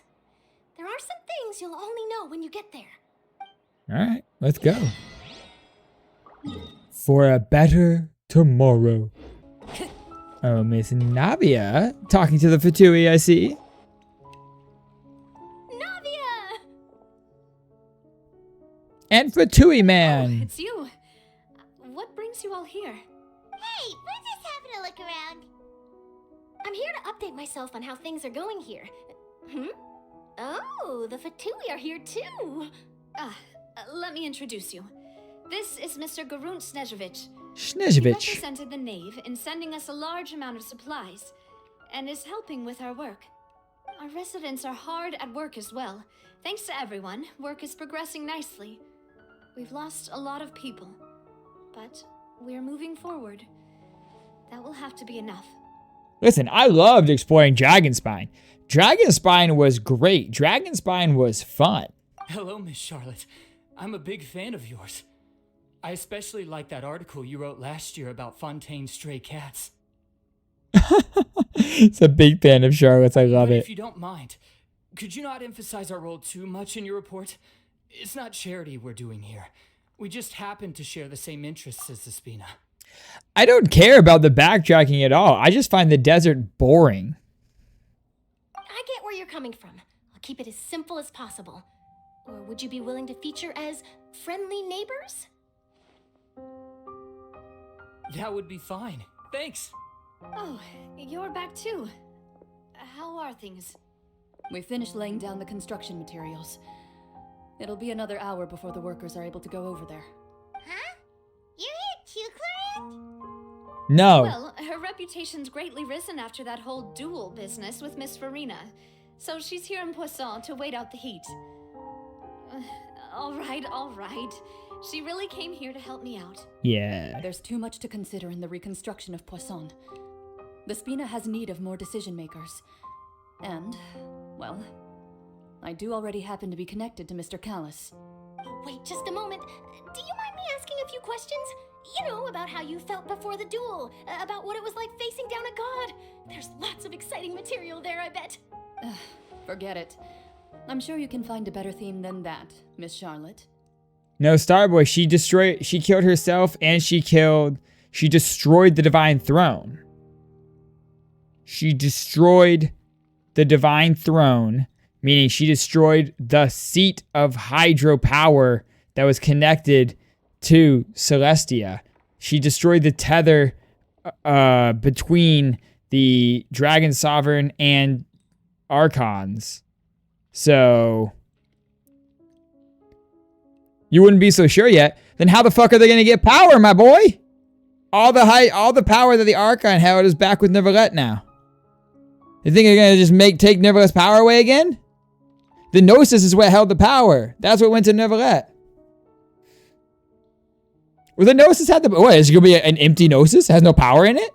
The Gnosis held the power of the Archon, and the power of the Archon went back to the dragon. We just saw that. I see you're the same as always. Couldn't you do me a favor for Navia's sake? Well, if we're talking about doing things for my sake, you might as well just take a few more photos of me. Or of the Traveler. It's better than wasting time persuading Chlorand at any rate. Of course I will. I'm not gonna let her off that easy. All right, then everyone who wants to be in the photo, gather up and smile.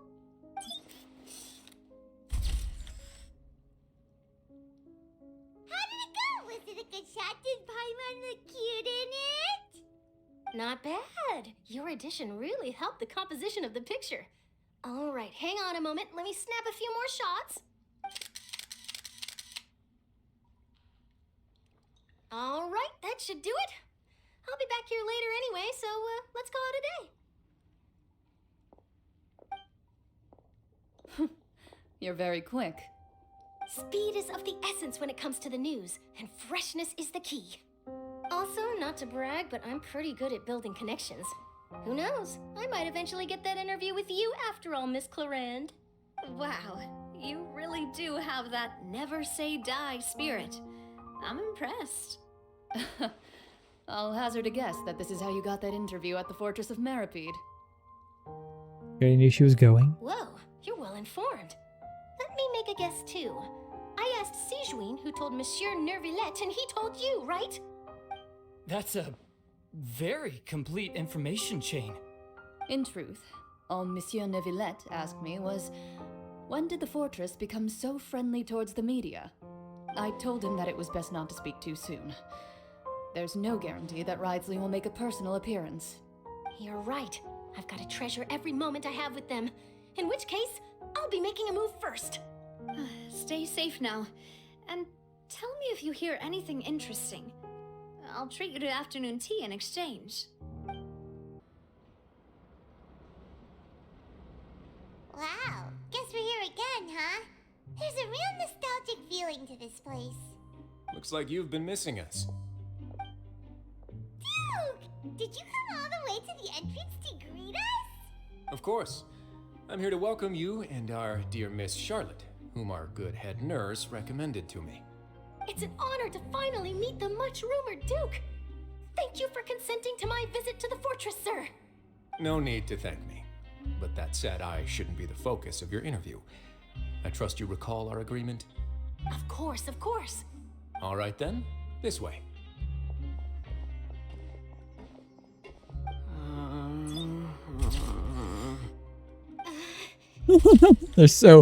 They just don't want their picture taken. They're so awkward. I love it. I've already taken all the photos we need. Miss Charlotte, do these pictures really need to be published on the cover of the Steambird? A gave her diagnosis for safekeep. Koi. You don't even make sense anymore. It would seem that Miss Lorvine doesn't want her face to appear beside that of Mr. Jurier. Sir, please don't say things like that. But it looks like dear Mr. Jurier denies it. Might this interview be very important to you then? No, I just... This is my first time being interviewed, and I'm very thankful to the Steambird for... Now, I might not look it, but I actually did meet Mr. Edwin once. And I'll be honest, I enjoyed chatting with you more. You've definitely got more of that genius vibe going on. The boat that brought about a miracle, the ark that saved the people. Why, you recreated a myth back there, like an emissary of legend. Still, if I might ask, where's that flying ship now? Huh. Looks like Charlotte's trying to get herself another exclusive scoop. I have to apologize, but that ship is presently in the bowels of our factory. I'm afraid it won't be easy for you to get a shot of it. Really? Well, then in that case, could I have an interview with you to make up for that loss?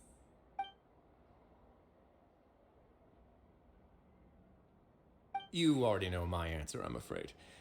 Best you interview our head nurse instead. Or perhaps you'd like to take another photo of this couple of researchers? Yeah, take more. Did you really have to use the word couple? Yep. Well, then, because they are a couple. Solo photos will do. Is my hair messed up? Please, someone help me have a look. Things sure are getting pretty lively here. We've seen this kind of thing before. Oh, seems like everyone's here. Would any of you like to try this new drink I came up with? Ah, Siegeween. Hey, Miss Charlotte. Why don't you, take some pretty photos of our head nurse? Sure. Come on, Miss Siegeween, over this way. Let's find a brighter spot. Huh? Sure. Do I have to smile? So, how have things been at the fortress? Same old, as you can see. Fontaine's undergone some changes, but this place is still more or less the same. Other than that flying ship, it got a tad too much attention, I think. That's why I decided to let the interview go through. We should direct more public opinions toward the behind-the-scenes heroes. Am I right, Mr. Jurier? Miss Lorvine? You're too kind, sir. I believe that you too should have your day in the sun. Not that you would want that, which is a pity. I'll just leave the spotlight to you two.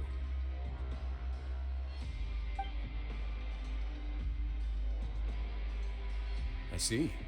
Lots of things happened that day, huh? Anyway, regarding that Harbinger, I'm not sure you remember, but his 3 young followers are still waiting for his return. He sure did win them over, huh? I'll tell them that there's good news and bad news. The good being that their boss seems fine, and the bad being that they must face extended sentences for abetting his escape. Oh, that's right, Child's followers. I was like, whose followers are you talking about? What about you? Are things gonna change for you too? The followers the child made in the fortress. Will keep chugging along, and so will my duties.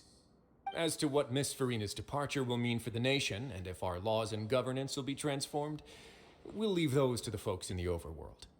Hey everyone, the photo shoot's done. Good. In that case, let's call it a day here. Thanks for your cooperation.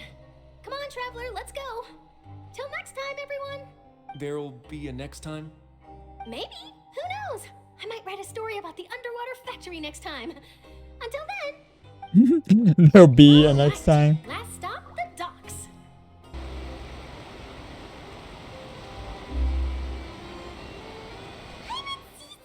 They really are here. How did you know? How did you Stayed know? in touch with Linny and the others after working together. Apparently, they've been at the docks distributing these strange pockets the whole time since. Oh, the pockets that they at the very beginning. And Miss The Charlotte, magic too. pockets that they did at the very beginning of like when we first got to Fontaine. It's the first thing we did with them. And now it's the It's last. a wondrous bag that can be used to carry Aw. many things. The water level has returned to normal, but if you see any of your things floating around, you can use this to carry them. Or you could trick a friend into doing it for you. Trick a friend? I wonder which of my friends would fall for that.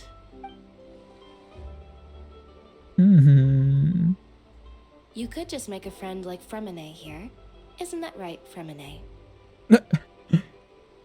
Fremine just does whatever she says. Is this what you meant by I'll help you make some more friends? To be Oh. honest, that sounds pretty sweet. Could I have your contact, please? Aw. Sure. Please, write down my address. Oh, that's adorable. Socialize. He was the one who proposed doing this. He even wants to assist in our magic shows. Sounds like that would suit Yes, him. I was planning to first introduce Pear as an assistant, and later Fremine himself. In the future, I think we can leave underwater escape magic to him too.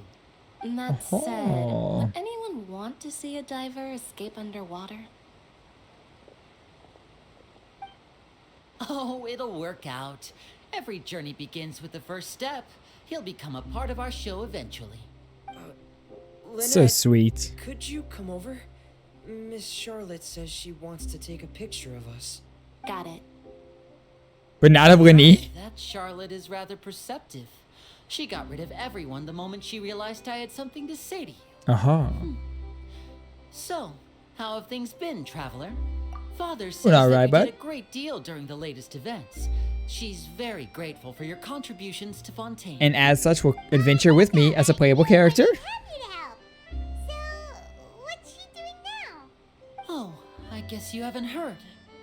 Well, She going to Natlan? after Lady Furina left, Father and Monsieur Neuvillette opened negotiations, during which Oh. he gave Fontaine's gnosis to her as a diplomatic gift. Okay. A diplomatic gift? A gnosis? So I guess you're right.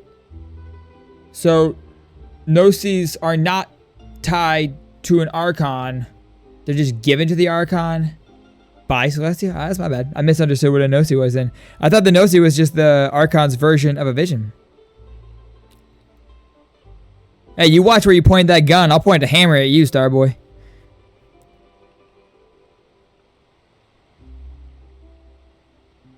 Yes, I will look at all of the voice lines after this. Yes, I was quite surprised at first myself. But when I thought it over, there were actually a number of things going for it. It could have been done as an apology for the incident with Lord Child, or as thanks for his help in tying the all-devouring Narwhal down. Furthermore, Father did also lend significant aid to Fontaine and Poisson. Yeah, I'm also confused by that. I thought that it was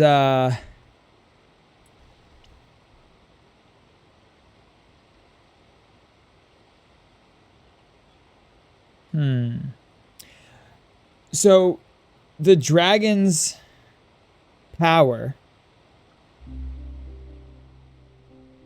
is the divine throne.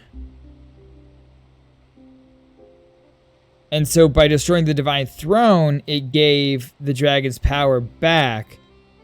But the Gnosis is just a amplifier from Celestia that just amplified the power of the divine throne. Because yeah, like Venti and everyone else still have their power without the Divine Throne, or without the Gnosis, because they have the Divine Throne. They're just not as powerful without their Gnosis. Interesting. Well, that's true, but this is a gnosis we're talking about. Doesn't this seem a bit irresponsible? I would agree, but I've also heard that it seems that Monsieur Neuvillette has had a significant change of heart regarding the matter. Oh? So there's some reason for this that only Neuvillette knows about? I suspect you'll have to ask him about that yourself. Ah, yes, speaking of which, I did see him strolling around the entrance to the Fortress of mmorpg a while back.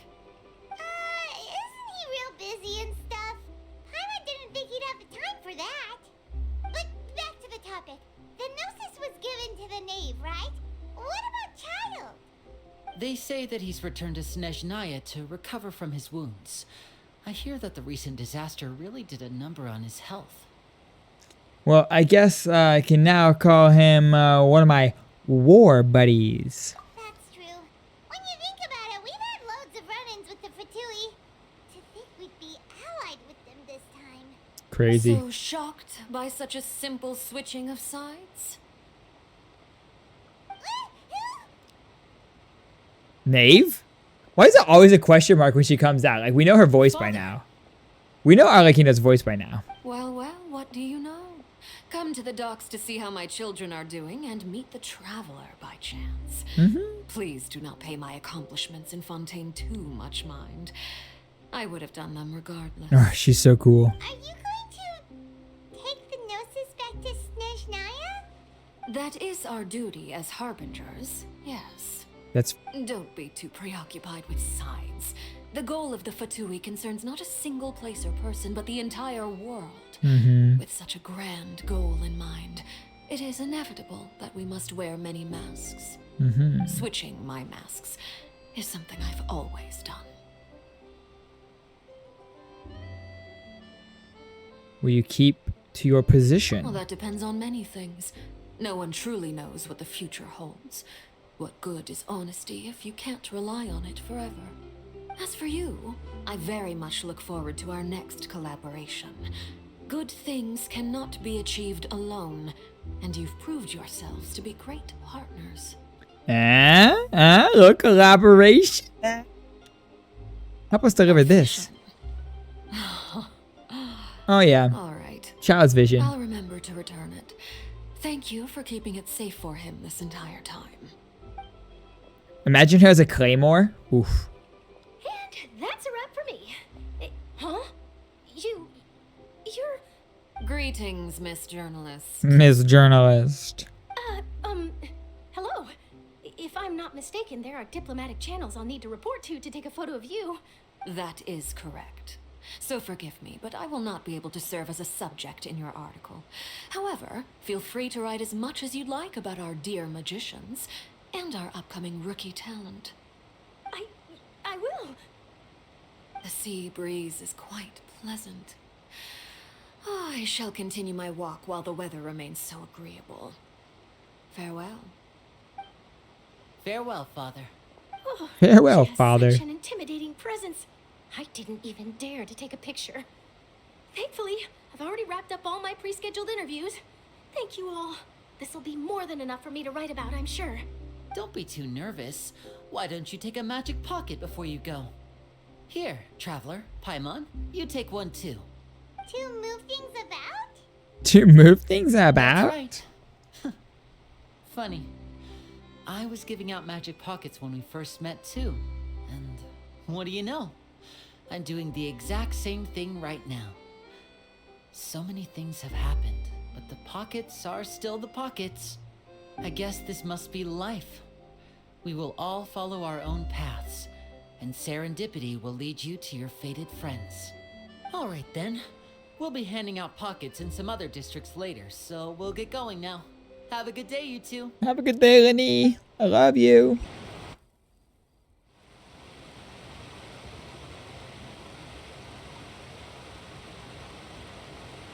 So, you really are here, Neuvillette.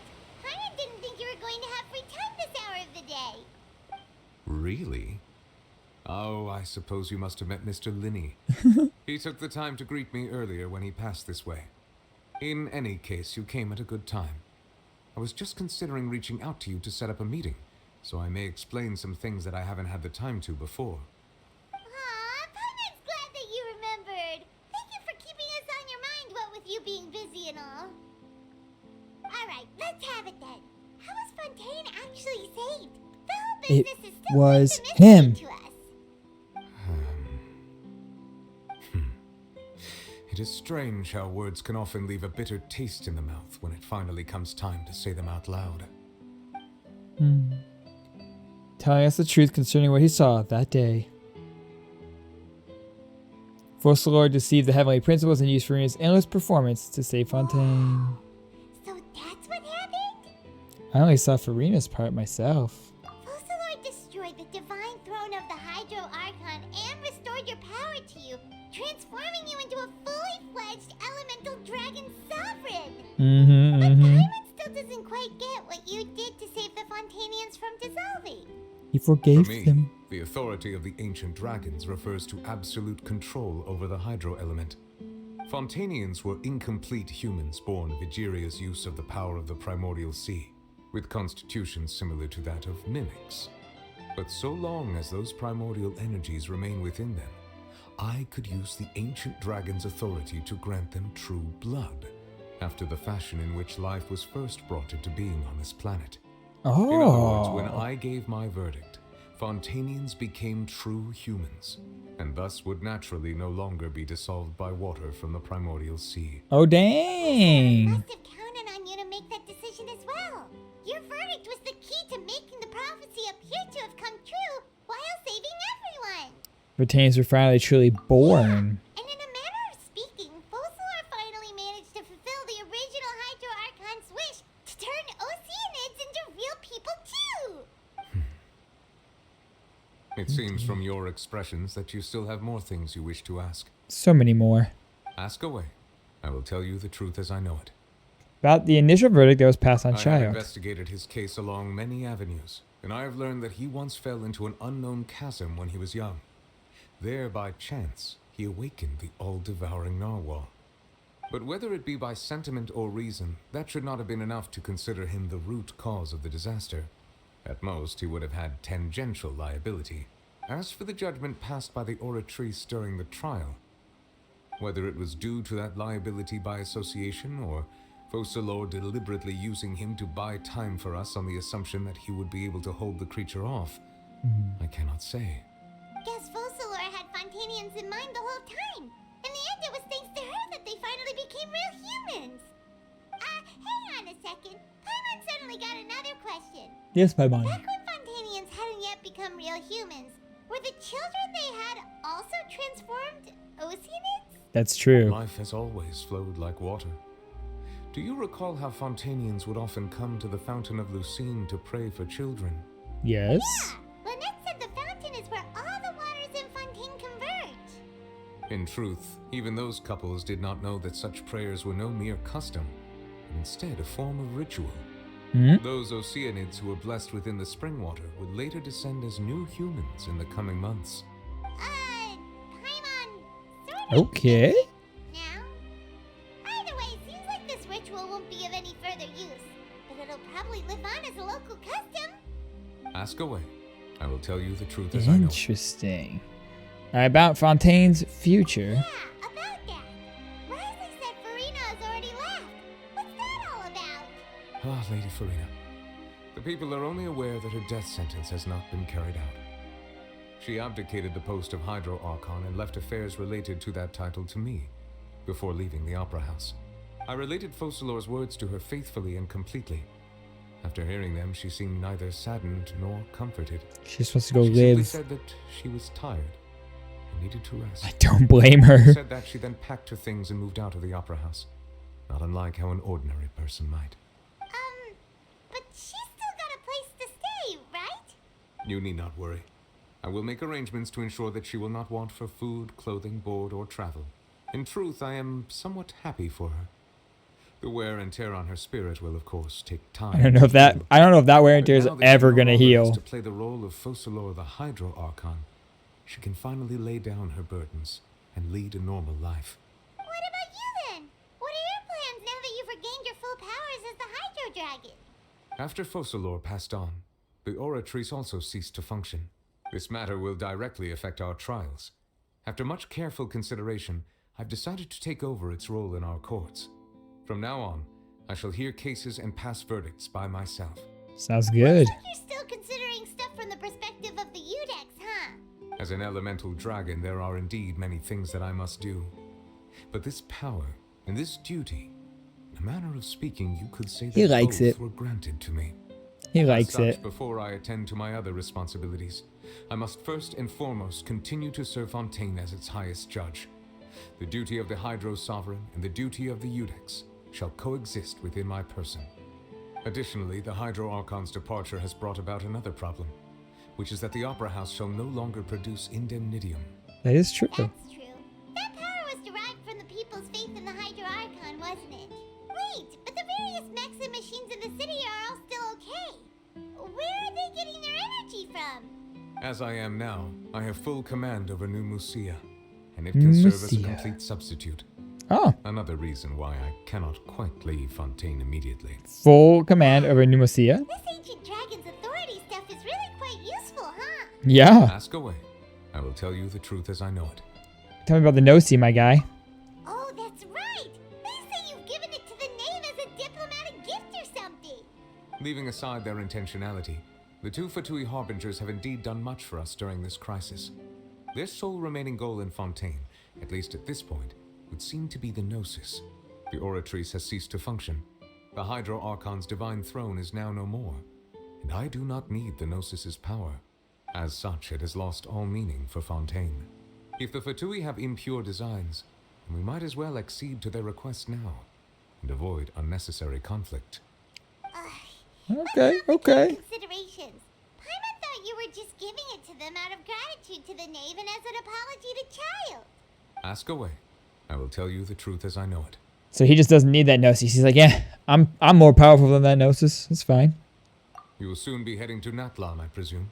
To Natlan, yes, sure. I'm afraid that I have little talent as a travel guide, so all I can do is tell you what I know about that land. Tell me about Natlan. As far as I'm aware, Natlan can be said to be a nation of dragons. What? A nation of dragons? You mean like you? No, I suspect that I would not find myself welcome there. Unlike ancient dragons such as myself, the dragons of Natlan have undergone long years of development and evolution. Large numbers of them have entered a form of coexistence with humanity. Coexistence with dragons? Are we gonna be able to ride and fly on dragons?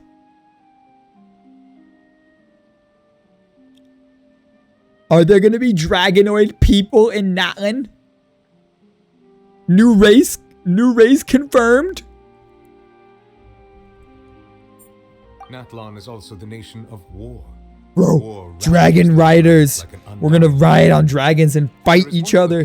Aerial combat coming to Genshin? With the knave that I believe may be useful to you. The harbinger known as the Captain has thrown his hat into the endless ring of war. Capitan. Sounds like a real Yo, Cappy coming in Natlan. Oh my god, what? I suggest that you fully prepare yourself before going to Natlan.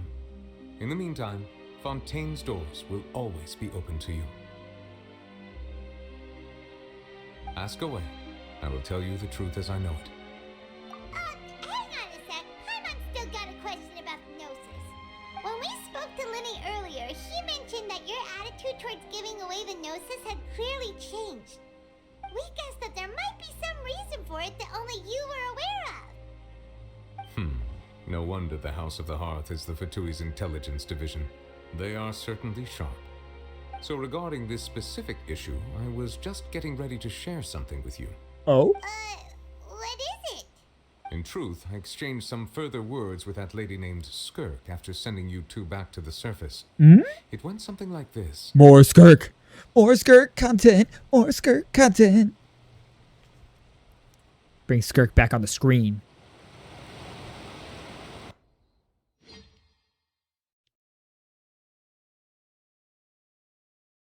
Skirk. Well, we're going to head topside to see what's going on. You hurry over soon as well, all right, Neuvillette? Boom. Send you away. Next. The all-devouring Narwhal isn't here, so I'm no longer getting any interference. I can finally catch the scent of your power, what it's made of. It is the authority of the planet's primordial dragons, but with something very similar to a god's curse mixed in. It's quite a novel blend. I'm sure I've encountered something like this before. What was it Something again? like this before? I do not know what you speak of. Of course. How could I forget? You should have the remains of the third descender on your person, yes? Remains? I've never heard of any such thing. What? According to your parlance, I believe it may be called a gnosis. So the gnosis are remains of the After descenders? Fossilor's divinity faded, she handed her gnosis to me. But I fear I have never heard of it described in the manner that you just did. I've been training with my master, the Foul, ever since I was young, and I have never returned to the surface since. So most of the information I possess, I got from him. So the It is gnosis. only natural for those who are greater than humanity to possess a different sort of common sense, which is why there are so many problems in our attempts to communicate with humans. Regardless, you should probably get rid of objects of misfortune to prevent any disasters from befalling you. To live in itself is a blessing. But once a person dies, the bonds he once had with this world shall all turn to curses. What do you mean by that? No need to fret. These are just my personal thoughts, and my reason for no longer wishing to return to the surface. This third descendant you refer to, who are they?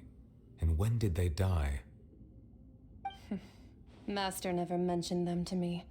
Perhaps it just wasn't that important for me to know. If you're interested, though, I could ask him.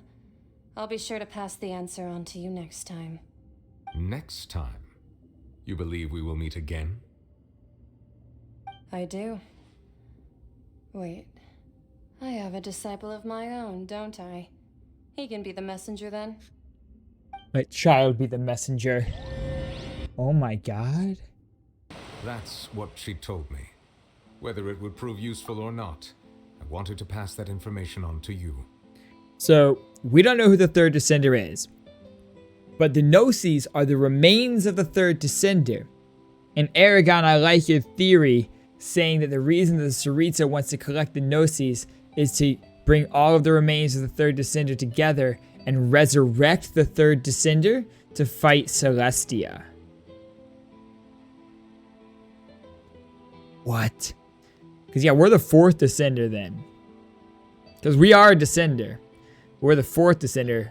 Whoever the third descender was, resurrect them. Bruh. Remains of the third descender? So that's what the gnosis actually are. Paimon just thought they looked like chess pieces. How could they be a person's remains? All the same, assuming that there was no misunderstanding or special metaphor at play, that is what she meant to say. And she said that it would bring misfortune and that you should check it, which is why you gave it to the Fatui. If she speaks the truth, then I would simply be putting Fontaine at unnecessary risk by keeping it here. The lore. A descender. She mentioned one of them. I am the fourth descender. One, that the gnosis are related to descenders, and two, that the one who came before me has already died. I guessed that you might already be familiar with this concept, but I did not expect you to be one of them. That means that the gnosis, which are exceedingly element compatible and can even enhance elemental abilities, do indeed come from the third descender. I wonder, does your body also possess similar properties? Probably. I can use all the elements. Like being able to use elemental powers without a vision. That does sort of count as special compatibility, right? But if wouldn't our sibling be the third descender? Because they came before us? Unless someone came in between us and our sibling. Maybe our sibling was the second descender? And then the third descender was someone else who's dead now. Maybe our sibling killed them. Maybe we had a third sibling. Maybe we were triplets. No, we just forgot about it. this stuff right now. It just feels creepy. Comparing the traveler to the dead third descender and all. I won't die so easily. Don't worry about it. Say, but this topic still feels like bad luck. Once Child recovers, let's get some more answers out of him. Or So- go look for his master and get the answers that way. There was mention about how our sibling was not counted as a descendant from one of the quests in Sumeru. Oh. That might be true. Yeah, that might be true. So then Heavenly Principles, question mark, the Gnosis, who are the third descender, there remains now the Gnosis, and then us. I too believe it unwise to make too many blind guesses when information is lacking. The same is true of being at court. Whatever the case, it seems like the crisis here in Fontaine's over for now. Oh, that's right. It did. Yeah, it did say.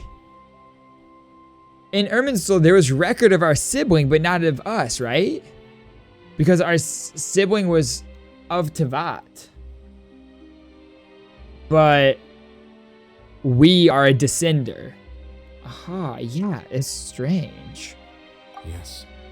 All of Focalor's efforts were for this moment as well. But she sacrificed herself in the end as a god, and she suffered through all those years as a human. Was that really what she wanted? I suppose that would be the mystery of a god's will. Can you understand the will of the gods, Mr. Dragon Sovereign? I suspect not. But once in a while, I too would guess that if wishes were like the clouds in the sky, they will one day return to the earth as raindrops. Life flows like water, and rain is the final answer. The water levels may sometimes tilt one way or another, but the rain falls fairly upon all. And what, ultimately, is the difference between the rains that fall upon all of us?